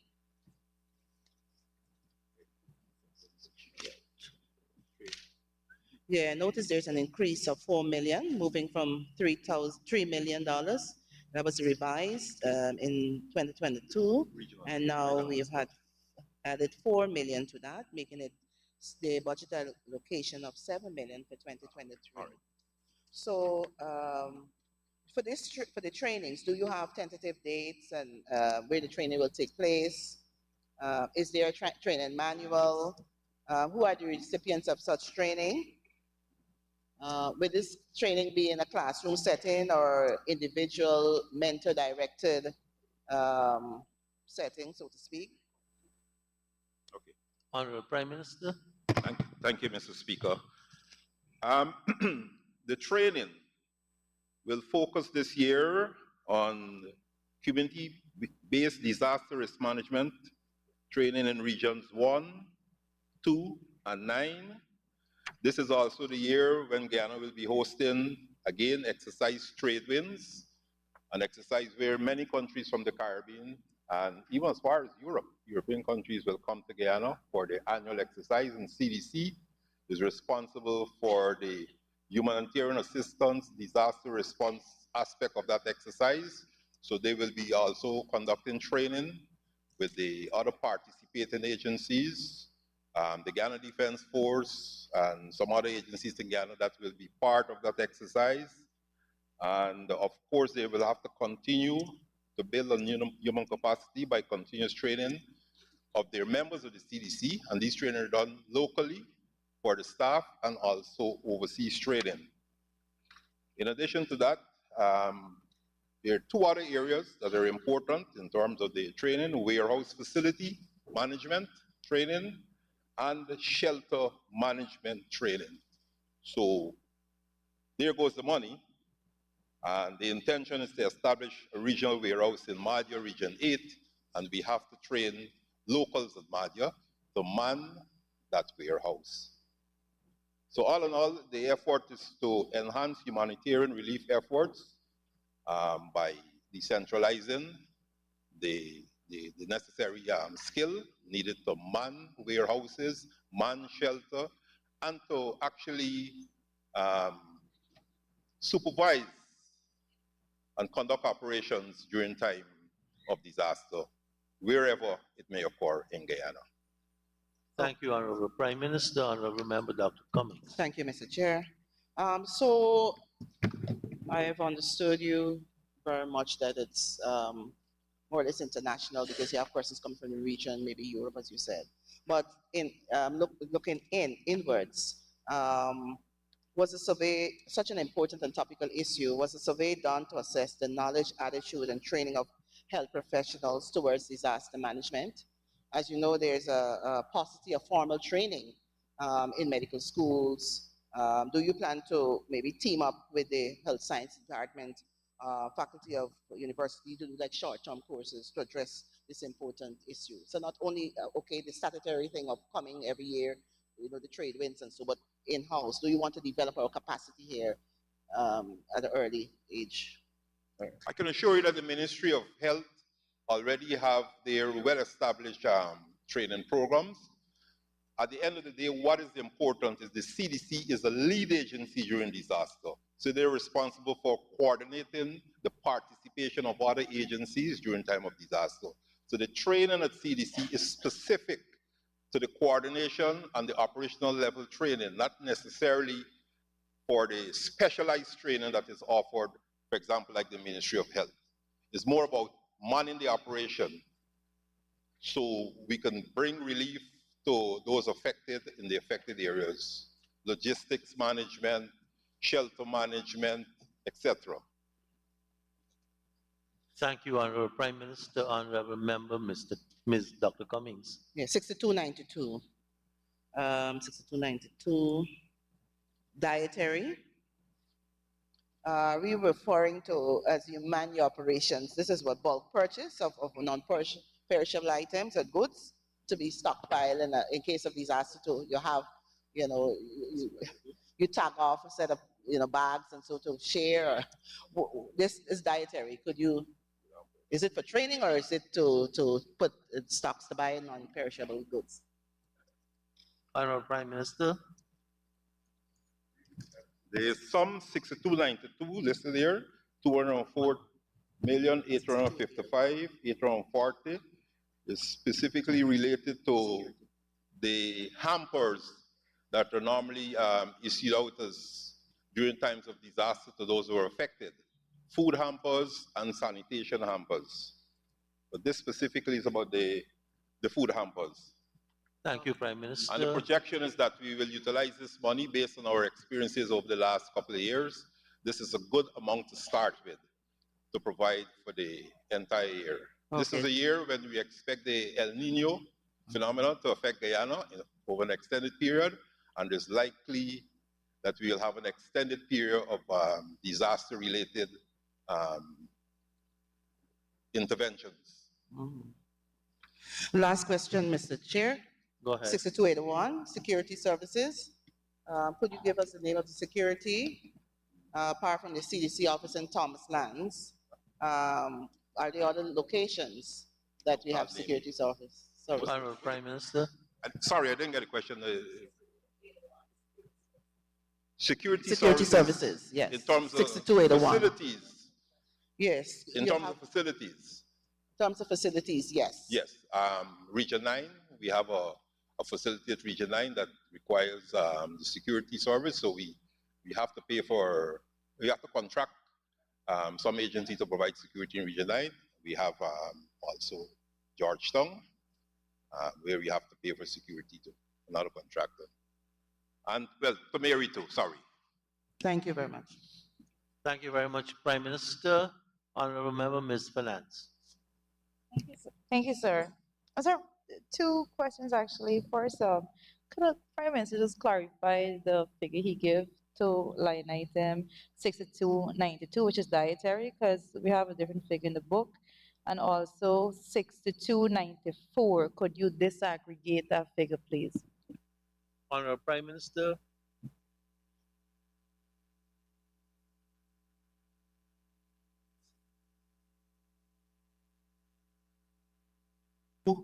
The figure in the book is 205 million.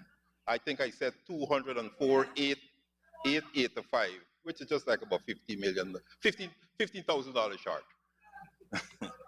my apologies. Yes.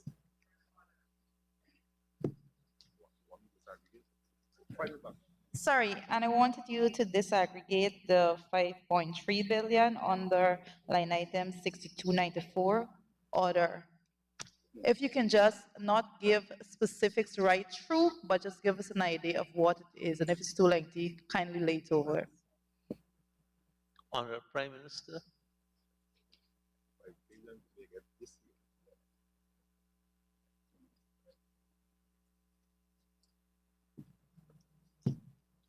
Mr. Speaker, is the question related to the 5 billion that we have this year or the money that we had last year? Well, that is a lump sum of money that is placed there to deal with disasters related to, not in terms of relief, but related to, for example, last year we had the farmers who were affected and therefore we had to give flood relief. So that money is there too. It's placed there, and based on if there's a disaster that we have to give like flood relief, that is where we'll get the money from. So the one before was related strictly to dietary, but this is related to flood relief. Thank you, Honorable Prime Minister. I think you said earlier that based on your experience, this is an adequate amount, right? Mr. Speaker, this is an adequate amount, and the reality here is that we have to prepare, we have to plan and prepare. Every year we are affected by floods, and as I mentioned before, there's a projection for El Nino phenomenon to affect Guyana this year, and we have to be prepared. Unless we will fail. Thank you, Honorable Prime Minister. Honorable members, I now put a question that the sum stated for Program 022, Disaster Preparedness, Response and Management, current expenditure stands part of the estimates. Those in favor say aye. Those against say no. Ayes have it. The sum stated now stands part of the estimates. If we can turn to page 487, same program 022, Disaster Preparedness, Response and Management, Capital Expenditure. And I propose a question that the sum stated stands part of the estimates. Dr. Cummings, the Honorable Member. Yes, project code 2606400. Could you tell us the suggested date for the completion of the multipurpose building and the Bond and Thomas lands? And secondly, is this a new building or is it being retrofitted? Honorable Prime Minister. The first question is related to, I wasn't listening because completion. I was Completion date, you have a projected date for the completion of the building, the Bond and Thomas lands that's being built? December 2023. It's a new warehouse, brand new, built from the bottom up. Thank you. Thank you, Prime Minister. Honorable members, I now put a question that the sum stated for Program 22, Disaster Preparedness, Response and Management, Capital Expenditure, stands part of the estimates. Those in favor say aye. Those against say no. Ayes have it. The sum stated stands part of the estimates. If we can now turn to pages 56 and 57. Deals with power generation.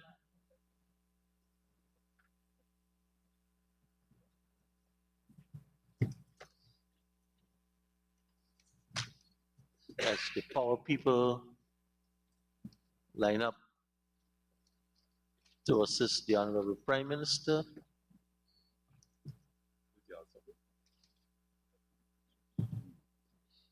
I would propose a question that the sum stated for Program 023, Power Generation Agency 2, Office of the Prime Minister, current expenditure, and I propose a question that the sum stated stands part of the estimates. Let's give the staff an opportunity to get in place so that Prime Minister will have his team ready to answer your questions.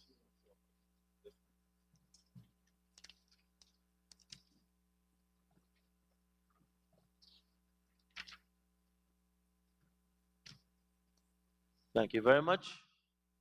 Honorable Prime Minister, his team is in place. Honorable members, I now put the question that the sum stated for Program 023, Power Generation, current expenditure stands part of the estimates. Those in favor say aye. Mr. Chairman? Honorable Member, Mr. Mahipal. Thank you, sir. I didn't hear you propose, and I heard you put there, so my apologies. Yeah, I proposed and we had a prolonged pause so that My the apologies. I team didn't could hear get that in from the place. chair. Go ahead, Chair, I Honorable see- Member. Thank you. Chair, I see that overall, there is a decrease in this program, which speaks to primarily 6321, and it really speaks to the various energy company or the power generation companies across the country.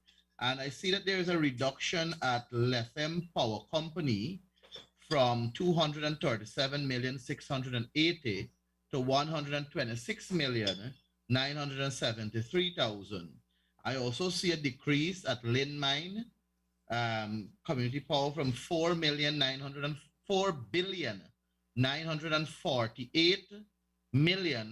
4,948,527,000 to 3,402,000,000. And there are some additional decrease, like I'm seeing one here from Mabaluma Power Company from 136 million to 49 million. I am seeing Madhya Power Company being reduced from 100 million to 84 million. I am seeing Sir Matthews Rich Power and Light Company reduced from 35 million to 24 million. And Port Kaituma Power and Light Company reduced from 128 million to 84 million. Is this, may I ask the Honorable Prime Minister if he can provide some guidance as to why these reduction, given that the consumption or the utilization of last year's money were extremely high compared to what is catered for now? Honorable Prime Minister. Thank you, Mr. Speaker. To answer the question posed by the honorable member, if we look, we will see in the original budget 2022 for all the areas that he mentioned had a certain sum. And then we had to go for a supplementary provision that led us to the revised budget. There's a projection that the steep rise in fuel costs that led to that increase is likely to be a slight decrease in the cost of fuel. And therefore, the sums are projected here for 2023 is based on that indication that the price of fuel is likely to drop during this year. Thank you very much, The Honorable. increase was related solely to Fuel fuel increases. and the fact that fuel price is going to go down, and that is the prediction. Fuel price is going to go down in 2023, therefore we have less amount of money. It's basically the average between the low point on the high point that we ended the year in. Thank you very much, Honorable Prime Minister. Very rational position to take. Thank you, Comrade Speaker. Comrade Speaker, may I ask the Honorable Prime Minister, Yes, you may. what was the cost for the fuel in terms of this projection that they have now projected this decrease? At what cost did they associate perhaps a barrel of fuel to get these projected amounts? Given that the Prime Yes, Minister I is think saying you've asked the question, and Prime Minister is just waiting for me to invite him to okay, sir. put the question to him. Honorable Prime Minister, what is the cost of fuel you use in these projections?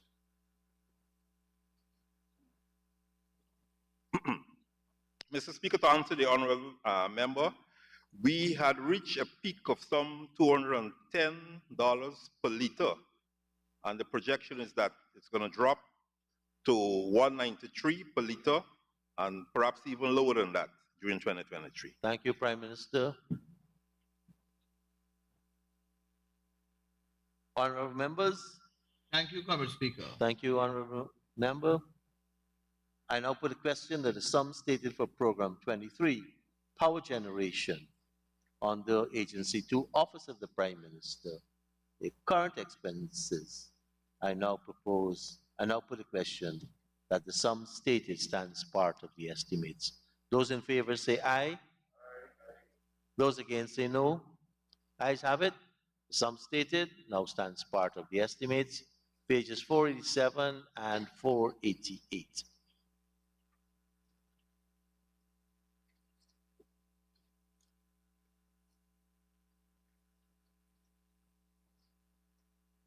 Yes, Comrade Chair.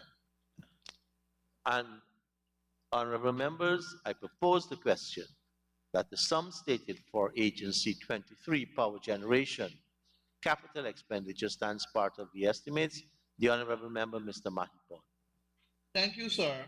Sir, I am noticing that under this power generation here, that speaks to all the agency there, speaks to basically increase or improved electricity distribution.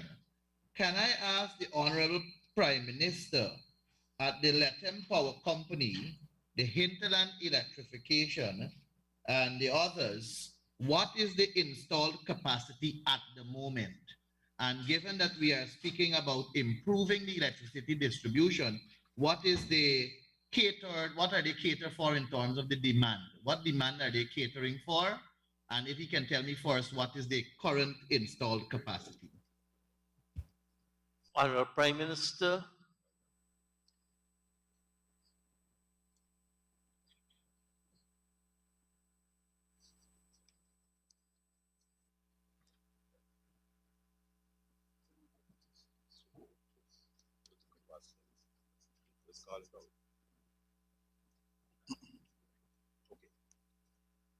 Mr. Speaker, to answer the honorable member, at Latham, we have several generators with different ratings.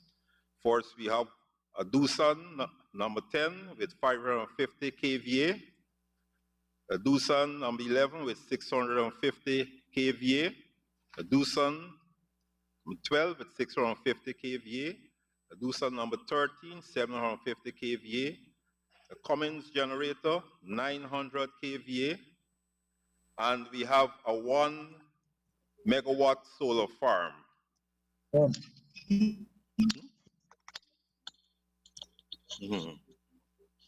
The upgrade mentioned is really to improve the network at that facility, and generally it will obtain for all the other locations too. Improvement of the network, because we are satisfied that we have adequate generation capacity at present. Thank the you very issue much. is that as we go on, we will be converting from non-renewable to renewable. And that's why we have the program with the solar farm, which perhaps will come up afterwards. Thank you, Honorable Prime Minister. Thank you, Mr. Chairman. Mr. Chairman, may I ask the Honorable Prime Minister, these generators that we have, first of all, are these generators the property of the state or are they being rented? Honorable Prime Minister. All the generators are the property of the state and they were acquired over a period of time. Each generator will have a lifespan, and for the planning purposes and purposes of efficiency, we try to acquire new generators before the end of the life of any particular generator. During the year 2022, we would have acquired several generators for the different locations, including Letem. We acquired 2 generators for Letem. As you can recall, the solar farm at Letem came into operation in 2022. We have a similar solar farm that will come into operation in Bartica. This year, we have one under construction at Madhya. So I hope that answers the question of the honorable member, Mr. Speaker. Thank you very much, Honorable Prime Minister. Honorable Member. Yes, Mr. Speaker. Honorable Member, Mr. Mahibor. Thank you, sir. Sir, can the Honorable Prime Minister confirm that that these generators are what fuel are they using? Are they using heavy fuel oil or low fuel oil? Honorable Prime Minister. All our generators are using diesel fuel, standard diesel fuel, Mr. Speaker. Thank you very much, Honorable Prime Minister. Thank you, Comrade Chair. Comrade Chair, may I turn the attention to the gas, the power project? I see that's 26,10600. Go ahead, Honorable Member. Thank you, sir. Sir, $43,300,000,000 provision for power plant and associated facilities, USA. And in the legend, it tells me that this is to improve generation of electricity, caters for the construction of natural gas fired power plant and natural gas liquids plant at Wales, upgrading of transmission network, project management, consultancy, and supervision. Would the Honorable Prime Minister be kind enough to disaggregate those sums? Or that sum? Honorable Prime Minister, that sum into the several sums.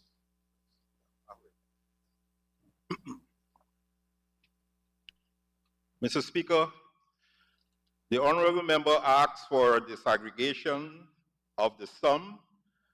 This year, we have a total of $43.3 billion, and the disaggregation is as follows. 33.672 billion will go for the engineering, procurement, and consultation. Engineering, procurement, and construction related to the natural gas liquids plant and the power plant to generate the electricity. The project management consultancy, $968.092 million.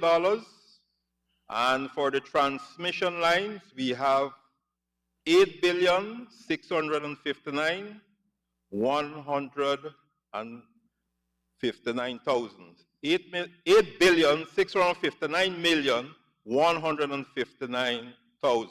And that gives us a total of $43.3 billion Guyana dollars. Thank you, Honorable Prime Minister.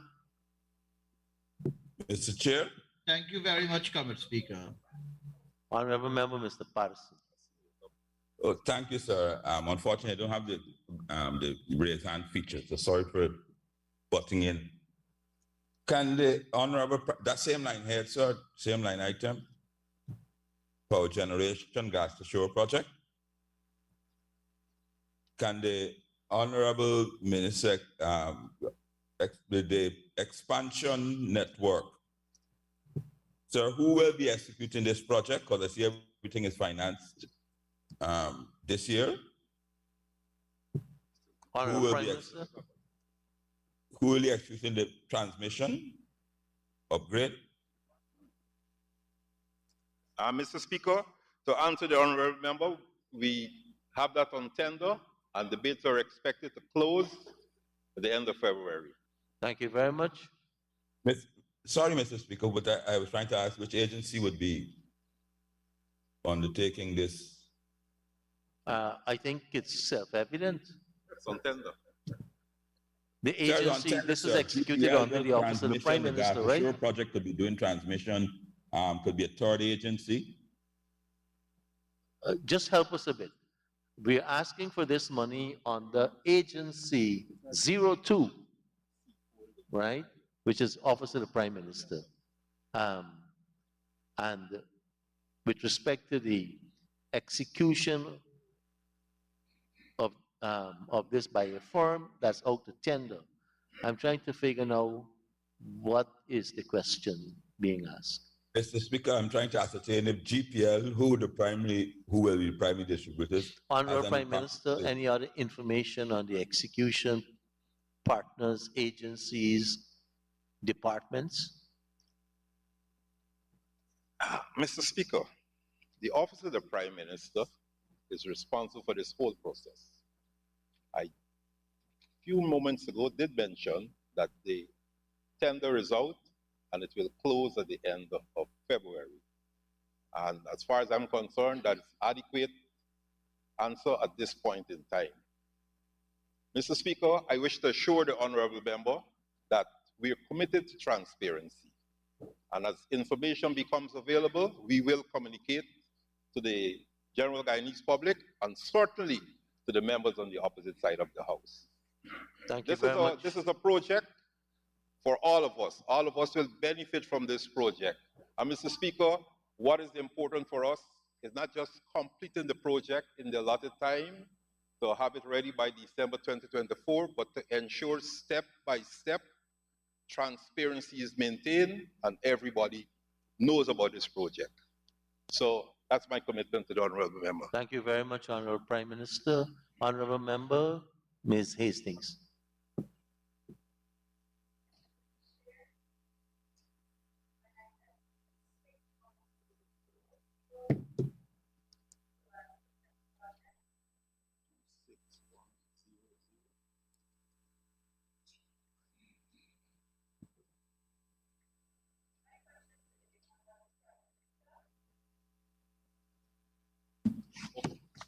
How many households did you provide to the tune of 171 million in 2022? And how many households do you plan to provide for in 2023 to the tune of 1,755 million with solar panels? Thank you, Mr. Speaker. To the honorable member, 30,000 households will be provided with the solar panel system, and we will start receiving the solar panels this year, during the second quarter of this year. We expected to receive 10,000, and we will distribute that 10,000, and for the rest of the year, we receive another 10,000, hopefully by the third quarter, and then the final quarter, a final 10,000.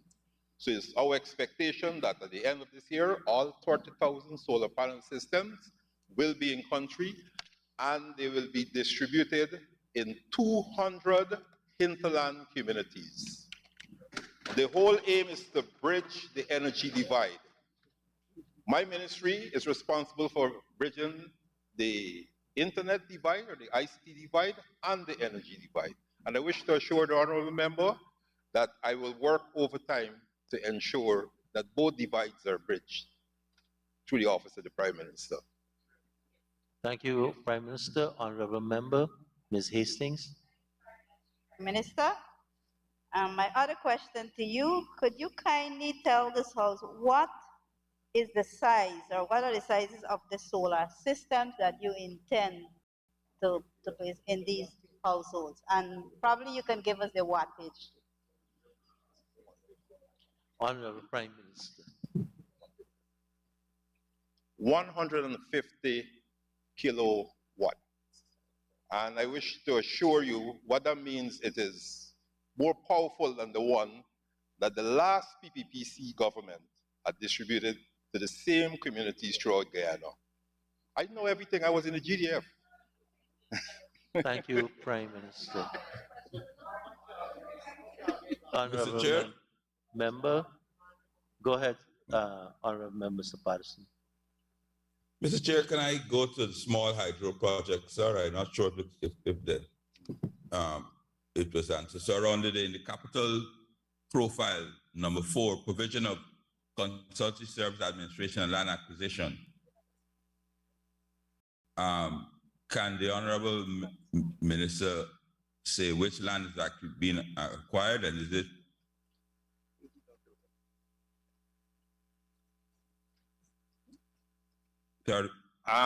Mr. Speaker, I'll ask if the honourable member could just repeat the question because I'm looking in the legend. Honorable Minister, Honorable Member Mr. Patterson, could you just power generation agency code 023 in the volume 3, page 31, small hydropower, description of project on the 4th item, listed there, provision of consultancy services. The last item, just 1 second, Honorable Member. Just guiding the Prime Minister, the last item, 621-0100, small hydro.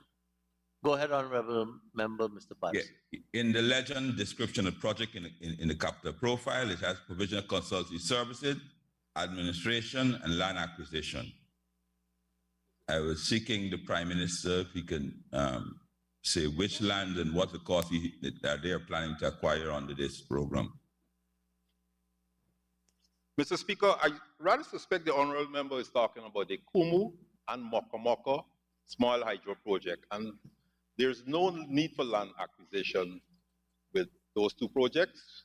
What there was a need for was for community engagement, and we would have done that as part of the project. The community welcomed these 2 projects. In fact, you can recall that we had already a functional hydro at Mokomoko. Unfortunately, that was damaged, so that one is being repaired, and the one at Kumu is new, and we had several outreaches, including myself. I visited both communities last year and had consultation with the residents there, and I can assure you that these 2 projects are most welcome by the residents in both communities. It will not offer only electricity to them, but during the construction phase, some amount of employment of locals will be available for the people who live in there. So again, it's one of the other people-centered projects that we're funding this year. Mr. Chair, follow up. Go ahead, Honorable Member.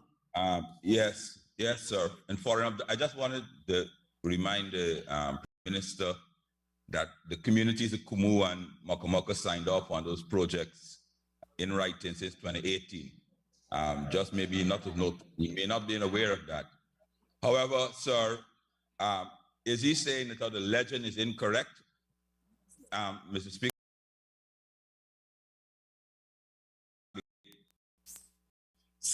For the house, for the project entails.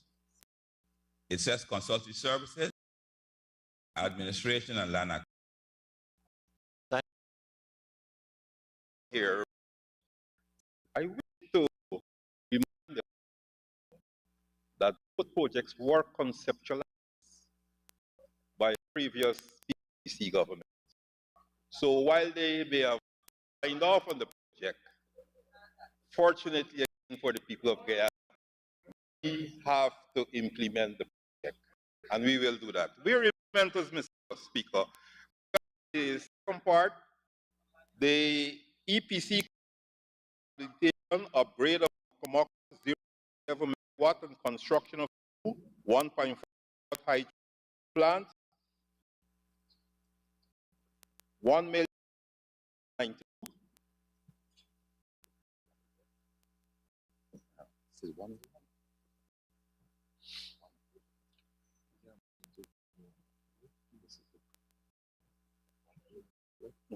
$1 billion $390 million.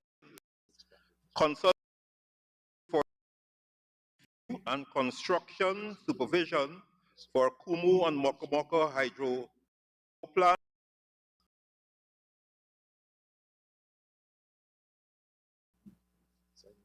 PMU support staff, 8 million. PMU support staff, 5 million. The staff emoluments for clerk of works, technician, etc. And the one before was staff emoluments for procurement specialists.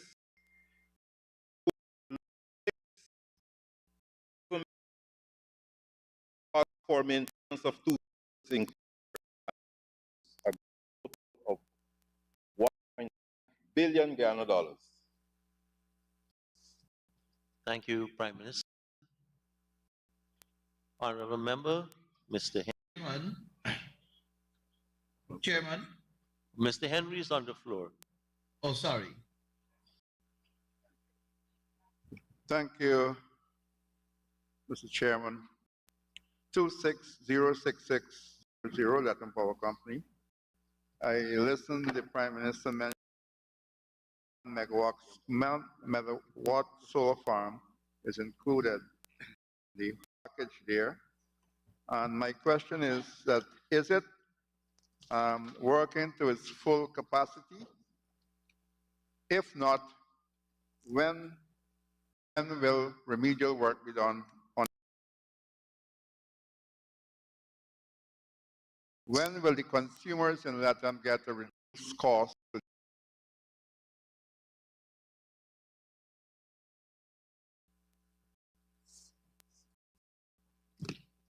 Honorable Prime Minister.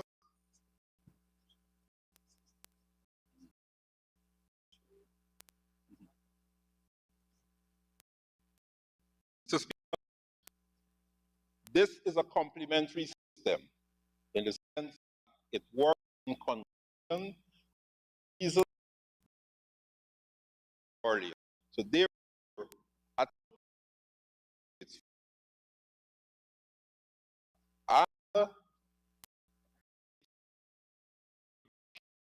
cost of generate electricity. So what I can tell the honorable member, expect a reduction in what you're paying for electricity. Perhaps we may not necessarily what we pay now, unless, like happened in 2022, there was a huge increase in the cost of fuel. So it worked in your favor. Mr. Chairman. Thank you very much. Mr. Chairman. Go ahead. Thank you, Mr. Chairman. Chairman, I want to go back to the project description in the legend that speaks to the small hydro projects. Now, this legend is guiding us that for this Mokomoko and Kumo project, that there will be land acquisition. That's what this document that was presented to us is saying, sir. The Prime Minister is now saying that there will be no land acquisition. So for clarity, is the document that we have before us misleading? Or will there be land acquisition? And where is this land located? Honorable Prime Minister. Mr. Speaker, let me assure the honorable member that I have visited this project and there is no need for land acquisition. Thank you. What may have been written here, the updated position as at today, there's no need for land acquisition. If there's any sum associated with land acquisition, it means that it will become a savings now to the project. Thank you, Prime Minister. Members, I should remind you that we have 1 hour allocated for the office of the Prime Minister. We're exhausting that time. We have 8 minutes remaining and we have 2 more heads to cover. Sir, we don't have any savings from the previous agencies? Well, we are way behind schedule. Sir, I have two other questions, please. Thank you. Sir, in terms of this 26,100,000, these solar panels for the 30,000 households, I heard the PM saying, the Honorable Prime Minister saying that it is for 30,000 households and it's 150 kilowatts or something better than the ones that were given to the previous communities. Are these going to be these 30,000 that we are now catering for going back to the same community, or is there additional communities? How many are the additional communities and where are they located? Not in terms of village, but in terms of the areas. They are the same areas that they serviced before and they're servicing again, or new areas with the areas that are already serviced. Honorable Prime Minister. Mr. Speaker, if I'm to answer honorable member, there were two questions he's asking there. The first one is related to the wattage. The previous solar system was 65 watts. This one is 150 watts. 150 watts, more than double the one. In relation to the distribution, 30,000, and I can assure you that the Office of the Prime Minister will be working with other ministries, especially the Ministry of Armenian Affairs, to distribute the 30,000 systems based on a need basis. 200 Thank you very much, Prime communities. Minister. Thank you very much. So my final question, with reference to 402,400, can the Honorable Prime Minister say the completion of these solar mini grids, location of these mini grids, please?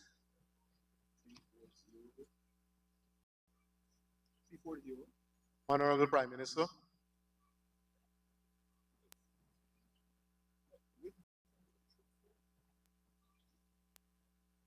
Sorry, 402,400.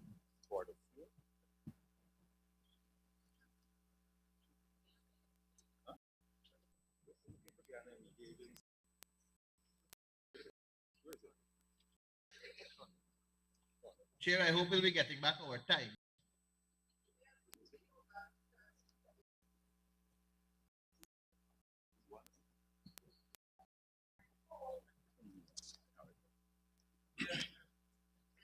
Mr. Speaker, the 19 solar powered mini grids, CI in Region 1, Karaburi in Region 1, Barometer in Region 1, Kwebana, Region 1, Canal Bank, Region 1, Haimaka, Region 1, Tapakuma, Region 2, St. Monica, Pomeroon, Region 2, Mission Kapui, Wakpao, Region 2, Joe 7,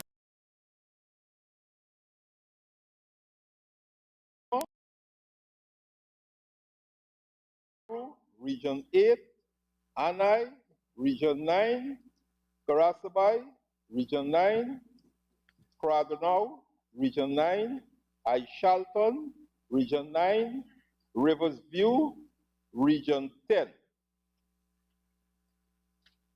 19, Mr. Speaker. Thank you, Comrade Chair. Thank you very much, honorable members. I will now put the question that the sum identified for Agency 02, Office of the Prime Minister, Program 023, Power Generation, Capital Expenditure, stands part of the estimate. Those in favor say aye. Those against? The ayes have it. Let me direct members' attention to pages 58 and 59. For your hard work in the system. Program 024, current expenditure, Office of the Prime Minister, 024, Telecommunications and Innovation. I propose that the sums form part of the estimate.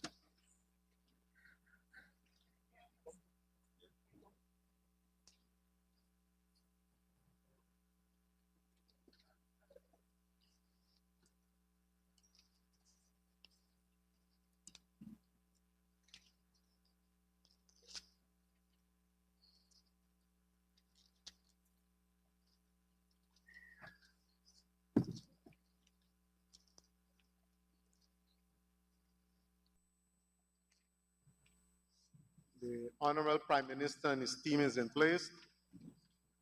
Honorable Ms. Hughes. Honorable Prime Minister, 6261, local travel and subsistence.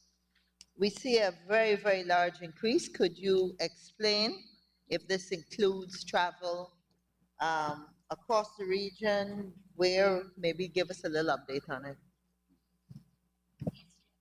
Honorable Prime Minister.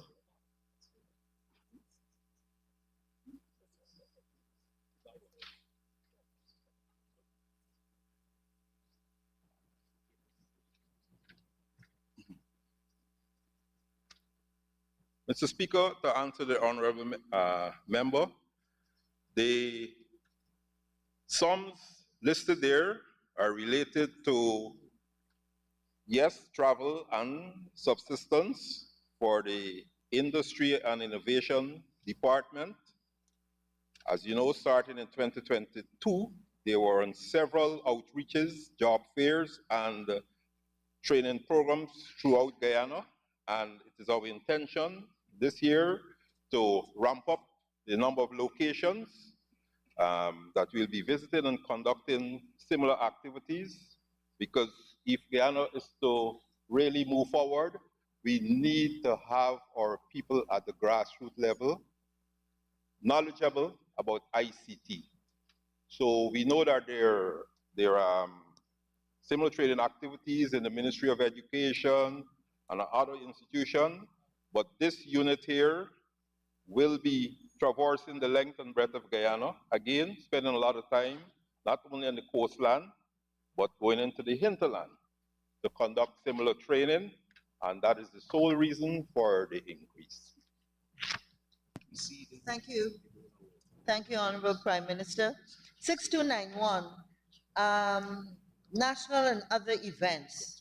Could you give us an idea of those events? Are there events that are involving members of the private sector, young people, hackathons? Mr. Speaker, certainly, I must compliment the honorable member for being right on ball in terms of the question, and I'm quite certain she's aware of the answer. However, Innovation Challenge 2023, this event is aimed at creating innovative solutions to issues affecting Guyanese and to foster the development of innovative products and our services.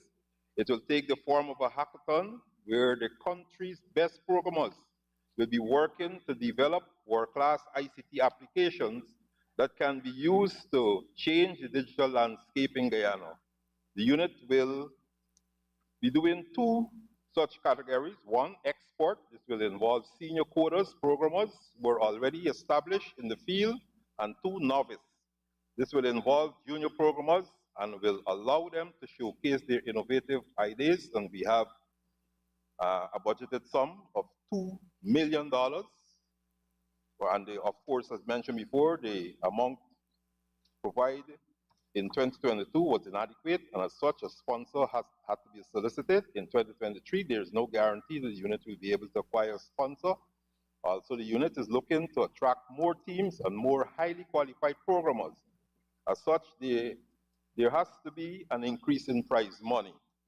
Secondly, ICT Exhibition and Investment Forum. This activity will give corporate Guyana an opportunity to highlight the ICT products and plans for Guyana. This will be a collaborative effort with the private sector and other governmental organizations in Guyana. It is expected that this event will highlight the importance and heightened interest in ICT and will showcase Guyana as a possible ICT business destination. Apart from the exhibition, there will be an investment forum to attract more investors in the ICT sector. And we have $1 million, that is program. And then we have the ICT Roadshow and ICT Job Fair. Again, two other activities that are very familiar to the honorable member. And we have $500,000 for each area, giving us a grand total of $4 million. Thank you very much, Honorable Prime Minister. Wonderful, Prime Minister, wonderful. 6302 training. Again, we've got a large increase. Can you say what type of training and for whom?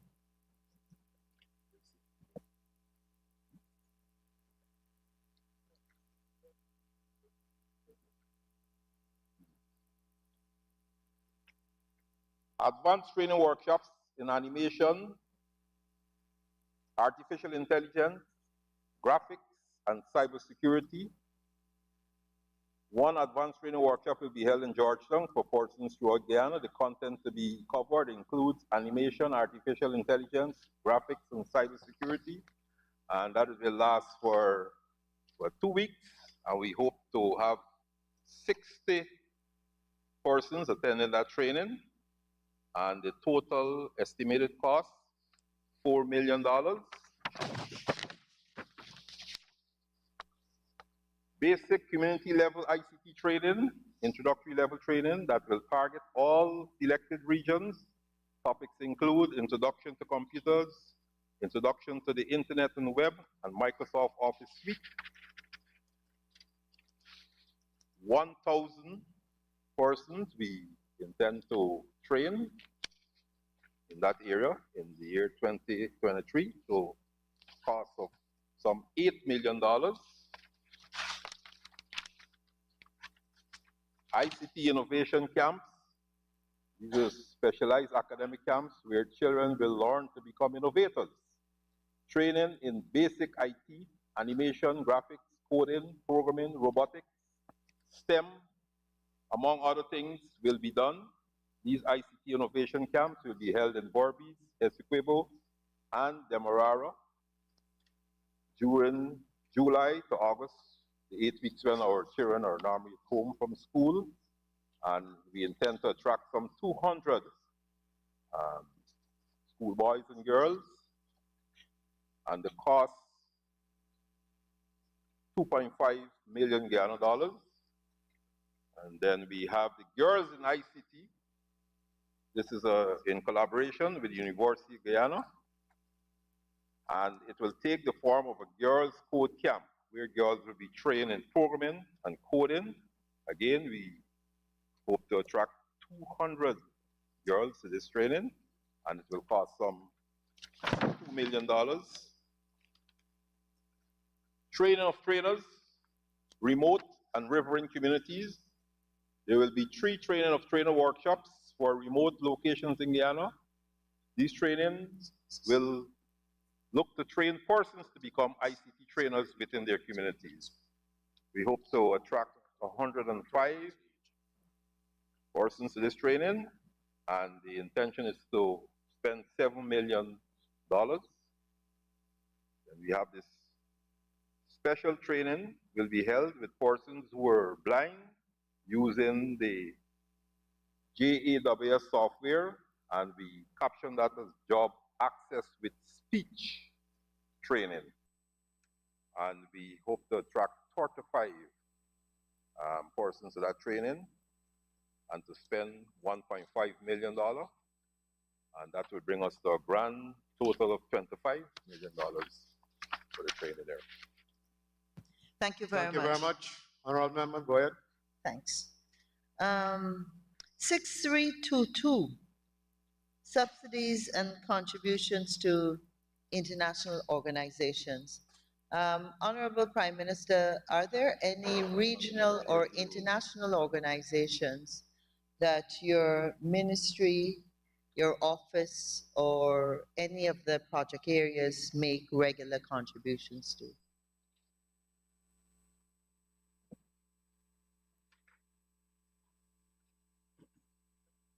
Honorable Prime Minister. Mr. Speaker, while we have zeros there, we have contributions that we'll make to agencies like the CTU. Okay? Those contributions are ongoing. We're still members. We have issues in the sense that prior to taking office for extended period, in some cases 3 years, 5 years, no contributions were made. So we're a bit behind the curve, but all those contributions are handled through the Ministry of Finance, ITU, CTU, etc. Thank you very much. And- Honorable Member, go ahead. Thank you. And you are a member still of those agencies, you're saying? We are members, but in some cases, we're behind in terms of our I got that. contribution. Yeah, And I got therefore, that. that will affect how we participate in those organizations. Thank you.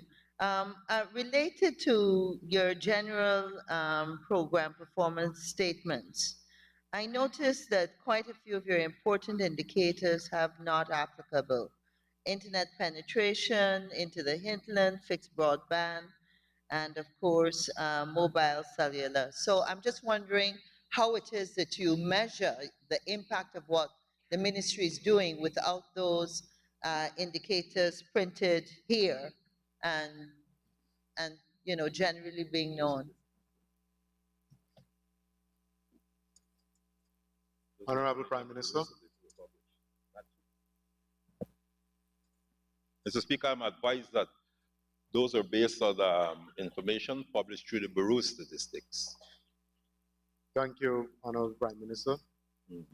But surely for us to understand better and to be able to monitor your impact going forward, I want to make the recommendation that that information should be in here. Mr. Speaker, I wish to submit that it's a very good point raised by the honorable member, and going forward, we will ensure we put systems in place to accurately monitor. Thank you very much, Honorable Prime Minister. Thank you very much, Mr. Prime Minister. Thank you very much, Honorable Member. I will now put the question, which is that the sum stated for Agency 02, Office of the Prime Minister, Program 024, Telecommunications and Innovation, stands part of the estimates. Those in favor say aye. Those against? The ayes have it. I'll direct members' attention now to page 488.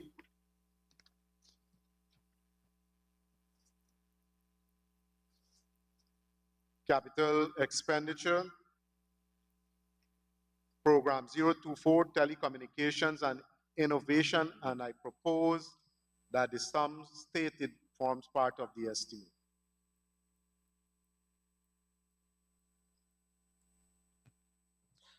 Honorable Member, Ms. Hughes. Thank you. Honorable Prime Minister, 1219-100, National Data Management Authority. I'm wondering if you could disaggregate that sum. We know that it should be safe city, internet infrastructure, your national identification enrollment, but if you could just give us a breakdown. Honorable Prime Minister.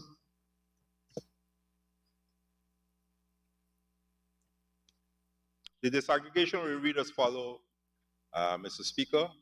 Provision for expansion of what was known as Safe City is now being expanded, so will become Safe Country. So we're moving from the city and we're moving out to other regions, starting with regions 3 and 6. And the sum there is $2 billion. And the next one is the EID, electronic ID system, to $2,205,000,000. And the third one is the provision of e-gate and border control systems, like our ports of entry, modernizing the entry and exit of our port of entry, $2,085,000,000.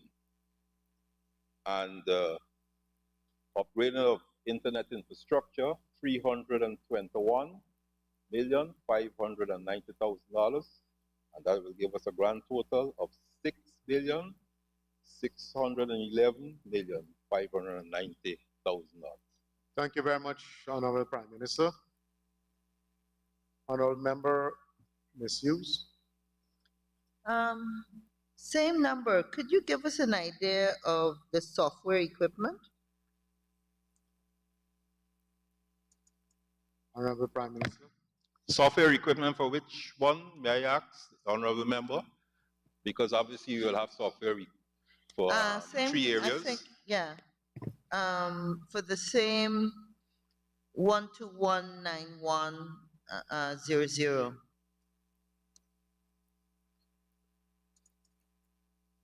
Honorable Prime Minister. Well, let me explain. Under 12190, listed as a project, there are 3 sub-projects that will require software. I'm requesting if you could point me to which one you were talking about. Well, I kind of wanted an idea of what type of software you were ordering for. I mean, if you want to give me the list after, but just a sense of what kind of software you're ordering for those, the 4 different areas we're looking at.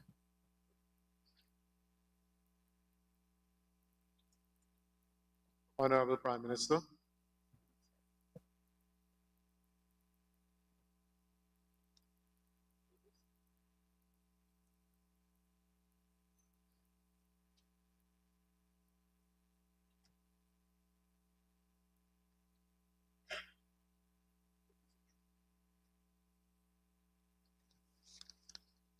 Mr. Speaker, you have a number of software that will be utilized for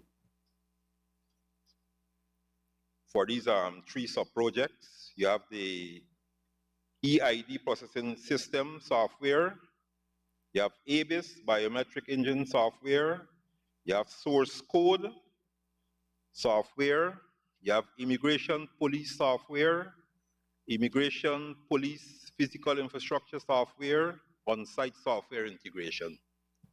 Thank you very much, Honorable Prime Minister. Honorable Ms. Hughes. 4502900, National Communication. Can you tell us a bit of where exactly is the network expanding into? Location. Mr. Speaker, I'm advised that we're examining telecommunication and innovation. That we is haven't correct. reached Telecommunication to that and as yet. innovation, 024. Yes, sorry. I jumped the gun. Thank you. That's all from me. Thank you very much, honorable members. I will now put the question, which is that the sum stated for agency 02 program 24024 telecommunications and innovation capital expenditure stands part of the estimate. Those in favor say aye. Those against? The ayes have it. I'll direct members' attention now to pages 60 and 61.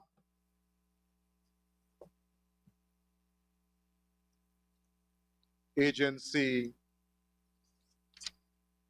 02, Program 025, Government Information and Communication Services.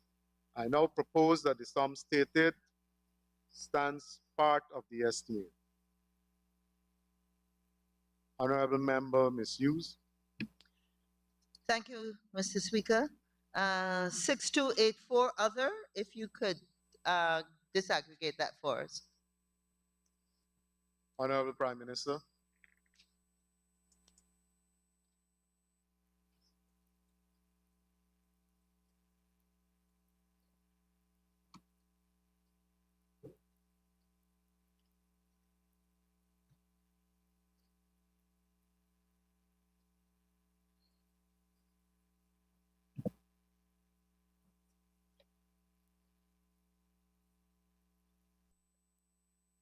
Mr. Speaker, the disaggregation, as requested by the honorable member, training consultant for a 100-strong communication recruitment program for the state media and supporting media entities, $5 million. Procurement of consultancy services for the design and setup of a national digital infrastructure for the government public information sector, $10 million. Continued rollout and operationalization of the National Broadcast Academy, $20 million. Procurement of investment opportunities and international advertising, $15 million. External media exchange and resource sharing, $15 million. Subscription to digital communications network, 2 million. Subscription to publications, and that was the international publications, 2 million. Subscription to community-based groups for regions 1, 7, 8, 9, and 10, Mr. $5 Prime million. Minister, I don't mean to interrupt, but in the interest of time, I'm just wondering if you would be okay just laying that over? Mr. Speaker, I already read it out, so. Thank you I very think much. Oh, if you've read all, then okay. So should I continue? Yeah. Procurement of consultancy services for the development of standardized employment policies across the state media, 10 million. Procurement of consultancy and advisory services for the Department of Public Affairs, 40 million. Procurement of consultancy services for the development of audiovisual and developmental programs, 12 million. Procurement of consultancy services for the design and rollout of a national mobile information campaign, 15 million. Procurement for research and development consultancy services, 5 million. Procurement of consultancy services for the Regional Broadcasters Summit 2023, 5 million. Procurement of consultancy services for the planning and execution of the 2023 World Press Freedom Day National Conference and Symposium, 9 million. And that gave us a total cost of $170 million. Thank you very much, Honorable Prime Minister. Honorable members, I now put the question. Mr. Chairman. Mr. Chairman. Go ahead, Honorable Member Michael. Thank you, sir. Sir, 6321, there is a sum allocated there of $266 million for National Communications Network, and for the Department of Public Information, a sum of $331,540,000, all belonging to the taxpayers of Guyana, including taxpayers who support the parliamentary opposition.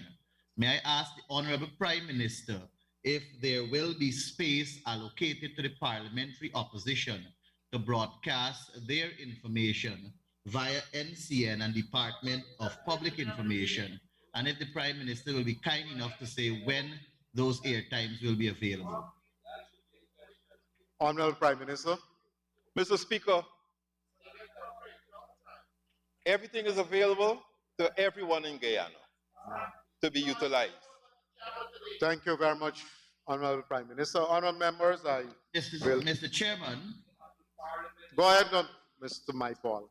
Thank you, sir. Sir, currently, as I said before, these are monies belonging to all taxpayers, including supporters of the opposition party. And all taxpayers contribute towards the financing and functioning of NCN and DPI.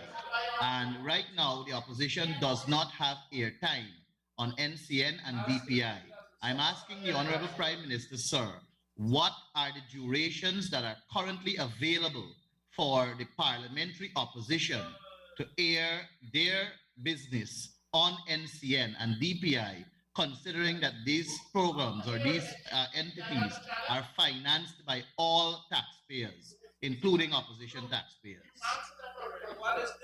Honorable Prime Minister. Mr. Speaker,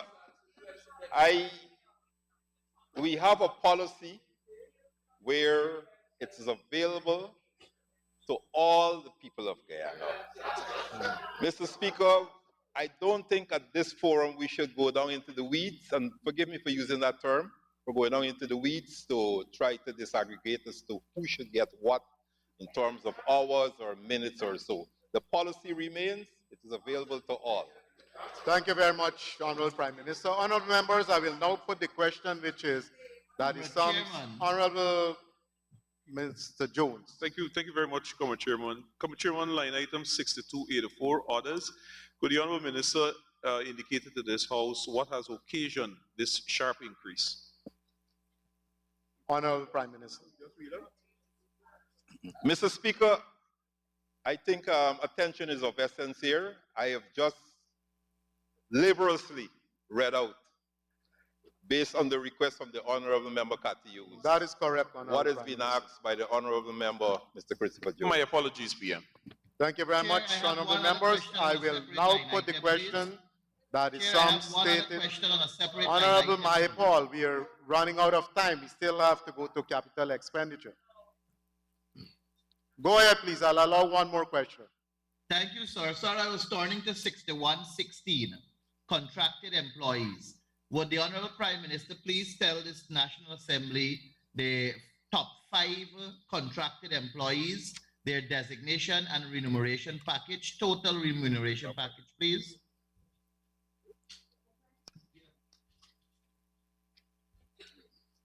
Honorable Prime Minister.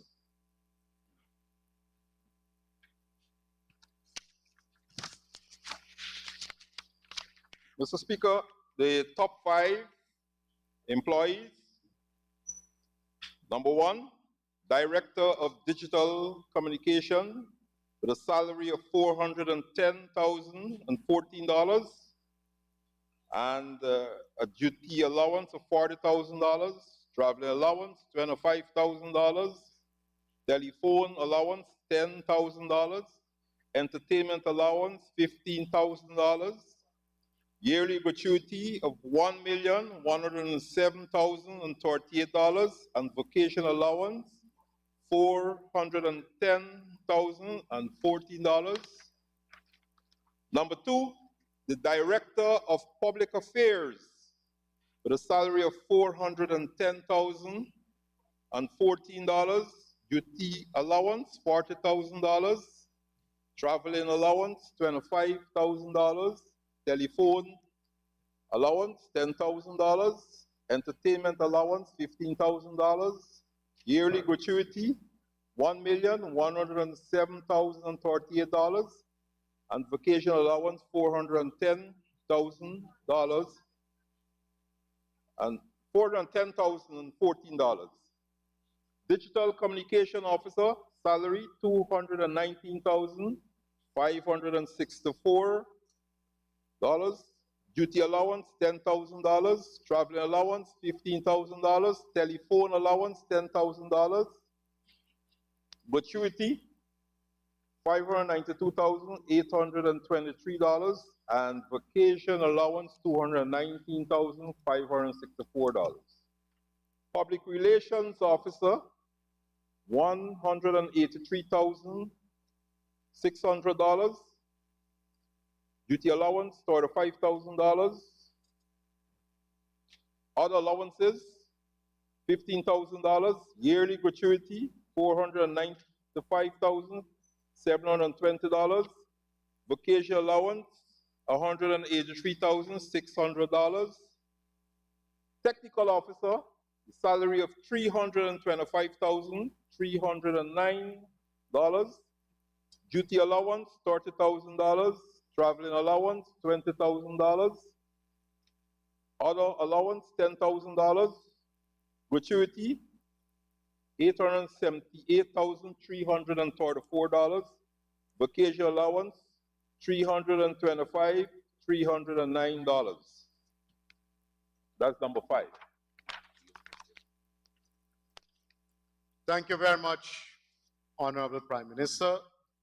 I now put the question, which is that the sum stated for Agency 02, Office of the Prime Minister, Program 025, Government Information and Communication Services, stands part of the estimate. Those in favor say aye. Those against? The ayes have it. Can we move to page 488, Capital Expenditure, same agency, Program 025, Government Information and Communication Services. Honorable Member, Ms. Hughes. Thank you, Mr. Speaker. 4502900, National Communication Network, provision for upgrading and expansion of network. Could you tell us a bit about that expansion, exactly what areas Yes, you're going into? Honorable Prime Minister.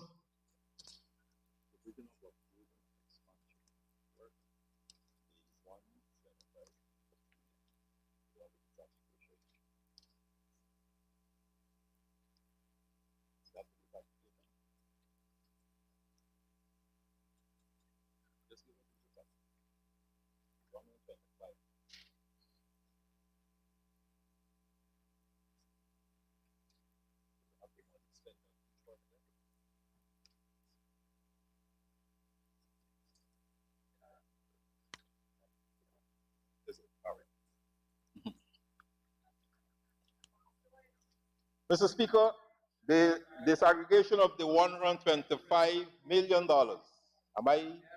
Is that a question, honorable member? Areas you're expanding into. Oh, the areas we are expanding into. The areas we are expanding into: Port Kaituma, Keto, Kokwani, New Amsterdam. Those are new relay stations. Sorry. Port Kaituma, Keto, Kokwani, New Amsterdam. Thank you. Thank you very much, Honorable Prime Minister. Honorable Member Ms. Hughes. Thank you very much, honorable members. I will now put the question, which is that the sum stated for Agency 02, Office of the Prime Minister, Program 025, Government Information and Communication Services, Capital Expenditure stands part of the estimate. Those in favor say aye. Those against? The ayes have it. This brings us to an end of the Office of the Prime Minister. We'll now move on to the, thank you very much, Honorable Prime Minister and team. We'll now move on to the Ministry of Legal Affairs. We'll allow the Attorney General some time for staff to settle in, and in agreement with members of the opposition through Chief Whip, Honorable Member Mr. Jones, we will allocate 30 minutes to the Ministry of Legal Affairs.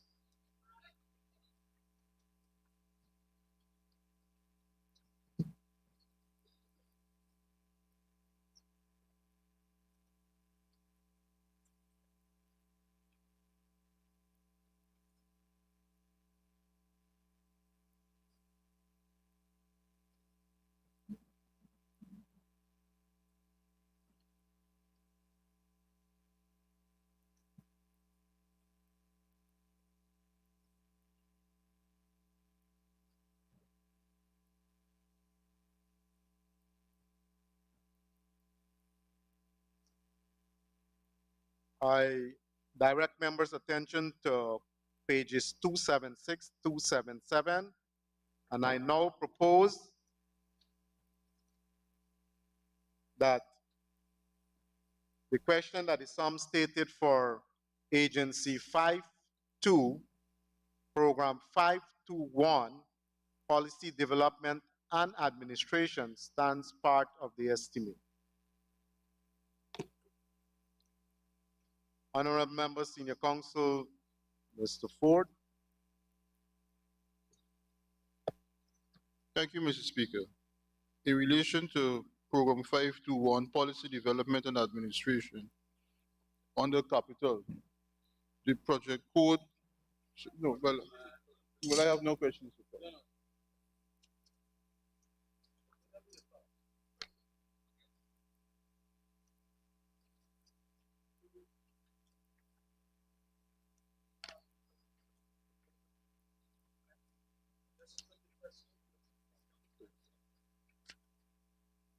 I now put the question, honorable members, that Agency 52, Ministry of Legal Affairs, current expenditure, Program 521, Policy Development and Administration, current expenditure stands part of the estimate. Those in favor say aye. Those against? The ayes have it. So we'll go to page 522, Agency 52, Capital Expenditure, Program 521, Policy Development and Administration. I propose the question that the sum stated stands part of the estimate. Mr. Speaker, in relation to this item, project code 1201300, there is a provision for $4 million guard hut. Could the Honorable Minister provide a description of this guard hut?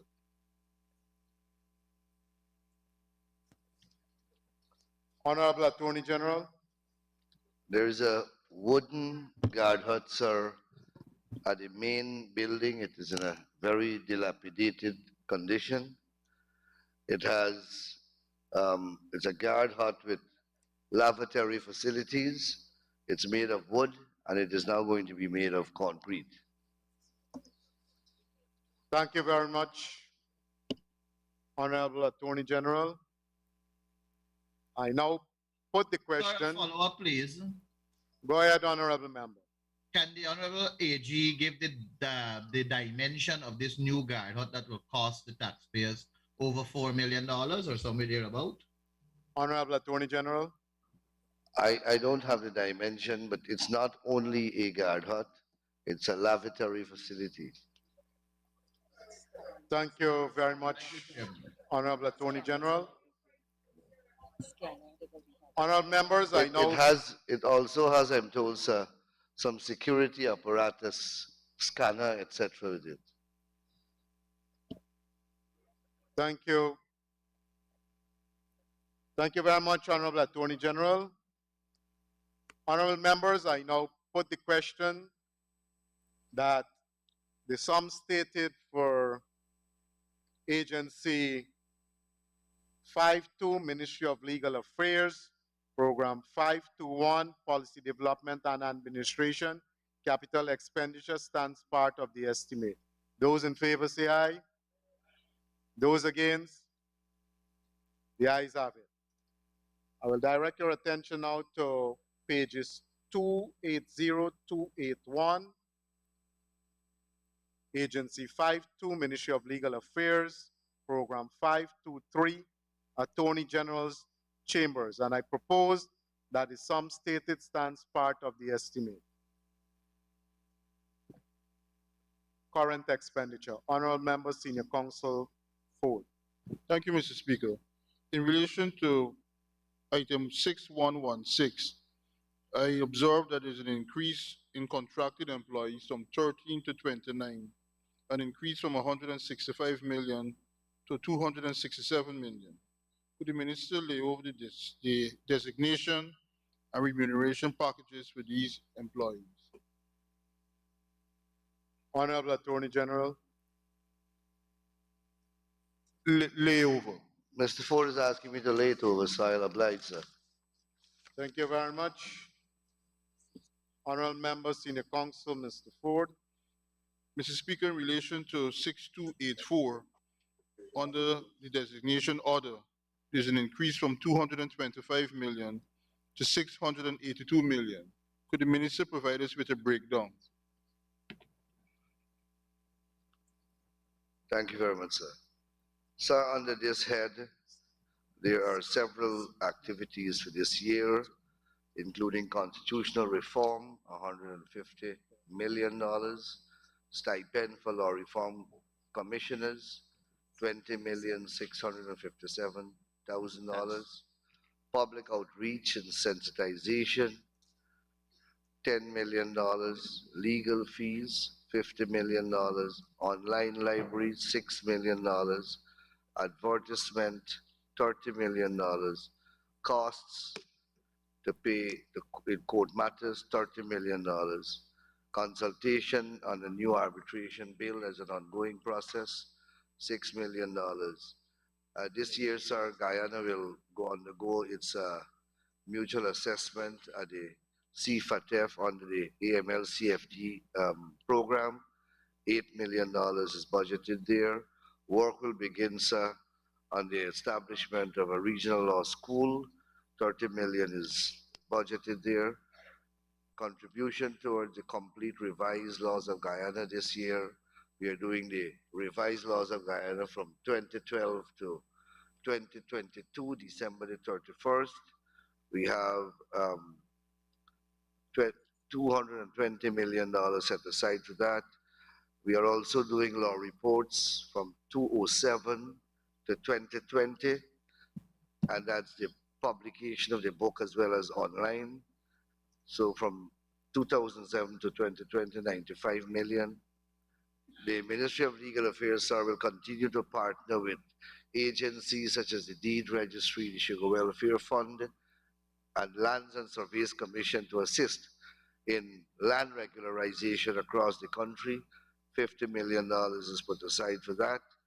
And then, sir, there is a $4,800,000 that is put aside for other miscellaneous expenses associated with these activities. Thank you, Honorable AG. Mr. Chairman. Mr. Mahipon. Thank you very much, Honorable Mr. Chairman. Mr. Chairman, reference the Constitutional Reform Commission, a sum of $150 million put aside for that. Can the Honorable AG inform this House at what stage is the operationalization of this commission at currently? Honorable AG. Well, sir, the Constitutional Reform Commission Act was passed. The honorable member ought to know that under the Act, a commission has to be established. That will be done shortly. A building has already been secured and furnished, and a secretariat will have to be appointed to work along with the commission. As I said, furnishings have been acquired for that building already, and the building is rented. So as soon as possible, early this year, as soon as the president appoints, the commission will begin its work. Follow-up comment, Chairman. Go ahead, Honorable MP. Thank you, sir. May I ask the Honorable AG the location of the building and the cost in terms of rental? It is the same building that is currently being used to house the Commission of Inquiry into the 2020 elections. The building has been rented for $750,000, and the rent will continue upon the conclusion of that commission, and it will move straight into the Law Reform Commission. So, Chair, one more follow-up, please. Go ahead, so sir. It is so by the conclusion of the COI into the election, we are expected to immediately begin the Constitutional Reform Commission. Honorable AG. I don't have a time frame, sir, but it will happen early.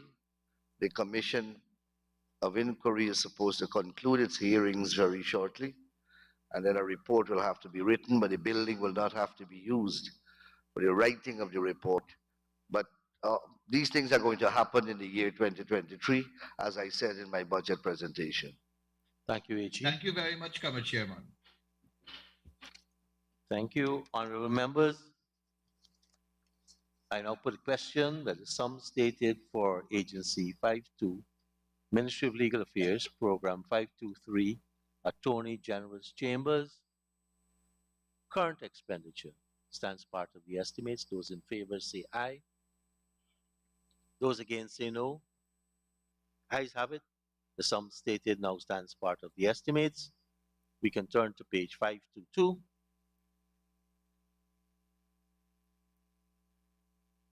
Same program, 523, Attorney General's Chambers, except capital expenditure.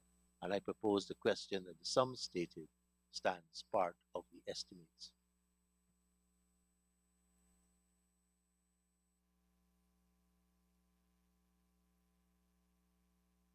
Honorable members, I now put a question that the sum stated for Program 523, Attorney General's Chambers, capital expenditure stands part of the estimates. Those in favor say aye.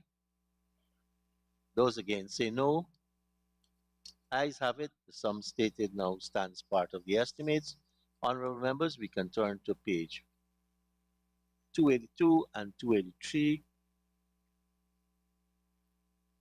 Agency 52, Ministry of Legal Affairs, Program 524, State Solicitor.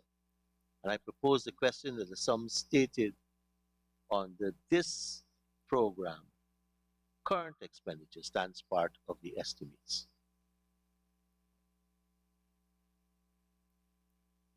Honorable members, I put the question that the sum stated for Program 524, State Solicitor, current expenditure stands part of the estimates. Those in favor say aye. Those against say no. Ayes have it. The sum stated now stands part of the estimates. Honorable members, page 522. Program 524, State Solicitor, Capital Expenditure. And I propose the question that the sum stated herein stands part of the estimates. Honorable members, I now put the question that the sum stated for Program 524, State Solicitor, Capital Expenditure, stands part of the estimates. Those in favor say aye. Those against say no. Ayes have it. The sum stated stands part of the estimates.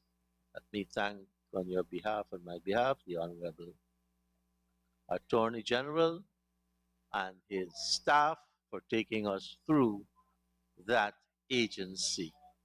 Thank you, Honorable Attorney General. And we can now prepare for the Ministry of Foreign Affairs and International Cooperation.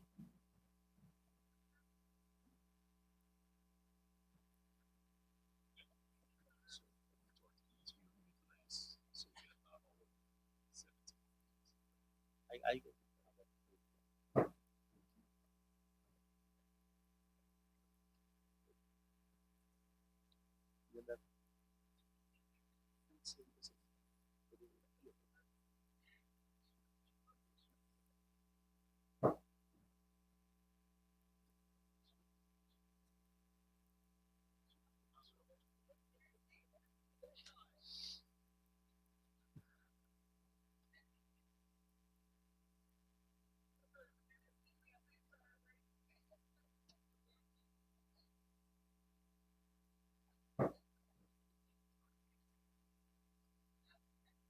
We're in committee still, and we're going to just give the Honorable Minister a few moments to get in place.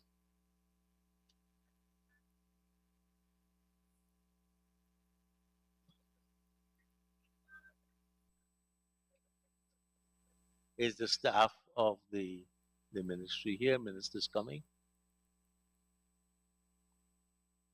Yes? Is it Her Excellency Elizabeth Harper, our head of the Foreign Ministry? I don't mind suspending. The problem is getting folks back. Okay, let's suspend for 15 minutes. Speaker, we can move to the next ministry. Hold on one second. I'm listening to the Honorable Member, Ms. Lawrence. And she's Mr. proposing Speaker, that I'm proposing we move to the next ministry.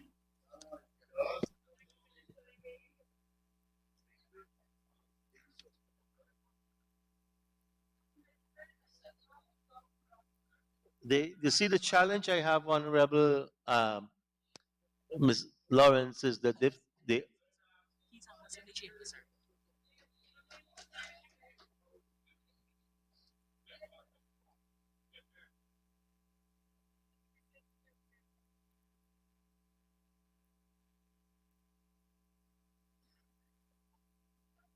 while it was a decent suggestion, the issue was mobilizing the staff for the next ministry, which was scheduled for 8.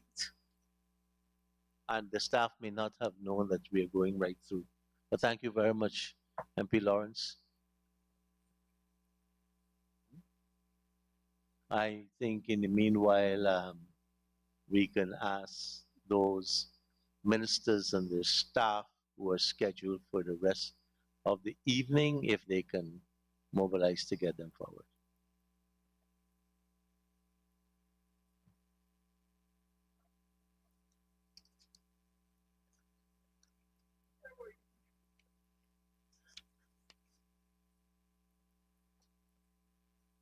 Great, thank you, Minister. Honorable members, if we can turn to pages 72 and 73.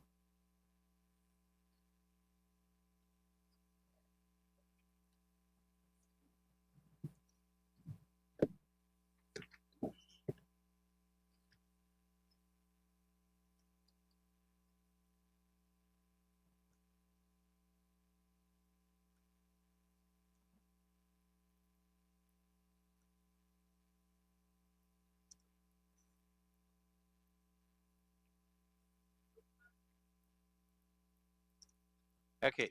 Honorable members, it's Agency 12, Ministry of Foreign Affairs and International Cooperation Program 121, Development of Foreign Policy, Current Expenditure. And I propose a question that the sum stated herein stands part of the estimates. Honorable Member, Ms. Walton Desir. Thank you, Mr. Chair. Mr. Chairman, line item 6116. I note that there is an increase in the sum, and I note as well that there is an addition of about 13 persons to the list of contracted employees. I want to ask the Honorable Minister whether he'd be so kind as to indicate the designation of those additional persons and the designation of the top 3 persons in the category and their remuneration. And I want to ask if he'd be kind enough to lay that information over with us. Honorable Minister, would you be kind enough to lay over the information? Thank you, Mr. Speaker. The top 3 would be the advisor to the Minister, Foreign Secretary, and the Permanent Secretary. The Thank you increase very of much. 13 staff members, employment of 15 staff, 3 who were transferred into the line item, 1 staff to program 2. We've had 1 resignation, which contract ended for 3 staff, and that gives you 15 plus 3 minus 1 equal to 3, 13. Honorable MP. Follow up on that, seeing that the Honorable Member would have proceeded. The designation of the contract that ended. Honorable Minister. 1 senior foreign service officer, 1 senior personnel officer, and 1 communication assistant. Thank you, Minister. Honorable Member, Ms. Walton Desir. Mr. Chair, I want to draw our attention to line item 6261, local travel and subsistence. I'm at a bit of a disadvantage because I'd hoped to be able to ask questions on 6262, overseas travel and official visits, but there are no sums allocated there. So a little curious, seeing that he's the Foreign Affairs Minister. But I would like the Honorable Member to inform the House what comprises this local travel and subsistence. Where exactly is he going locally to deal with the development of foreign policy? Honorable Minister. For local travel, Mr. Speaker, we have a PR campaign that is meant to sensitize the people of Guyana, especially the bordering communities. So we've included that as part of our local and travel. Thank you, Minister. Honorable MP. Thank you, Mr. Chair.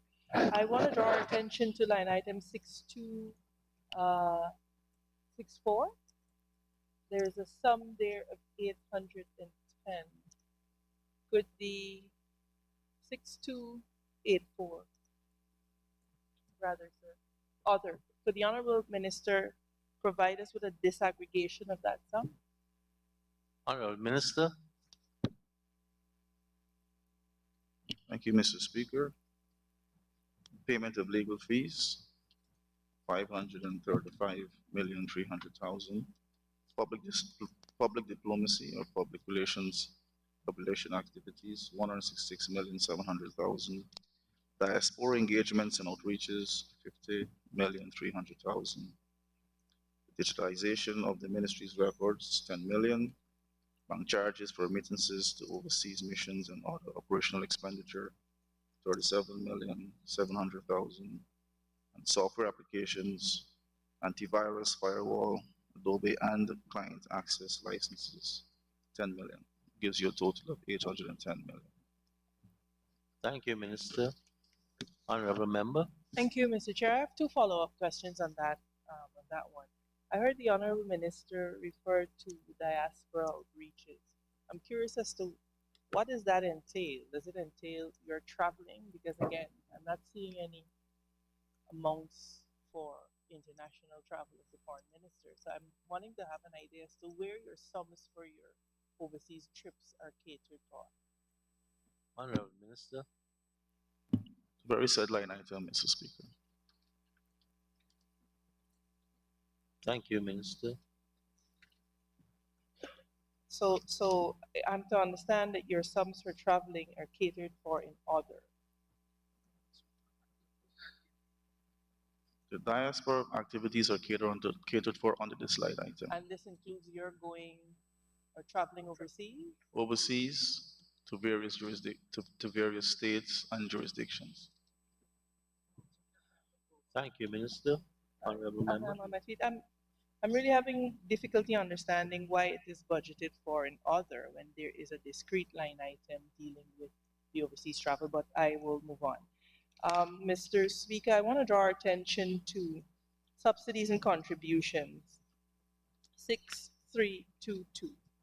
Subsidies and contributions to international organizations. There is a significant increase, and I wonder whether the Honorable Minister could advise us as to what would have occasioned that increase. Honorable Minister. Speaker, it's due to an increased caters to the contribution to regional security system, which we've signed on to.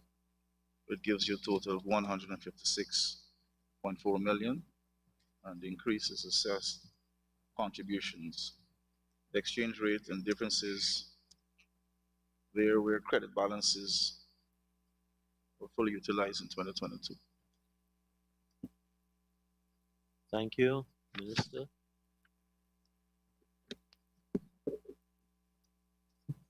Honorable MP. Yes, thank you, Mr. Chair. I want to go back to other, and I wanted to clarify with a follow-up. Are the costs for the attorneys who are currently representing us in the ICJ, those costs are catered for in this line item? Honorable Minister. It's catered for under legal fees. Thank you, Honorable Minister. Honorable Members. Mr. Chairman. Honorable Member, Mr. Mahipol.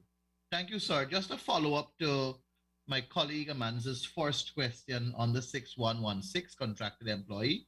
I did hear her asking about the remuneration package for the top three, but I didn't hear the Honorable Minister answering it. They advised it to the Minister, the Foreign Secretary, and some other person he listed. Can he be kind enough to say what is the total remuneration package for these three employees? Honorable Minister. Mr. Speaker, there's another question because the Honorable Member did not ask that question. Just want to know the top three, but I can give it to Honorable Minister. Please, thank you. Just to clarify, in fact, I did ask, but I had asked if you laid over, but. Okay, sorry, I didn't hear. So for the advisor, it's 1,072,307. Foreign Secretary, 808,920. Permanent Secretary, 751,140. Thank you very much, Honorable Minister. Honorable Members, I now put a question that the sum stated for Agency 12, Ministry of Foreign Affairs and International Cooperation, Program 121, Development of Foreign Policy, current expenditure stands part of the estimates. Those in favor say aye. Those against say no. Ayes have it. Sum stated stands part of the estimates.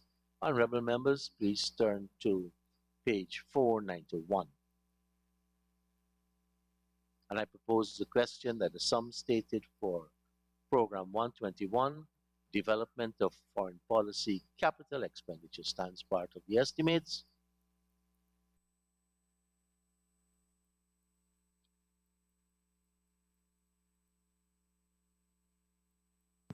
Honorable Member, I Ms. Walton unfortunately am DC. at a disadvantage because my book doesn't have that number in it. You're suffering a Mahipal moment. I am having a Mahipal moment, I'm afraid. Could I we was get wondering, sir, who would have had it this time? Honorable Member, Mr. Mahipal, you made a comment. I didn't clearly get it. Yes, sir. I was saying that I was wondering who is going to have it this time because all my pages are in order. Ah, yes, it's a bit, it moves around, it's contagious.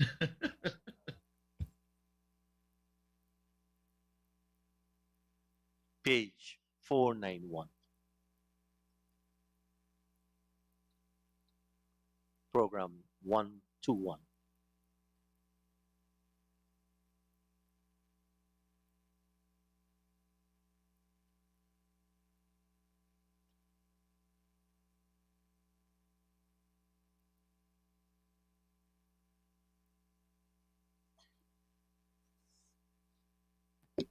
No Honorable- questions here, please. Thank you very much. Honorable members, I now put the question that the sum stated for program 121, Development of Foreign Policy Capital Expenditure, stands part of the estimates. Those in favor say aye. Those against say no. Ayes have it. The sum stated now stands part of the estimates. Pages 74 and 75.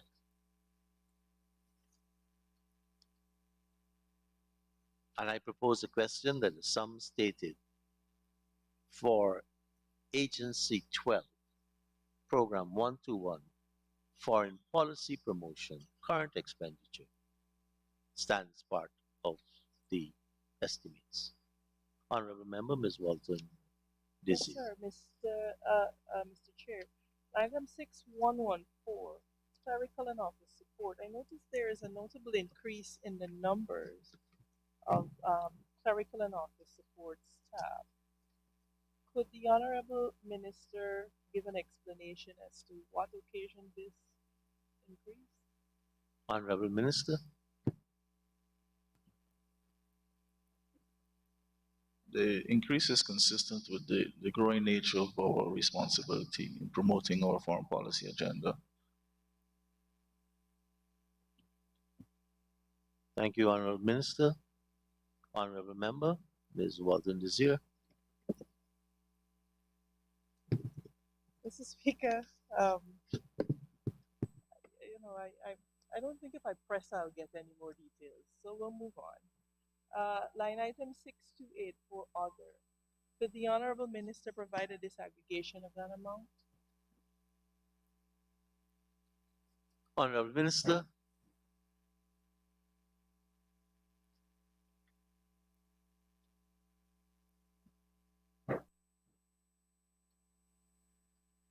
Thank you, Mr. Speaker. Bank charges, 45 million.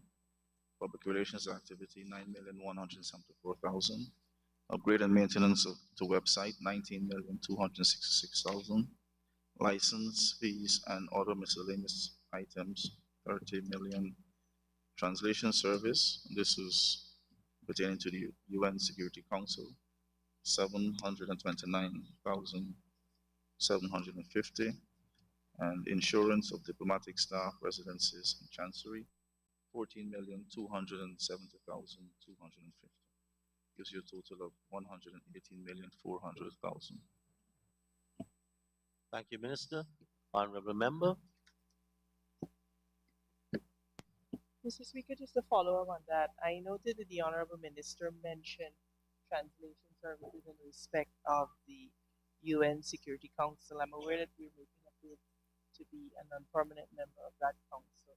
I wondered whether the Honorable Minister could advise the House as to whether,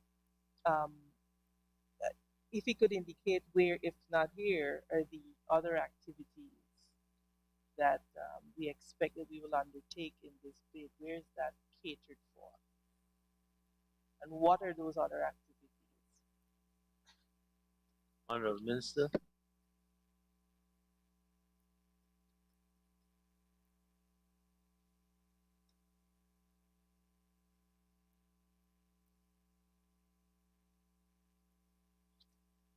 Thank you, Mr. Speaker. You want the total as well, or just the activities? Honorable Minister. Campaign activities, 12,510,000. This is craft items. This is under program 1. We have another campaign activities listed. This is for tokens, banner, backdrop, receptions, 5,066,550. Meetings with RULAC ambassadors, 6,255,000. Translation service, same figure applies. Security Council report with regards to training, 8,340,000. Airfare for posting of temporary staff to the permanent mission in New York, 2,439,450. The accommodation for temporary staff, 51,457,800. Additional office space at the permanent mission in New York, 10,842,000. Utilities for the temporary staff, 2,168,400. Which gives you a total of 99,808,950. Thank you, Minister. Honorable Member, Ms. Desir Walton. Walton Desir, sir. Walton Desir, sorry. Mr. Chair, 6261.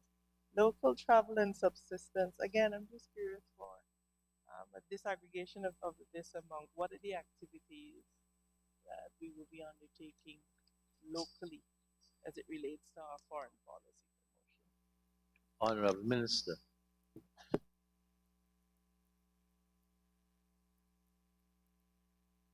Thank you, Mr. Speaker. Council outreaches, accreditation of ambassadors, meals and accommodation, transportation. Thank you, Minister. Honorable Member, Ms. Walton Desir. Yes, sir. I want to draw our attention to line item 6111. There is a decrease there in administrative staffing, complement from 14 to 8.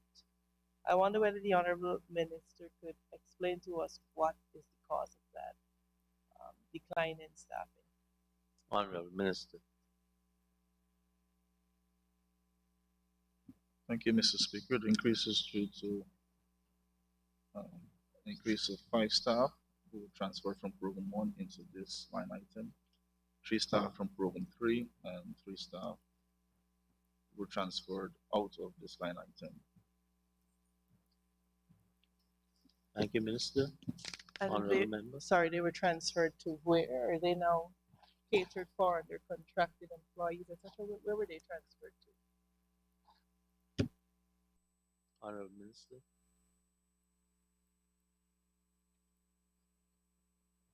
Thank you, Mr. Speaker. This is regards to postings. Thank you, Minister.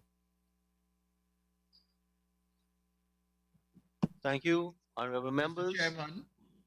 Mr. Honorable Chairman. Member, Mr. Mackey. Thank you, sir. Sir, line item 6241. I see on the rental of buildings, the sum has increased hugely there. Are we renting additional buildings, and for what purpose, may I ask, in comparison to the sum that was paid for last year as rental of buildings? Honorable Minister.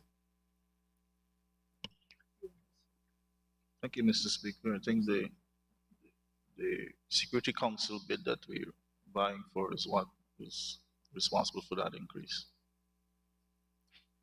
Thank you, Minister. Honorable Member, Ms. Desir. A follow-up on that. Exactly how is it responsible for the increase in buildings for rental? Are we hiring additional staff? Do we need to house more people?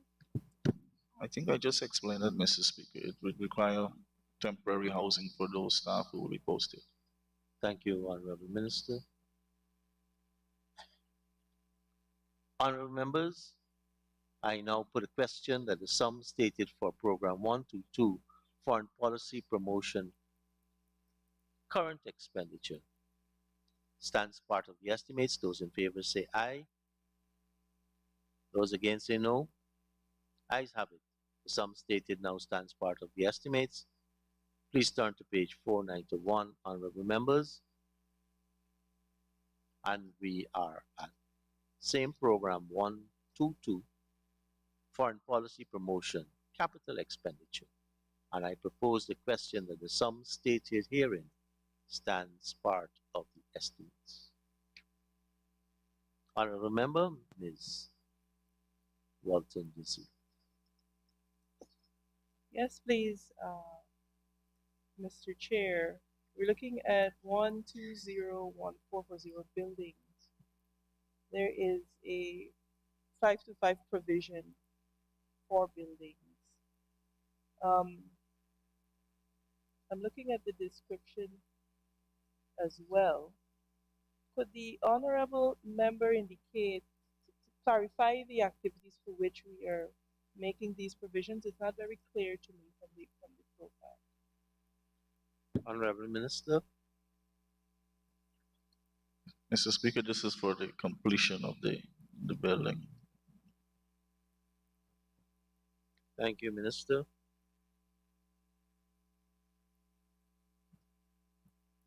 Honorable members, I now put a question that the sum stated for program 121 capital, that's foreign policy promotion, capital expenditure, stands part of the estimates. Those in favor say aye.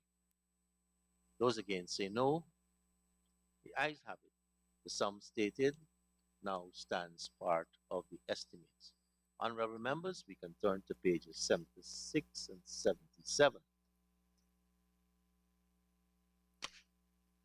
And I propose the question that the sum stated for Agency 12, Ministry of Foreign Affairs and International Cooperation, Program 123, Development of Foreign Trade Policy, current expenditure, stands part of the estimates. Honorable Member, Ms. Amanza Dizu, Walton Dizu. I'm confirming that we are on page 76, 77, right, sir? 76 and 77. Yes. And I just wondered whether the honorable member could indicate what accounts for the decline in staffing complement there for the administrative component. Line item 61111. Honorable Minister. We moved from 14 to 8.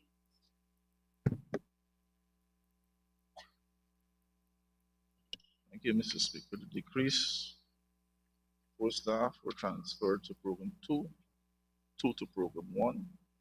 We've had 2 resignations and 2 staff were transferred to program 1 into the line item. Thank you, Minister. Honorable MP. Thank you, Mr. Chair. A follow up on that. Could you provide me with the designation, or this honorable house rather, with the designation of the positions that were that resigned? You said 2 resignations. Thank you, Mr. Speaker. 2 foreign service officer. No, sorry, 1 foreign service officer, 3 and 1 foreign service officer, 2. Honorable MP. Could the honorable minister indicate whether these foreign service officers were posted locally or whether they were posted to overseas mission? And could he also indicate this house whether these positions have since been filled? Honorable MP. All 4 were posted, Mr. Speaker. I'm Honorable at a disadvantage. I didn't hear. I didn't. Please repeat, Honorable Minister. Well, Mr. Speaker, the 4 staff were posted. Posting means overseas missions. Right. She's So a shadow minister. I asked, And I'm Speaker. Mr. Honorable sorry, Member Ms. Walton Desir. I had asked whether the positions have been filled. Are you confirming that those positions have been filled and that they're overseas? These are overseas positions and that they have been filled. Are you confirming that? You mean when they, Mr. Speaker, when they're posted, if the positions locally here at headquarters have been filled? Honorable Minister. No, I'm talking about a resignation. Sorry, Mr. Chair.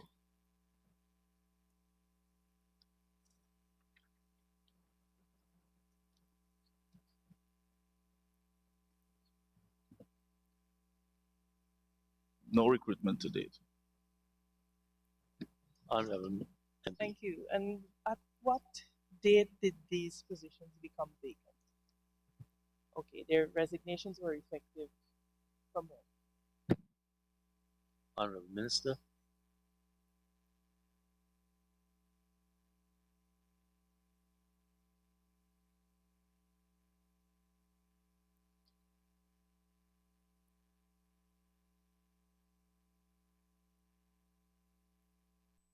Mr. Speaker, we don't have that information at hand. Can we lay it over? Honorable MP, can the Minister lay it over? We have no objection to them laying it Thank you. over.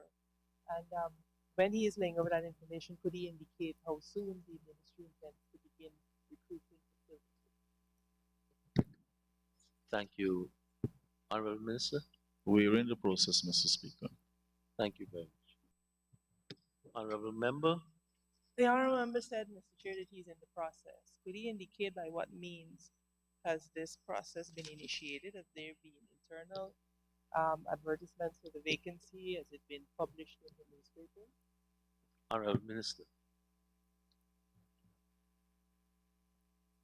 We have received staff from the Public Service Ministry, which is the primary, I should say, recruitment over the last year or two, because they are bonded scholars. So there is need to depend on them. So we have not done any advertisement to the general public. Thank you, Minister. Thank you.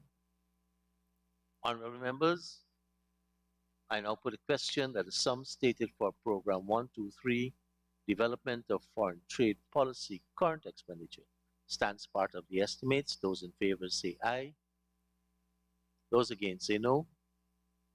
Ayes have it. The sum stated stands part of the estimates. Honorable members, we can turn to page 491 again. And this time it's same program, 123, Development of Foreign Trade Policy. And I propose a question that the sum stated herein capital expenditure. The sum stated herein stands part of the estimates. Honorable members, I now put the question that the sum stated for Program 123, Development of Foreign Trade Policy, capital expenditure stands part of the estimates. Those in favor say aye. Those against say no. Ayes have it. The sum stated herein now stands part of the estimates. Honorable members, that concludes our consideration of the estimates for Agency 12, Ministry of Foreign Affairs and International Cooperation. Let me thank the Honorable Minister, Her Excellency Ms. Harper, Ambassador Harper, and the staff for taking us through that agency. Thank you very much. And we will now proceed with the Ministry, the Public Service Ministry, and invite the Honorable Minister of the Public Service, the Honorable Sonia Paran, and her staff to join us as they get in place. Honorable members, turn to pages 122 and 123.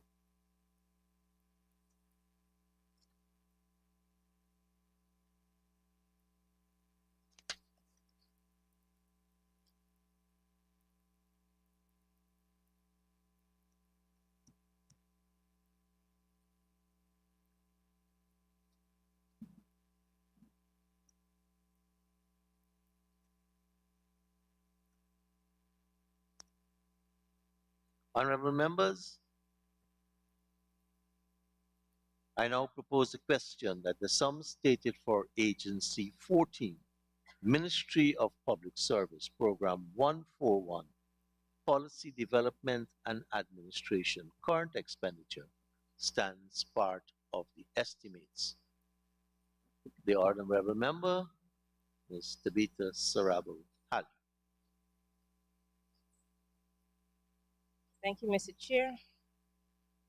Mr. Chair, can the Honorable Minister indicate whether any staff on the either between 611 to 6117 have been tasked or assigned with planning, designing, or implementing any initiative to modernize the public sector?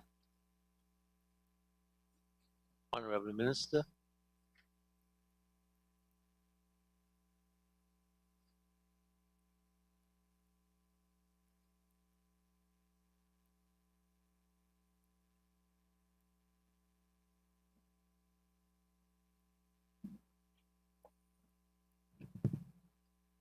Thank you, Honorable Member. All the staff of the Ministry of Public Service contributes towards the modernization of the public service.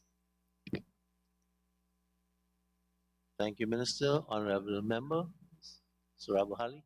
Thank you, Mr. Speaker. So can the Honorable Minister state if there's any current initiative or plan or design currently being implemented by all the members of the public service to modernize the public sector?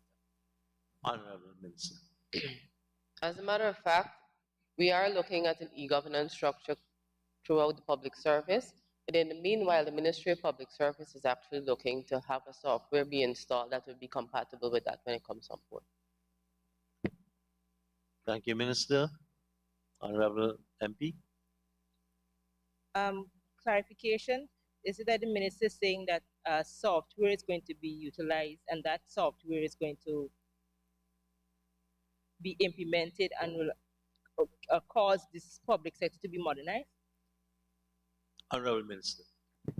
Yes, because it will allow all of the agencies to be connected. And so you will have, for example, you will have Ministry of Housing, and we have that tabled in Parliament already with the single window. That's one way. So, for example. Thank you. Honorable MP. Mr. Chair, can the minister indicate whether any staff have been assigned to formulate policies to strengthen the human resource management of the public service? Honorable Minister. We do have our Chief Personnel Officer who constantly would update herself, not only with that, but we are looking towards speaking with all agencies. She would usually do have her team available from the personnel and speak with all of the agencies. Then we come together and formulate. Thank you, Minister. Chair. Honorable MP.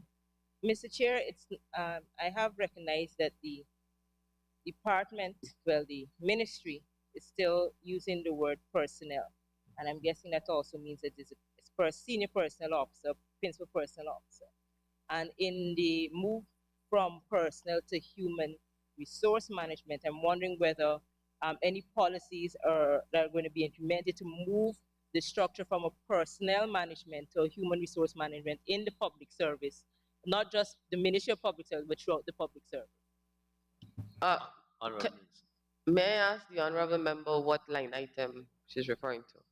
I asked the minister initially if there's any staff under the line items from 6111 to 6117 that will be dealing with this particular item. So yes, we're dealing with policy development, and so that is where we are. On the staffing we are, and she did mention the number of headings we have from 611 to 617. Well, what we have done what we did, as a matter of fact, at the end of 2021, we conducted a training with CARICAD in collaboration with CARICAD and the UN. And I think the first step that we wanted to take was a change in mindset, because you can't physically change it without having the mindset being changed. So we have actually activated that already. Honorable MP. Thank you, Mr. Chair. Mr. Chair, can the minister indicate whether any staff under the same line items have been assigned to oversee the administrative reforms across the public service? Honorable Minister. Yes, a team inclusive of the Chief Personnel Officer and other personnel officers, have been working with teams in the different ministries and their personnel to overlook initiatives such as reviewing the job descriptions and so on. Thank you, Minister. Honorable MP. Mr. Chair, I'm going to line item 6284. On the other, there is almost a double increase from 3 million, to 6 million. Can the Honorable Minister state what caused this increase? Honorable Minister.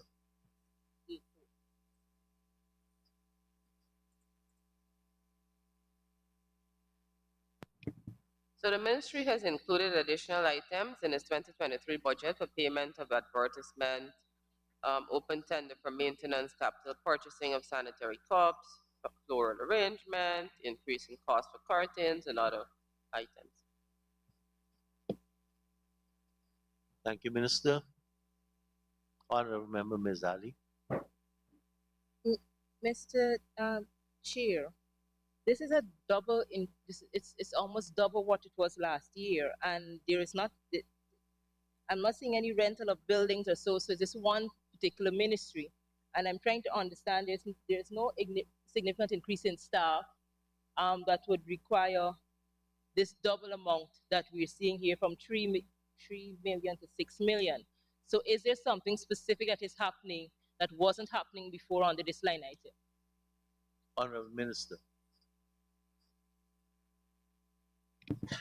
So the open tender wasn't taken from this line item last year, but it's put onto this line item now. That's one. And two, we have oversight now of the CIT staff as well. Thank you, Minister. Honorable MP. I think this will be the final question on this item. Can the Honorable Minister state if there are any particular policies that they plan to develop or update in 2023? I'm seeing in the indicator that there are plans for 5. Have they decided on what those policies would be that they would like to either implement or initiate this year? Honorable Minister. Well, as you know, since I have been in office from 2020 and continuous budgets, we have been looking at training, not only as in scholarships, but also through the training division and robust training. And we actually started for 2023 already, and we have reintroduced monitoring and evaluation started already. As a matter of fact, it's going to be starting in a week. But in relation to training, we will continue to update training as we see it relevant and priority areas become important throughout the sector, as well as the developing sectors, as well as every policy that we have started before will continue. So. Thank you, Honorable Minister. Honorable members. Mr. Chairman. Honorable Member Mr. Mahipol. Thank you, sir. Sir, in the volume 2 of the estimates, this program 141, is the minister is saying to us that she intends to issue 8 circulars this year. May I ask the minister, what are the 8 circulars about that she intends to issue for this year under this program? Honorable Minister. Thank you, Honorable Member. So as it becomes relevant, salary, vacation, employment, others on a needs basis. Thank you, Minister. Thank you. Honorable members, I now put a question that the sum stated for Agency 14, Ministry of Public Service, Program 141, Policy Development and Administration, current expenditure stands part of the estimates. Those in favor say aye. Those against say no. Ayes have it. Sum stated now stands part of the estimates. Honorable members, we turn to page 499, Capital Expenditure. And I propose the question that the sum stated for Program 141, Policy Development and Administration, Capital Expenditure, stands part of the estimates.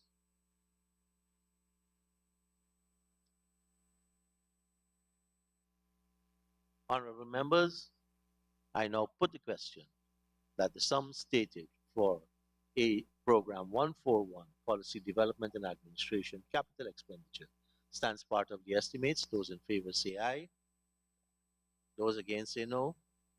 Ayes have it. Sum stated now stands part of the estimates. Invite you, honorable members, to turn to pages 124 and 125.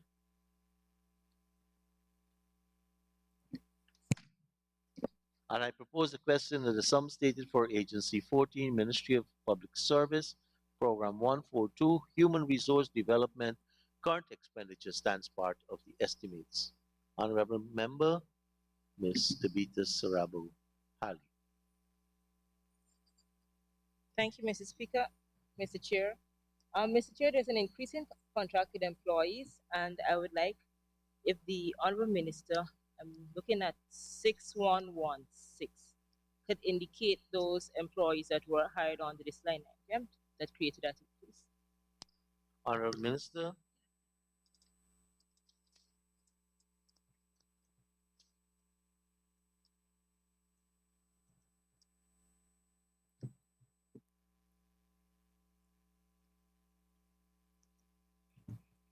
Thank you, Honorable Member. The reason for the variance is due to employment of 2 senior training officers with a salary of over 200,000, and we have 1 student affairs officer and 1 clerk too, which was necessary. Thank you, Minister. Honorable Member, Ms. Thank you, Mr. Chair. Sarabo Hali. Line item 6302, training, and I am guessing that both goal and Government of Guyana scholarships will come out from this particular line item. So I'm curious to note from the Minister, can the Honorable Minister state of the thousands of scholarships that will be given out or were given out through the goal and Government of Guyana, what percentage of these scholarships will be or were to target the needs of the current public service and also the needs of the country? Honorable Minister. So, with respect to the needs of the public service, 100% from the Public Service Ministry, and with the National Needs Assessment that was conducted, well, as a matter of fact, we do have an assessment being conducted officially now, but with what we have determined, 100% in terms of the gold scholarship. Honorable Member, Ms. Hali.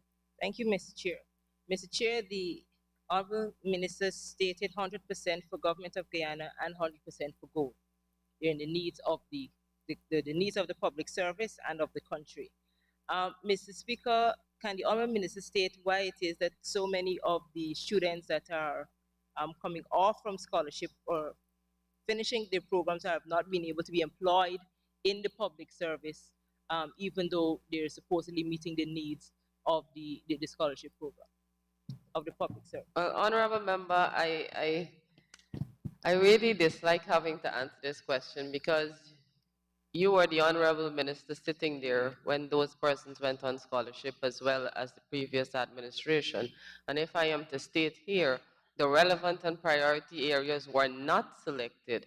It was done very ad hoc. So you had persons coming out, one where there were no vacancies available for their skill set. And so a lot of those persons, and where you did have areas in which you trained, you overtrained. So the people who are coming out now are not from this particular administration. Thank you, Honorable Minister. Honorable Member, Ms. Sarabo Hali. Thank you, Mr. Chair. So, Mr. Chair, the Honorable Minister gave her response. I have a follow-up question. So, I have looked at the current list of the scholarships that have been given out to Government of Guyana scholarships and the Gold scholarships, and there's not much change in those scholarships from what was being given out before. So if it is that the priorities of the government have changed and they will now find spaces for those scholars when they come off, why is there no significant change in the scholarships being given out? Honorable Well, Minister. I'm not certain what you mean by significant change because the areas that we determined that places were not there to fill people. And as a matter of fact, the Vice President and myself held a meeting with those persons and we consulted with them, those persons who are in agriculture and forestry and could not be placed. And so, we did hold a consultation with them and we heard from them and we worked along with them. Um, but when you say significant change, I'm not sure what you mean because there are specific areas which we found that we could not place that we took off the list. Thank you, Minister. Thank you, Mr. Chair. Mr. Chair, can the Honorable Minister state which areas have been taken off the list? Honorable Minister.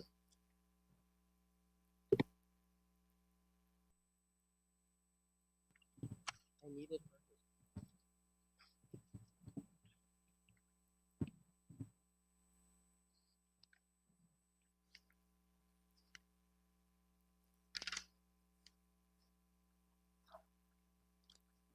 One second, honorable member.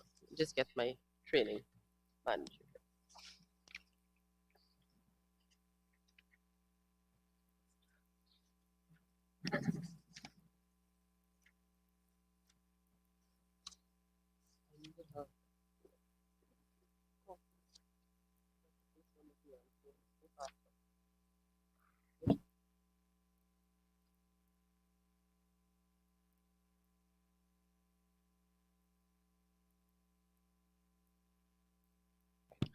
So agriculture, forestry, and international relations, and we limited some of the numbers in relation to some of the others. Thank you, Honorable Minister. Honorable Member Ms. Ali. So even though there is a significant push from the agriculture minister that we're supposed to be food security wise and trying to increase our food security, the government has decided that agriculture is not the best place to do scholarships. No, that is not so. Honorable As a matter of fact, we continue to do the Guyana School of Agriculture. We continue to do specialty areas such as food science and food technology and masters and things like that. So we are catering for where the areas are going to advance in agriculture. Thank you, Minister. Honorable Member Ms. Ali. I'm going to sit. Thank you, Minister. Honorable members, I now put a question that the sum stated for Agency 14, Ministry of Public Service, Program 142, Human Resource Development, current expenditure, stands part of the estimates. Those in favor say aye. Those against say no. Ayes have it. The sum stated now stands part of the estimates. Honorable members, can we turn to page 499?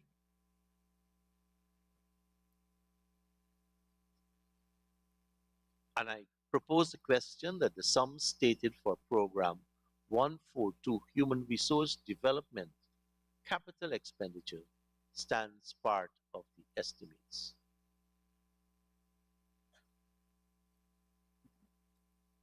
Honorable Member, Ms. Tabitha Sarabo Han.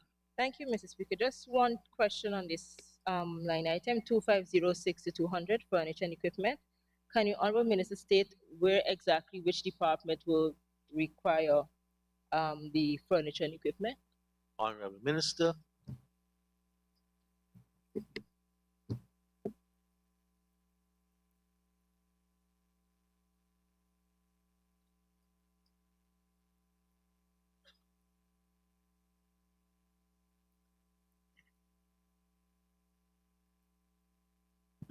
So we have, those will be the CAIT Center and the Smart Classroom. Excuse me. Thank you, Minister. Honorable members, I now put a question that the sum stated for Agency 14, Ministry of Public Service, Program 142, Human Resource Development Capital Expenditure stands part of the estimates. Those in favor say aye. Those against say no. Ayes have it. The sum stated stands part of the estimates. Honorable members, I ask you to turn to pages 126 and 127.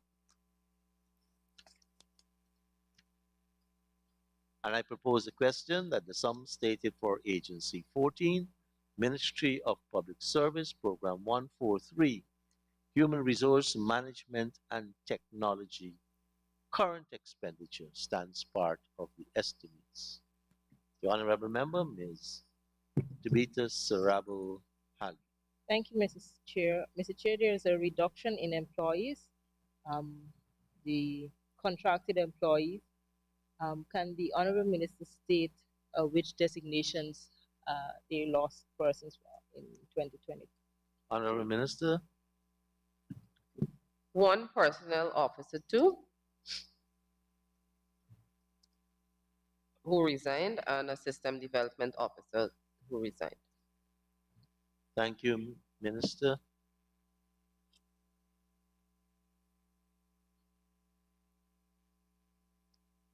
Honorable members, I now put a question that the sum stated for Agency 14, Ministry of Public Service, Program 143, Human Resource Management and Technology, current expenditure stands part of the estimates. Those in favor say aye.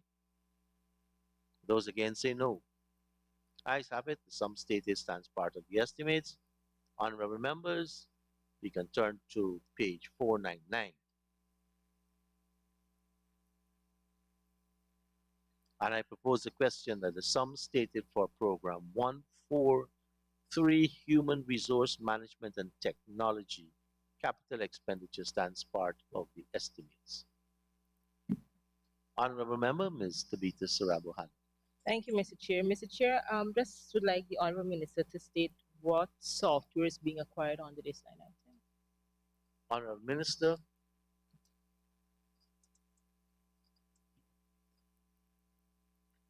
The Human Resource Management and Information System software.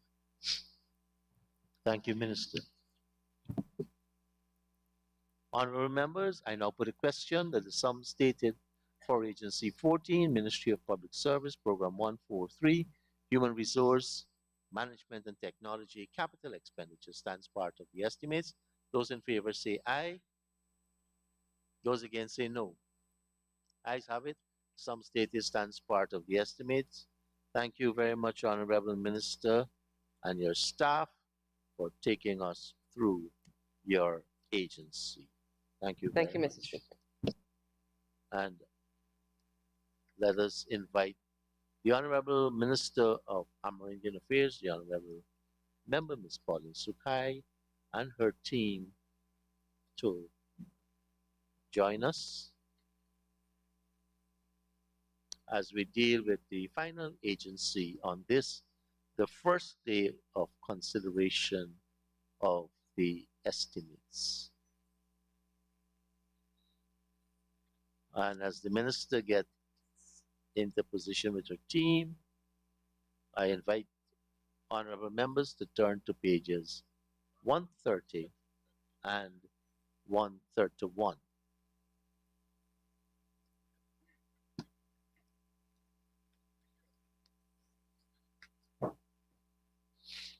Thank you very much. Thank you, Minister.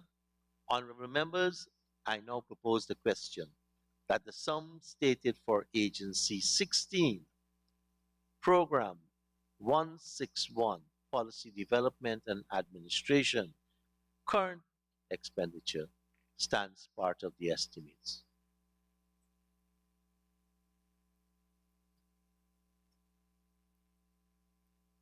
Honorable members, Honorable Member, Mr. Cox.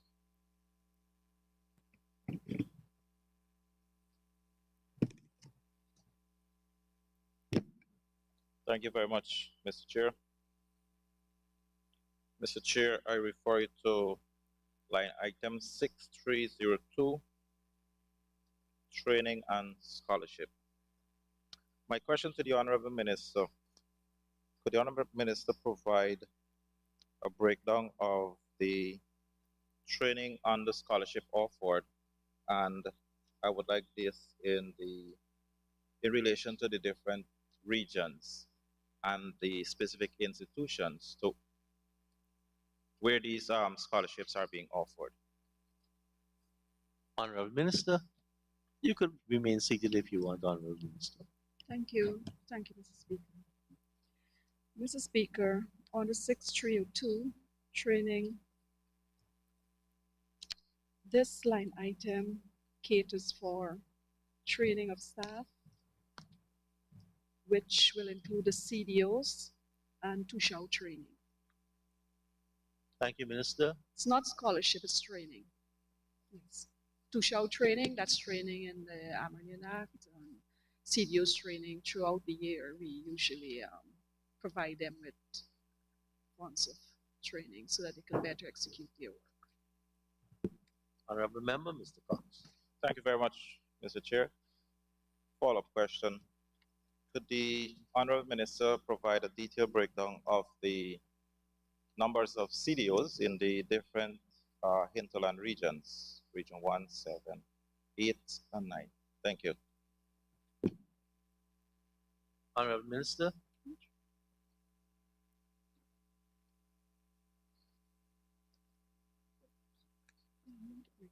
We have 24 CDOs. I don't have the breakdown here with me, but we can provide it to you before the session is over. Thank you very much, Honorable Minister. Honorable Member, Ms. Dawn Hastings-Williams. Thank you, Comrade Chair. Line item 6116, contracted employees. Observe that there is an increase by 5. Could the Honorable Minister give us the designations of the 5 persons that are added? 6116, contracted employees. Honorable Minister.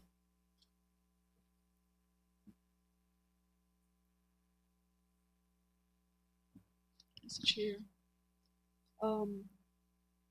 the 5 employees will be project coordinator, the deputy permanent secretary, the program coordinator, Please bear with the Minister. I think she was one who deputy is now well over permanent the weekend. secretary, regional coordinator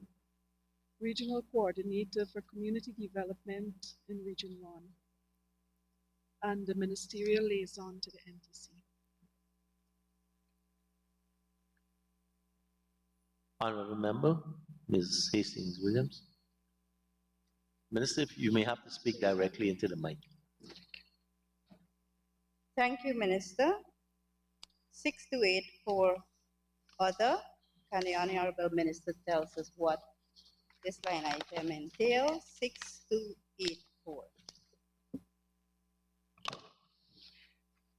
Thank you, Mr. Chair. Honorable Minister, go ahead. 6284. It caters for the increase, caters for the repair to office furniture. Items like photocopying, for the binding of documents, advertisement of bids and vacancies, purchase of fuel drum,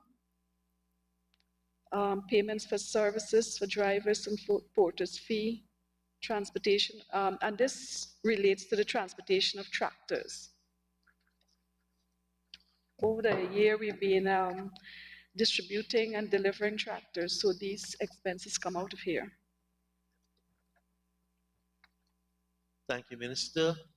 Honorable Member, Mr. Henry.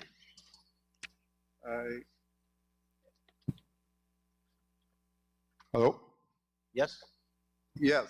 I heard the Minister 6116. I heard the Minister mention that one of those contracted employees is a regional coordinator. Now, is this for Region 9? And if so, where is his office in Latham? And is he a part-time worker or a full-time worker? Thank you. Honorable Minister. He or she? Yeah, he could be a she. Yes, Mr. Speaker. The regional coordinator for community development is in Region 9. And Mr. Speaker, he's stationed at the RDC.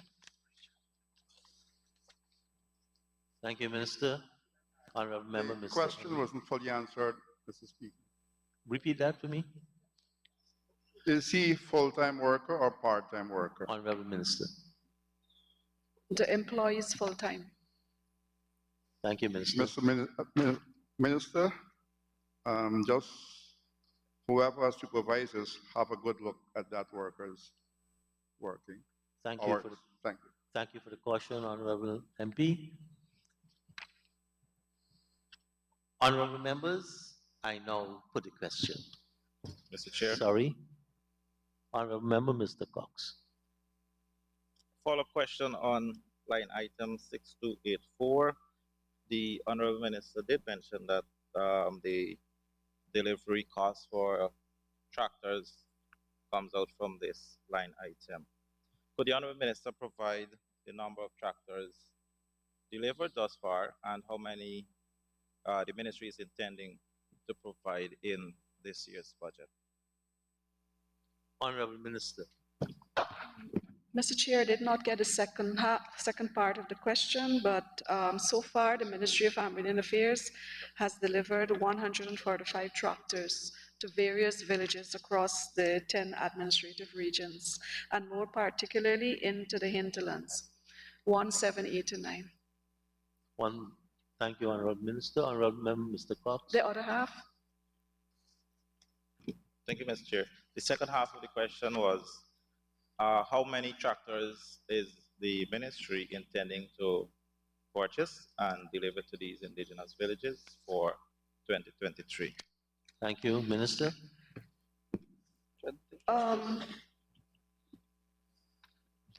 Mr. Speaker, we do not have any tractors budgeted for 2023. Thank you, Minister. Honorable Member, Ms. Hastings. Thank you, Comrade Chair. Thank you, Minister. Listening to you, I asked a question about 6284 other, and you said that you're going to use some of those monies to repair tractors, attain vehicles, if I heard correctly, and also to repair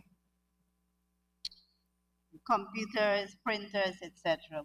Would it not have been wise for you to budget it under office equipment, materials, and supplies?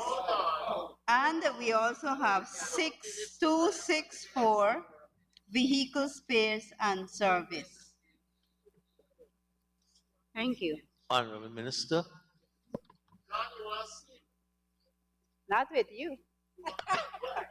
Sorry.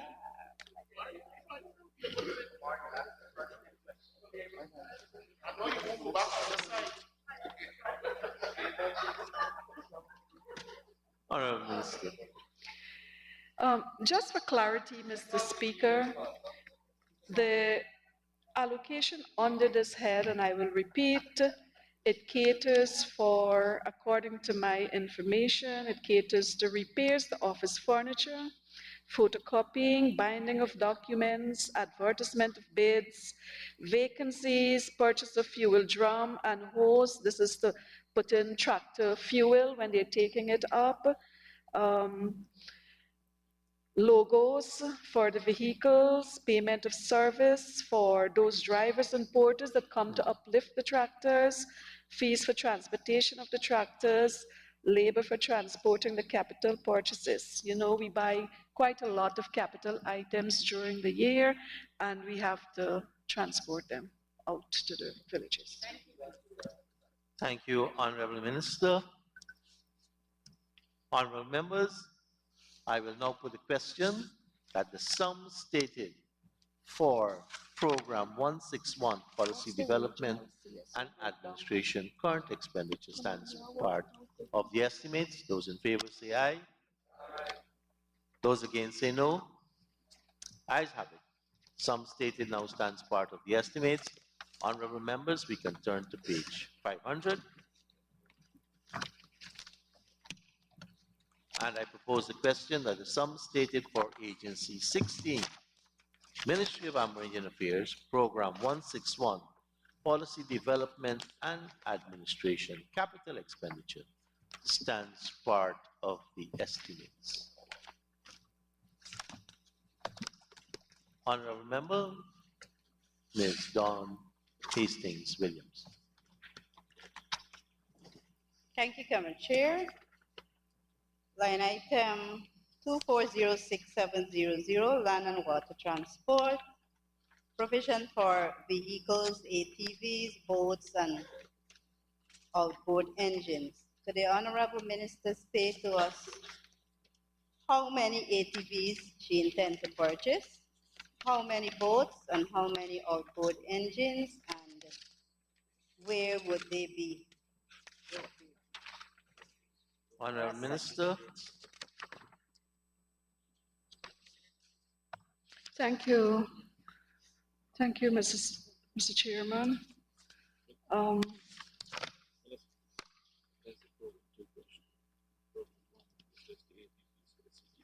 Yeah, Mr. Chairman, I am reliably informed that there's only 9 ATVs that will be purchased under this program, under 624-240670, land and water transportation, program 1. Because we're actually justifying program 1 at the moment, not program 2. Thank you, Minister. Honorable Member. Thank you. Ms. Hastings Williams. Thank you. I did ask also, where are you going to place these ATVs? Honorable Minister. Thank you, Mr. Chair. Mr. Chair, the ATVs will be placed in Region 1, 2 in Region 1, 2 in Region 7, 3 in Region 9, 4 in Region 9, and 1 in Region 8 and 1 in Region 10. These will be supporting the work of the CDOs. Thank you, Minister. Honorable Member. Ms. Thank you, Hastings Minister. Williams. Line item 1214500, building. I see you have allocated 42 million for the construction of stores and revetment. Could you give us a location where you're going to build the stores and revet? Thank you, Mr. Chairman. The central store will be constructed at Liliendahl within the compound of the student dormitory, that location. And the revetment is to revet the trench around the Amerindian residence in Princess Street, so as to avoid the deterioration of the fence. Thank you, Minister. Thank you, honorable members.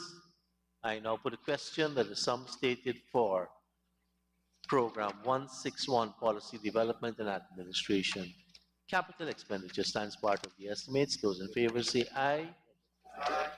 Those against say no. Ayes have it. Sum stated now stands part of the estimates. Honorable members, we can turn to pages 132 and 133.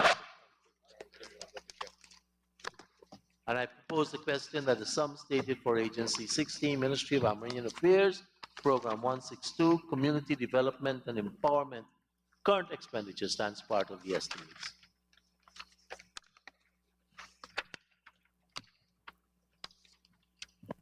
Honorable Member, Ms. Dawn Hastings Williams.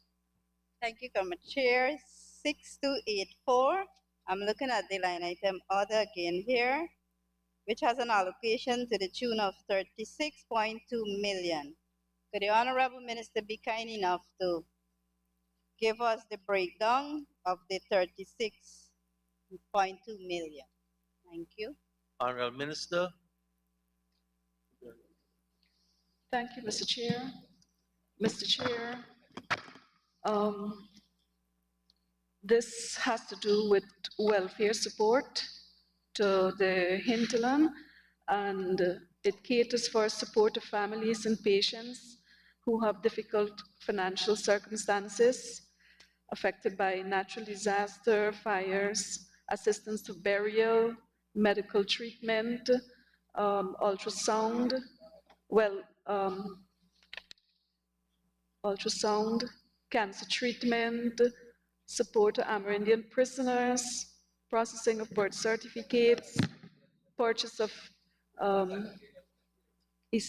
medication and essential items for patients, and transportation of the deceased bodies back to the village. Thank you, Minister. Honorable Member, Mr. Cox. Follow-up question, Mr. Chair. Could the Honorable Minister say was the cost regularly incurred on transportation of deceased, particularly for areas such as Region 1? Is there a percentage normally offered out of the total cost, or is there a specific amount that is offered by your ministry? Honorable Minister. Thank you, Mr. Chair. Mr. Chair, the allocation is assistance. So collaboratively with the ministry, the family, and oftentimes with the region, we collaborate on meeting the costs for transportation. The transportation varies. COVID cases are much more expensive than the normal illness. Any deceased person dying from, regular illnesses other than COVID. Thank you, Minister. Honorable members, I now put the question. Honorable MP Hastings Williams, you had a question? No. Honorable members, I now put a question that the sum stated for Agency 16, Ministry of Amerindian Affairs, Program 162, Community Development and Empowerment, Current Affairs stands part of the estimates. Those in favor say aye. Those against say no. Ayes have it. The sum stated stands part of the estimates. Honorable members, I turn you to the final item tonight on page 500. Invite you to turn to page 500 of your estimates.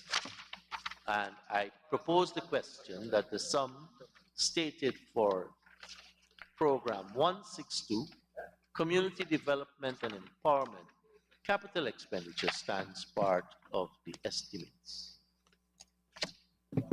Honorable Member, Ms. Dawn Hastings Williams. Thank you, Mr. Chair. Line item 24067000.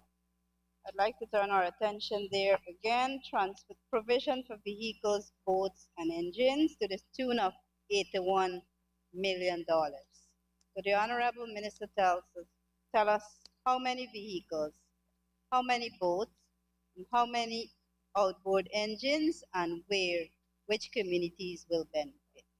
Thank you. Honorable Minister, vehicles, boats, engines, numbers, and locations where they will be deployed to. Thank you, Mr. Speaker. Mr. Speaker, 21 ATVs, 18 outboard engines, 18 boats. And the deployment? Which communities? With respect to the ATVs, Kobarimo, Kabakaburi, Bethany, Amakokopai, Waramadong, Kopinang, Maikwak, Bamboo Creek, Penac, Chinapau, Kamana, Arasawa, Kaibarupai, El Paso, Yupakari, Parabara, Rewa, Muriwa, Conishan, Rockstone, and Riversview Falmouth. With respect to the outboard engines, they will be going to Manawarin, Seaby, Warapoka, Moraikabai, Wax Creek, Arrow, Imbamadai, Isineru, El Paso, Conishen, Rupanau, Malali, Wiki Kalkuni, Wairuni, Kimbia, Rockstone, and Sand Hills. Mr. Speaker, with respect to the boats, it will be similar to the outboard engines. Thank you very much, Honorable Minister. Honorable Member, Ms. Dawn Hastings-Williams. Thank you. Thank you, Minister. Line item 1400,100, Amerindian Development Fund. It has a total of 2.7 billion, provision for Amerindian development projects and programs.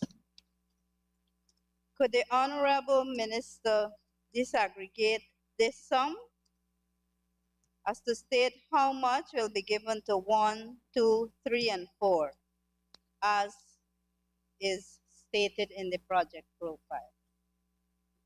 Honorable Minister.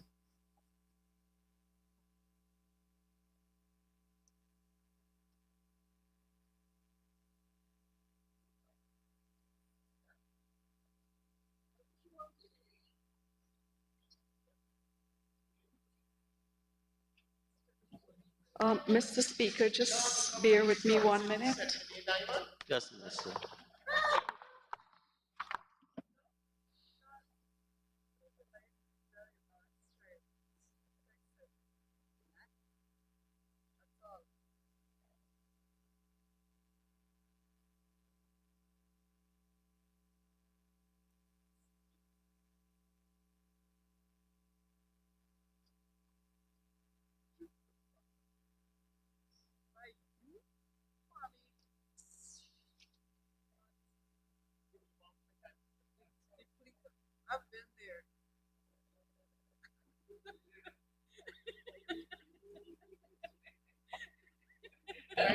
Mr. Speaker, the consultation for the review of the Amerindian Act, 80 million.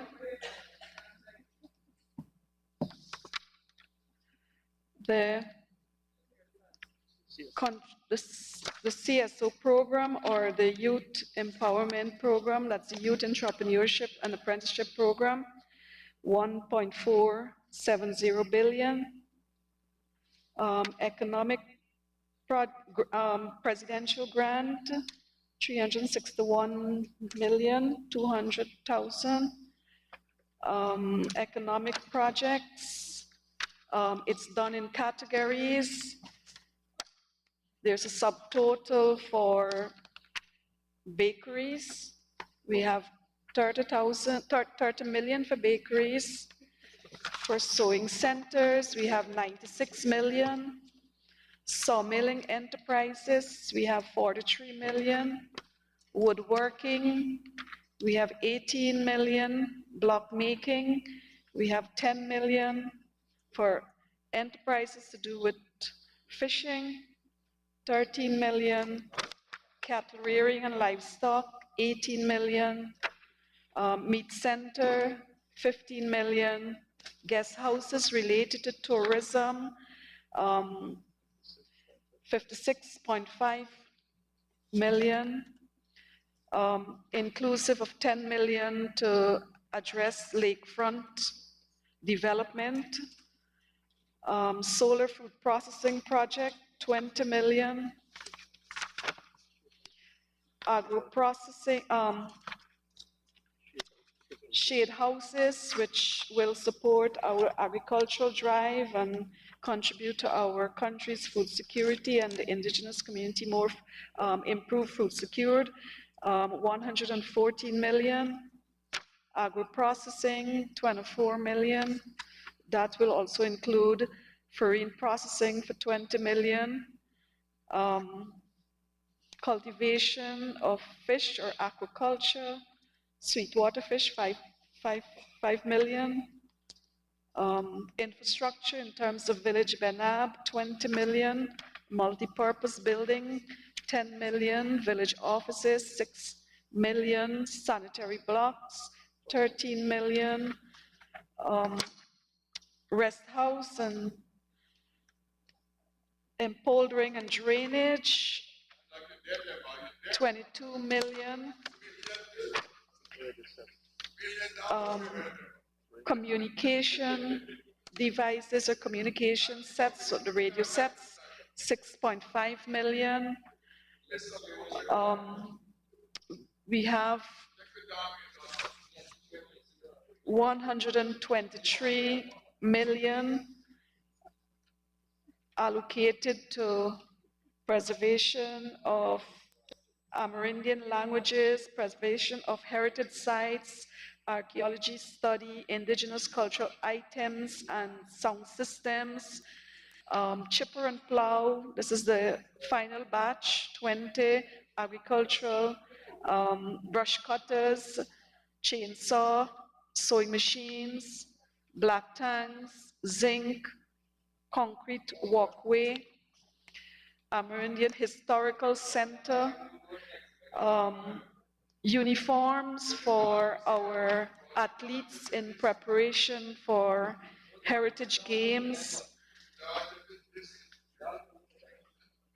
pickup for Kanapang and Rupanau. That adds up to not approximately, an allocation of 123,200,000. Kopinang and Kukubaru and Itabak we're investing in lorries that can traverse those terrain, minibuses for Wongna, Kamaka, Arakaka, Mokomoko, and Great Falls. That is allocated 21 million. That in total adds up to 2,740,000,000 under the Amerindian Development Fund. Thank you very much, Minister. Honorable Member, Mr. Cox. Mr. Speaker. Honorable Member, Mr. Cox.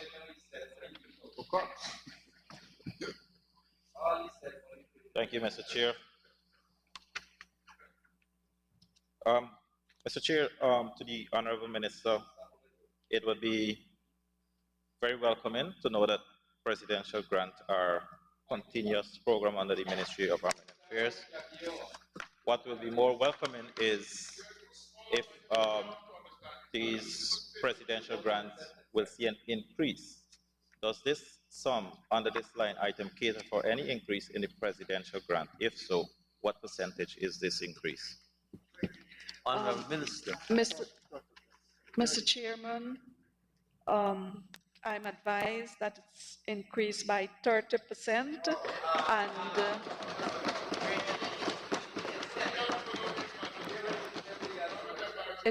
it's a manifesto commitment, and from the very first year we came into office, it was increased from 300 million to 380 million, and now it is being increased to 361,200,000.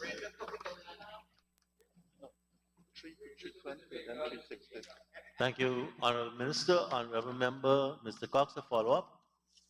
Yes, Mr. Chair. Mr. Chair, first of all, let me say congratulations to the indigenous people for continuous representation for their rights, and this is a manifestation of such representation. Is this, I think the Minister clearly, Mr. Chair, is this a whole sum increase, or this is specific to the community presidential grant?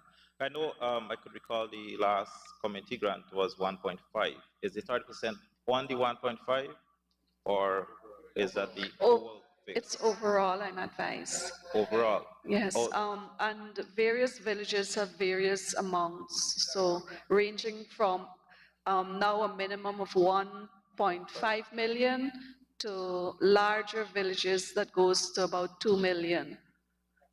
Villages with satellites exceed $2 million combined or consolidated. Thank you, Minister. Honorable Member, Mr. Mr. Cox. Chair, thank you. And is this a new initiative or was it done this way all the time? The presidential grant is not a new initiative. However, our manifesto spoke to an increase of the grant for the villages. So villages have received increases in the grant. Thank you, Minister. Thank you very much, Member, Mr. Mr. Chair. Cox. Thank you very much to the Honorable Minister. Honorable Minister, on the apprenticeship training program, could you give a breakdown of the number of persons trained and how much is expected to be trained under this line item for 2023? Honorable Minister.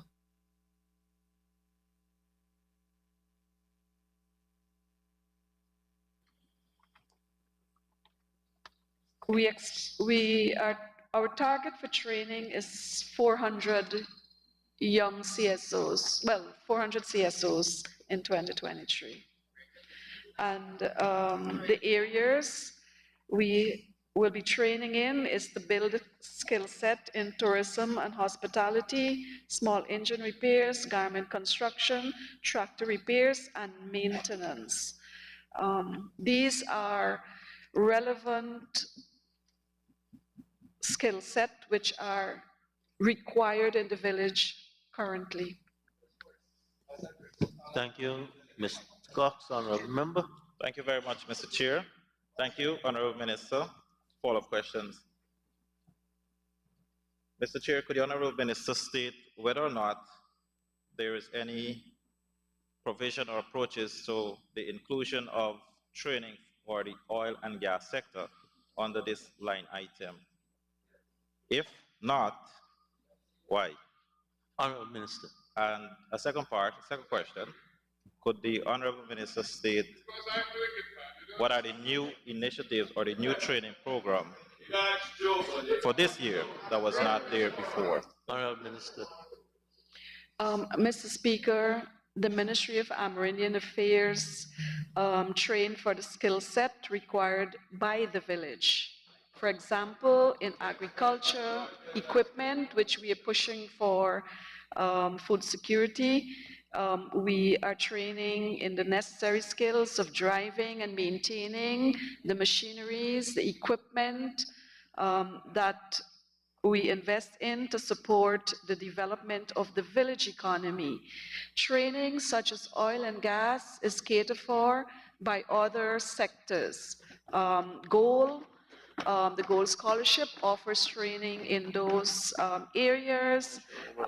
Ministry of Labor offer various other types of training too. This is relevant to the CSO program. Thank you, Minister. The Honorable Member, Mr. Henry.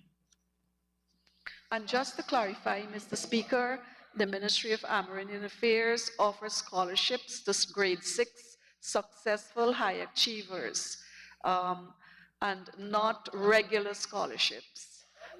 If a student is 16 years and up to have a scholarship to continue in grade in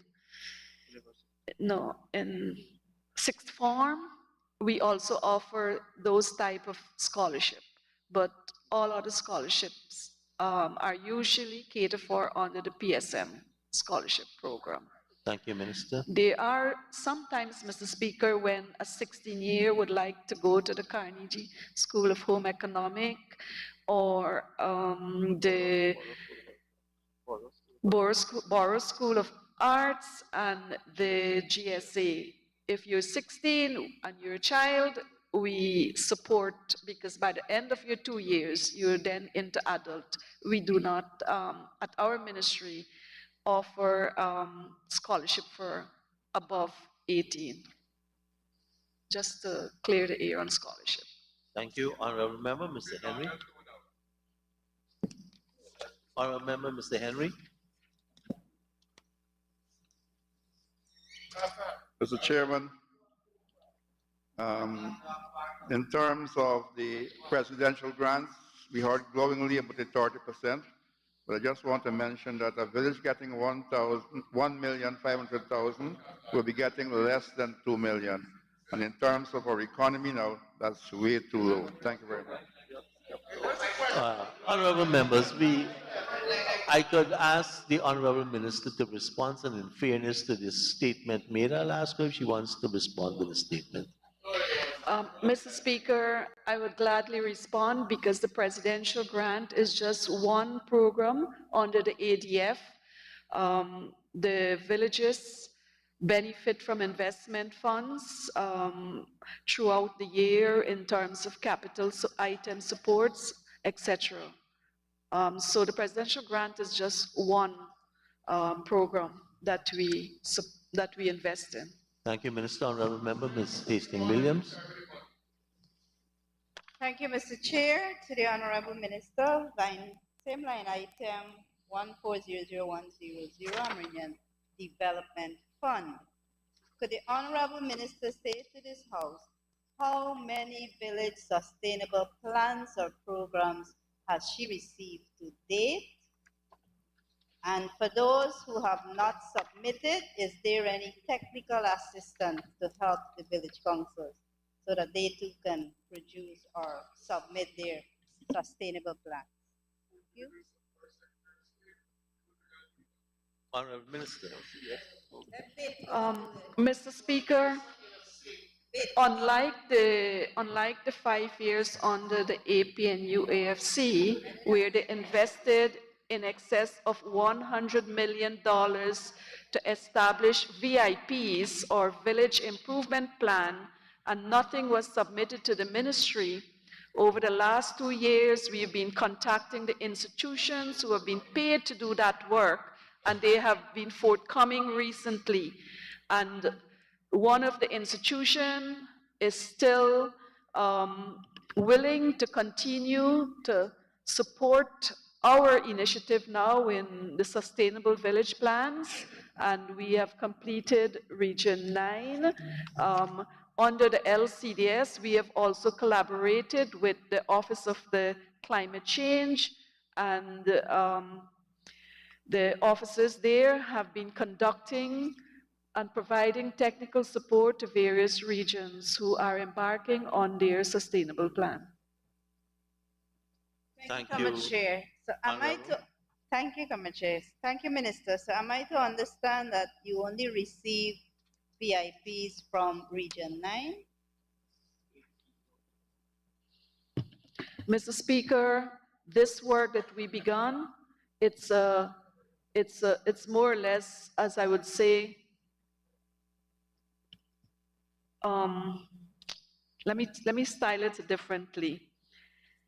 There was a lot of talk about VIPs being produced in various regions, but really there was nothing. So when we took office, we began to work on the VIPs. In fact, there is a master plan which has been worked upon at the NTC, and for those regions who are still not up to date, we are working with them to bring them up to date. Honorable Minister, thank you very much. Honorable Member, Ms. Hastings. Thank you. Honorable Member, Mr. Cox. Thank you, Mr. Chair. Mr. Chair, Honorable Minister, for clarity, are you saying that under the same line item, are you saying that since August of 2020, you are still working in 2023 on actually getting those village VIPs? Mr. Speaker, thank you, Mr. Speaker. If you will allow me to respond. Mr. Speaker, I mentioned that there is a master plan. Our ministry has worked on developing with the Tushaus the plans that they have submitted to us. However, we are updating those that are outstanding and are lagging. And we are working with the Office of the Climate Change, who conducted a few sessions recently to bring them up to scratch. Thank you, Minister. Honorable members, I now, Honorable Member Mr. Henry, if you make another statement, you will invite another statement in terms of comments from the There's Minister. a question I'm asking. Okay, I'm just Related- cautioning you. Same line item. How much of this monies allocated for this heading here came from the carbon credit sale and received and enclosed and part of the budget of this year? Thank you. Honorable Minister.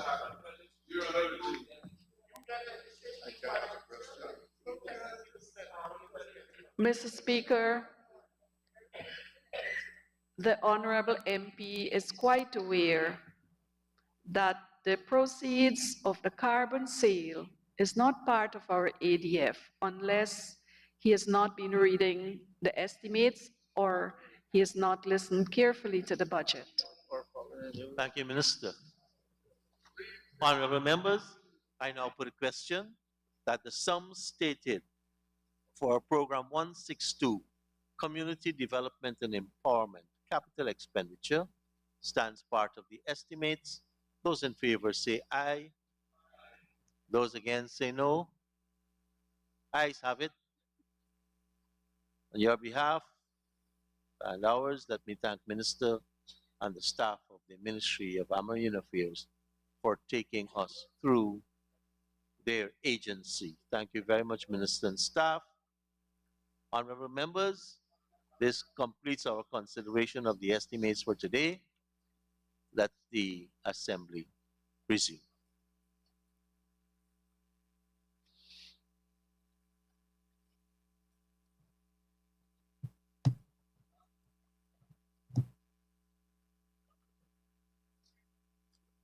Honorable Minister, before again, let me thank all those MPs who are informed and still join online and who at great sacrifice did join us physically this first day of the consideration of the estimates, including our dear Honorable Minister of Parliamentary Affairs and Governance, who I now invite to move the adjournment.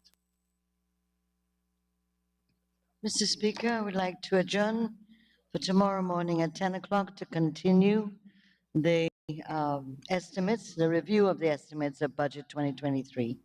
Thank you. Thank you, Honorable Minister. Honorable members, the Assembly stands. Honorable Minister Echil, you wanted to say something?